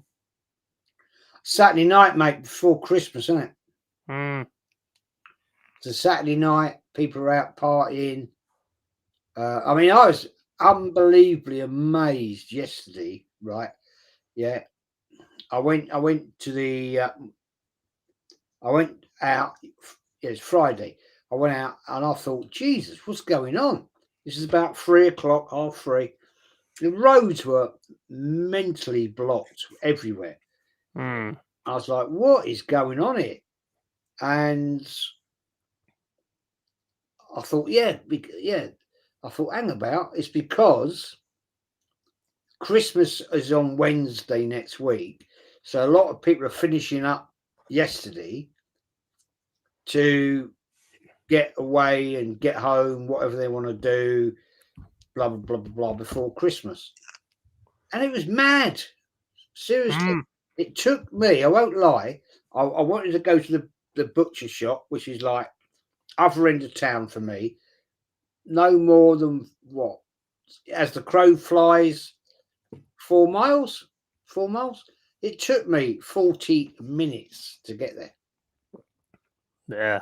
Whichever way I went, it was like, oh my God, cars. And it was like, yeah, obviously everybody's finishing, parking up, getting ready to go home, travelling, whatever, I don't know. It was bloody mental, man. Mm. Can be like that though, can't it? When it's like Christmas time. I think it's because I think a lot of people that, you know, are like taking the whole of next week off, Monday, Tuesday, and of course Christmas, Boxing Day, because it's like right in the middle of the week. So they've said, nah, just take the whole week off. So they're like going away for whatever they're doing. Yeah, I get that. I understand that. Anthony says, Jez loves his time of year. He gets drunk on that drink called Snowball. Yeah, love it. Love it, love it, love it. Advocaat, lemonade, bit of vodka, lime juice, ice cubes. You're on it. Anthony keeps talking shit, but he's got a link there that he can actually come in and say what he's got to say. No, But I he just agree. seems to be pussified and just keep talking in the chat instead. No, Maybe his missus is telling him that he's not allowed to come on the stream at this point. You know, he's probably got to go to bed. You know what I mean? yeah. You know what I mean? He's got to get up tomorrow morning. Got his tractor, get out. You know what I mean? No, he's right though. I love snowballs. I love them. Me, I'll tell you what. I won't lie to you. Christmas Day, me and my daughter Jade will do a bottle of Advocaat. Mm. You know, it's our little thing. It's our little dad-daughter thing. Yeah, she said, Dad, she'll say about 11:30, Dad, have Snowball. I'll go, all right then. What's a snowball? It's Advocaat, lemonade, bit of lemon juice. Sorry, lime juice, vodka, ice cubes. Mix it all up. Straw in it. Drink it. Yeah, I'm from Nottingham. Don't know what an Advocaat is. It's egg yolk. It's basically egg with vodka in it. Yellow bottle. You see him, the Walnick's Advocaat. So you chuck an egg in your fucking alcohol? Well, you don't put an egg in it, but it's made out of egg yolk, yeah. So is that like fucking having alcohol with a child in it? Having what? Sorry, mate. Well, if you're putting an egg in it, an egg is something, isn't it? Yeah. So why are you putting an egg in your alcohol?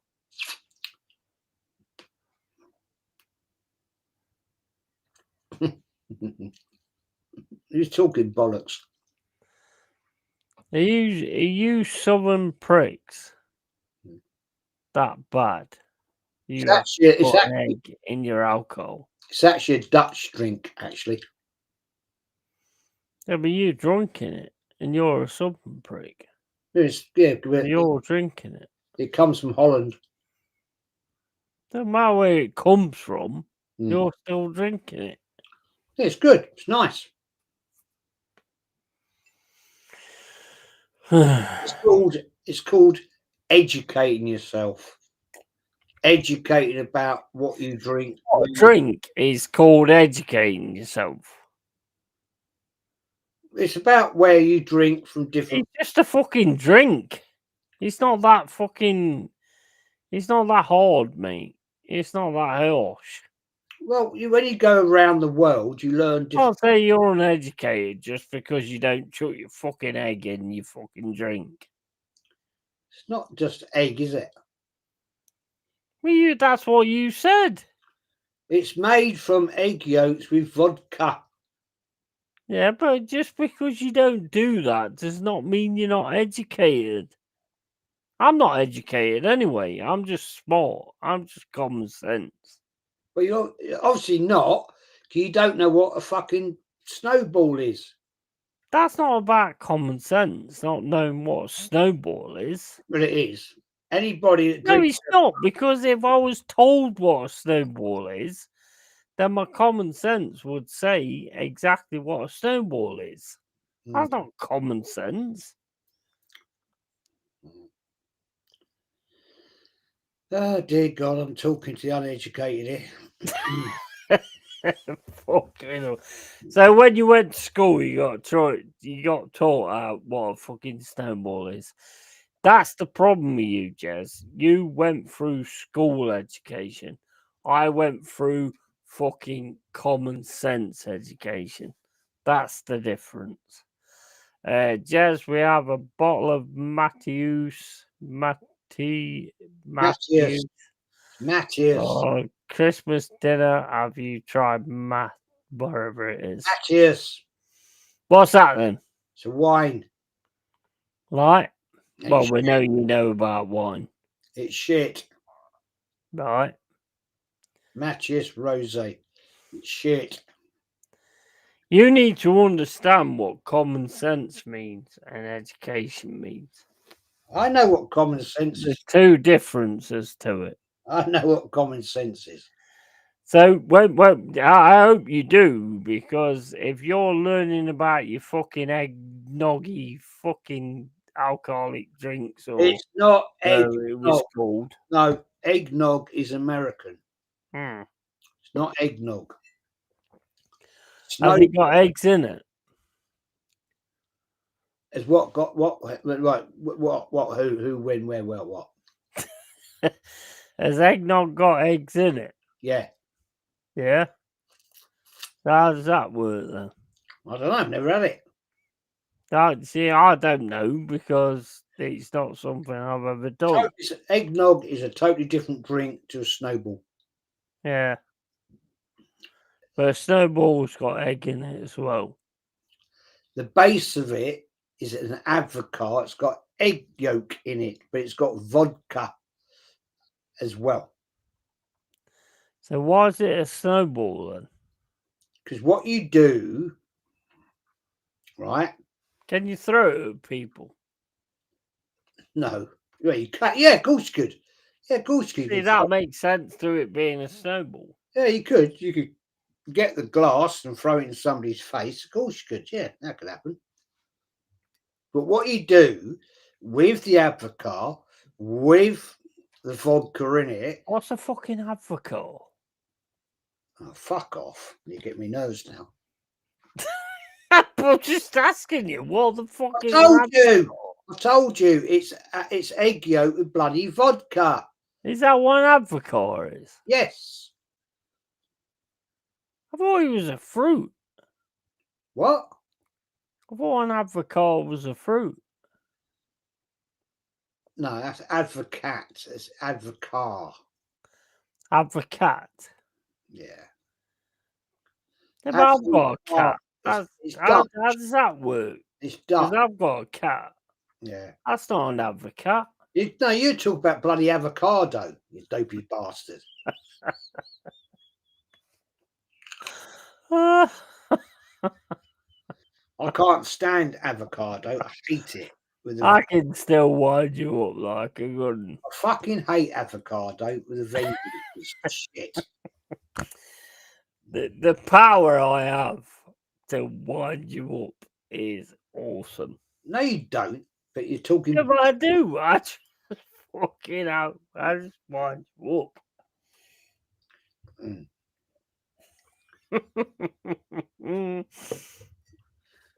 I can see it, mate. You know, I can see when I wind you up because you're like this thing. What you do on your chin just gets faster and faster, and that's why I know when I'm winding you up. Yeah. You know what that is? You know what that is, Jez? That's common sense. Mate, I've got a lot of common sense. You've got to talk a lot of bollocks. I love you for it. I can't deny it. Can't deny it. Can't deny it. You know what I mean? I am just brilliant at winding somebody up. No, I am absolutely brilliant at you're winding. very clever. You're very clever. 100%. You're very clever at doing certain things. I'll give you that. I'll fucking give you that.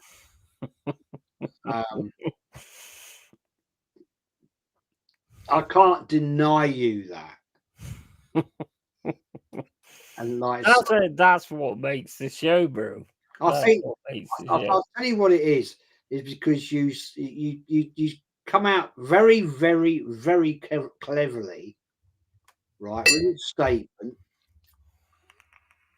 And I'm talking about just me, nobody else.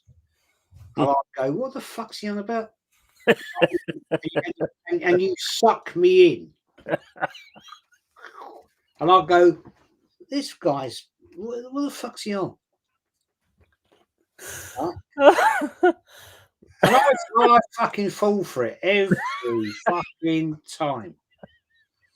Every time. And then I suddenly realise I'm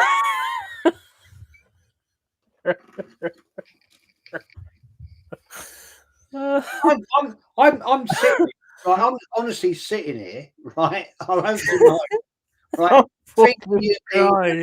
No, I think I'm sitting there thinking, you're serious. And I'm thinking, what the fuck?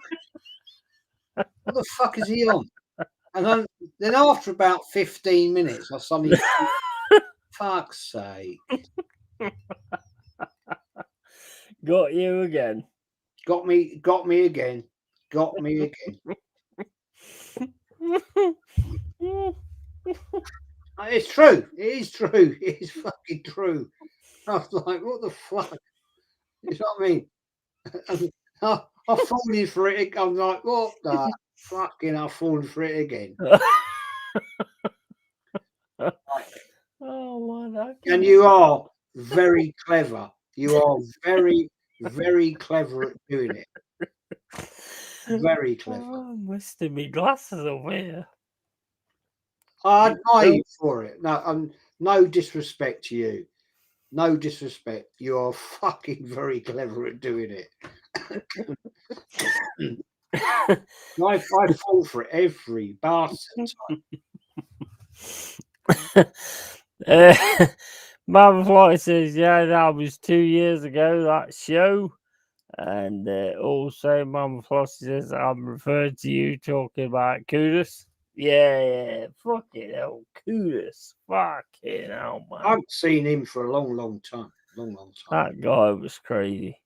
But big up to you for Jez. Big up to you, Jez, for noticing that. Because I'm a very fucking clever person. You are. Believe it. You're a fucker. You're a absolute fucker. I love you to death because I fall for it every bastard time. I'm such a bastard for setting traps. You are clever. You are clever. I can't deny it. I can't deny that.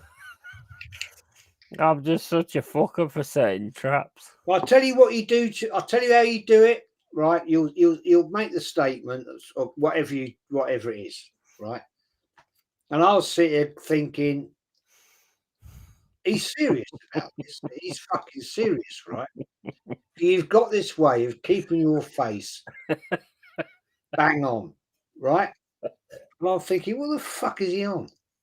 And then, like, and I mean it nicely, and then you'll go, so what is Advocar? And I'll go, well, it's fucking egg yolk with vodka in it.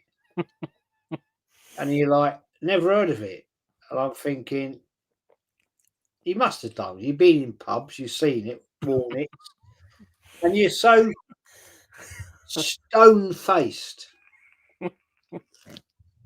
And I'm thinking, this guy's fucking stupid, isn't he?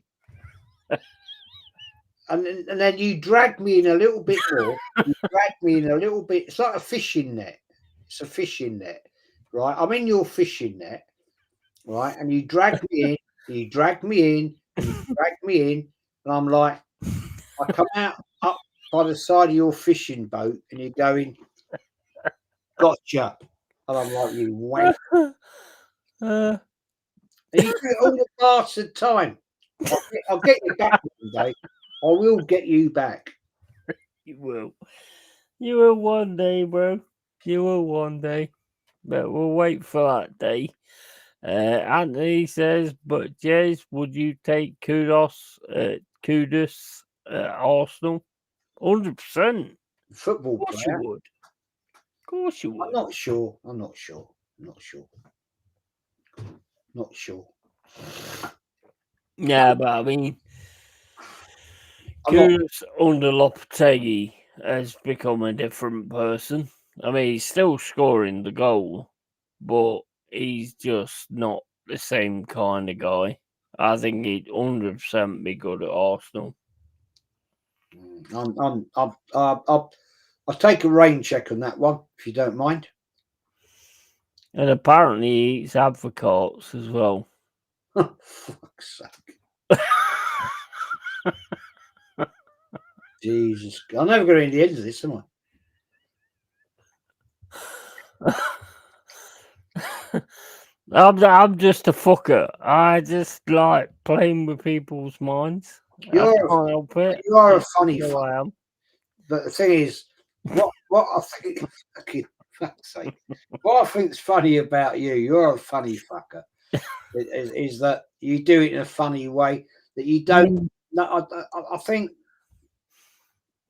you have this way. Fucking hell, you have this way of being like.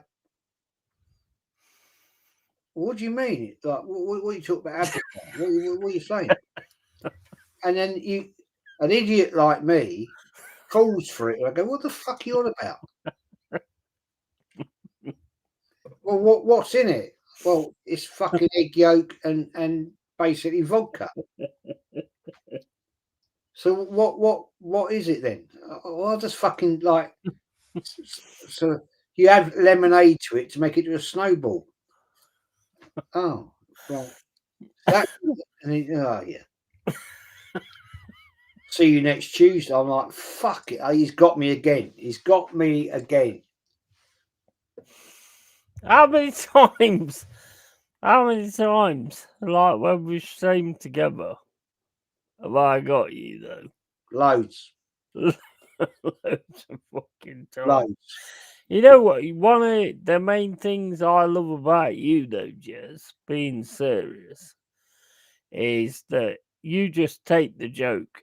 It's just like if I do like a short on what you've said, and this, that, and the other, you have that quality about you that is just like, that was brilliant.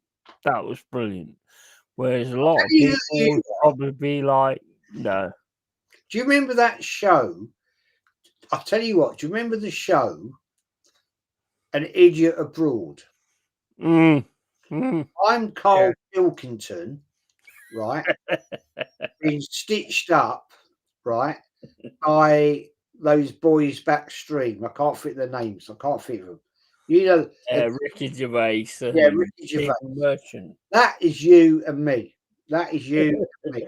It's you send me out there, right, and you'll say blah blah, and I'm like, what the fuck's he on? What's he talking about here?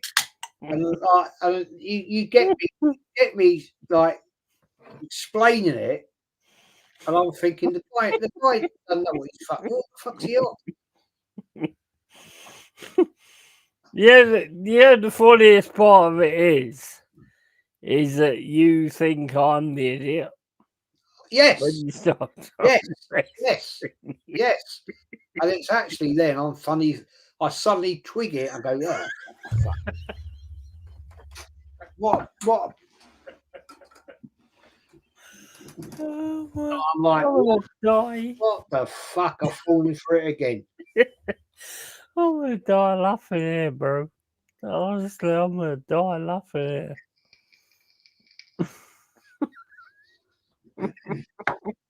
And I actually went through 15, 20 minutes there, fucking explaining what Advocar was. Who's the dick? Who's the dick here? Who's the dick? Do you know what I nearly did? Right? Do you know what I nearly did? I nearly went downstairs, right? And the wife has bought a couple of bottles of Baileys for me, a couple of bottles of Advocar. I was really going to go downstairs and get one and say, well, that's fucking Advocar. Seriously.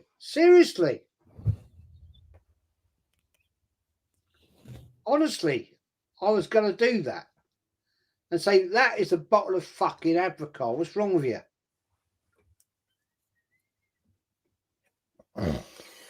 Honestly, I'm not joking.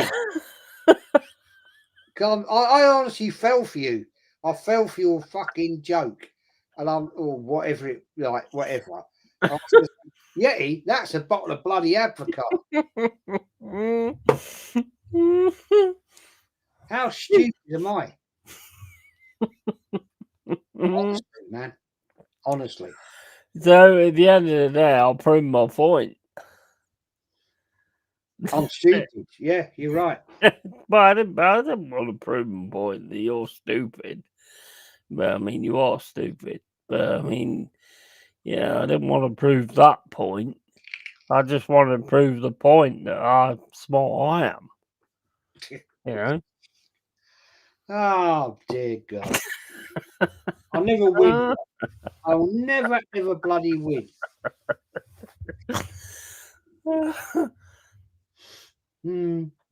I'm just one step ahead.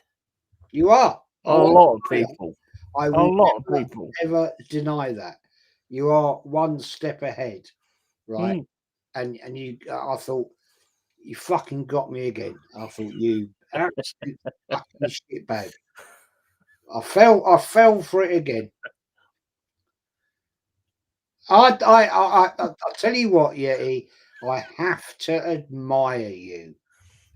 Way you do it. I swear to God, I don't know how many other people would not work it out. You're very clever. You are very, very clever. And so, when I sussed it, I thought, oh, yeah, you fucking.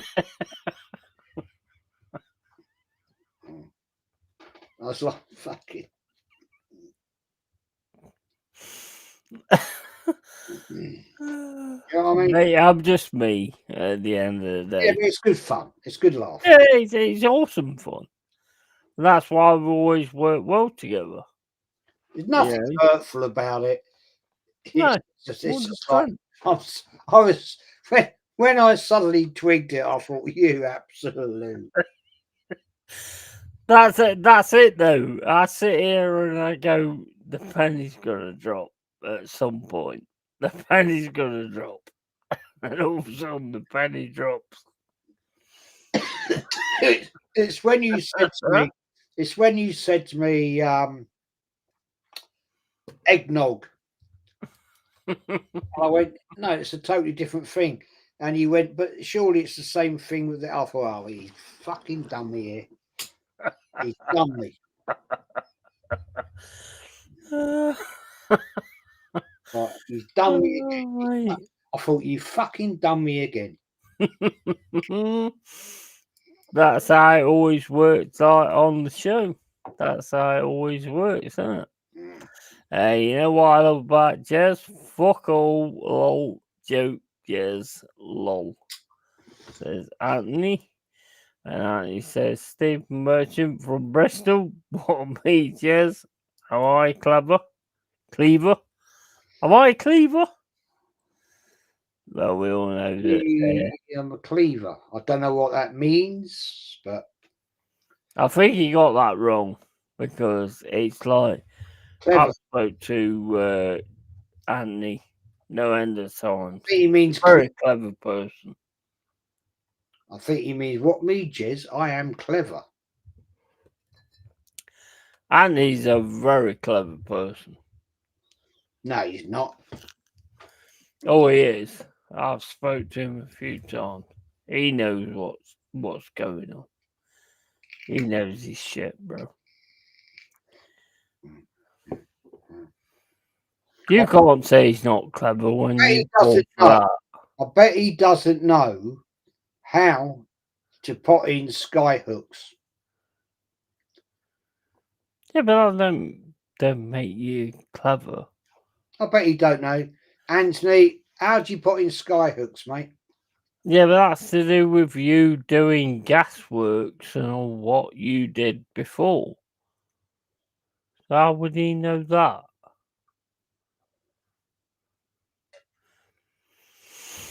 It's like me turning around to you and saying, if you think you're clever, how do you deal with a DOF prompt in Windows?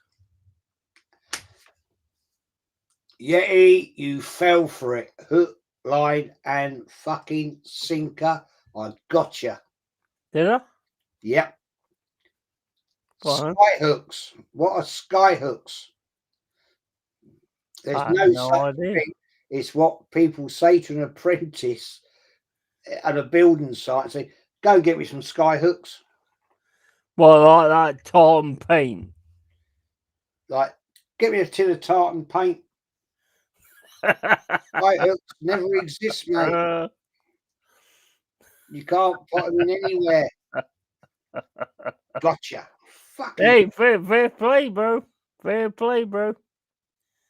Goes both ways. Fair play on that one. I've never heard of anything called Skyhawk, so I have to go on what I've got. I fell for it. Right. Well, I was an apprentice, right? I just learned to drive. Second year apprentice. The engineer I was working with, he was a fucking piss taker. Love him to death. Still see him now and again. And he said, go back to the depot, Jez, get me a long stand. I went, hey, yeah. And he said, go and get a long stand. I went, right, okay. So I went back to the depot, to the stores man, Colin. And I said, stood there and he said, yeah, what do you want? I said, I've come here for a long stand. John wants a long stand. He went, right, stand over there then. He said, stand over there. I went, right. I stood there. And he brought the shutters down. It was lunchtime. As it was in the day, the depot parts would close at lunchtime. And I went, wait, Colin, what about my long stand? and he opened the half door, right, like the old stable door thing, yeah. And he went, "I think you just had it, Jez." I went, "What? How long have you been standing there?" I said, "Well, got me 20 minutes." He said, "You just had your long stand." That's a really thick one, though, isn't it? Yeah, I fell for it. It's like in Sainsbury's when we had that guy, and we sent him down to the guys who's on the night staff with a trolley full of toilet rolls, and we said, like, these are out of date. These are out of date. So go and tell the guys down into in the overnight stand and tell them that these toilet rolls are out of date. And he went and fucking did it. He went and fucking did it. And the night guys were just absolute bastards. So he's like, fucking, these toilet rolls are out of date. Fucking mental, mate. That's that was all part of it, wasn't it? It was all part of the giggle. But I don't think he got me there, to be honest. I think that was a little bit of a weak one with what I did. Hmm? The one that I did with your avocado kind of thing. Yeah, you got me on that one, you fucker. But the one I did afterwards, that was a bit of a weak one. Yeah, but I fell for it, didn't I? No, but I'm talking about the Skyhawks. I have no idea about that kind of thing. Yeah, that's only a thing you'd never know if you're being in the building trade or whatever. Yeah. Yeah, but you turn around and said, "Oh yeah, I've got you back," and all that kind of stuff. No, you didn't, because at the end of the day, I don't know about those. I didn't get you back on it, not at all. I was just saying that's a giggle. No, not at all. You wouldn't know that one unless you were in the building trade or whatever. Yeah. Trade. No, I won't claim that at all. Nah. Not at all. Not at all. Nah, that one was a bit of a pussy one, to be honest. Yeah, absolutely. I agree with you. Anthony would know it. He's in the trade. I got a left-handed screwdriver. Yeah. There's loads of them, wasn't there? There's loads of them that you could sort of get people on. You know. Well, Anthony probably has got a left-handed screwdriver. I would imagine Anthony has got like a left-handed, right-handed screwdriver and an also fucking dildo up his fucking arse, to be honest. Right. Know what I know about him. I don't know about that, and I don't want to know. But even if he had a dildo, it wouldn't be straight. Just look at his Christmas tree. Anyway, mate, I'm going to bounce if you don't mind. Mm. Got a busy day today. No worries, bro. I'm going to call this down now anyway. So if you want to give away your channel. Yeah, Arsenal history and more. And I will see you probably, hopefully I'll see you on Monday night for a Christmas show, and we'll have a giggle, little chat, have a laugh, and all good things like that. But thanks as always, my friend, for having me over, making me look a complete tit. As you do, and love to you always, and yeah, I'll catch you soon, man. Yeah, man, 100%. And as always, guys, Anthony over says, "How the fuck do you know that Yeti can you see me?" Right, so keep it real, keep it Yeti, always. We're flying up, man. 312 subs. We're flying up. We're going there. Yeah, let's get So, to yeah. 500. Let's get to 500 bloody quick. Absolutely. Big up to everybody. Big up to all the dwellers. And yeah, one more thing. I got Jez again. There, he's over there. He's over there. There. He's over there. I got him again. Again. So yeah. Big up to everybody. Done me. Catch you all later. See you later, guys. Take care, boys.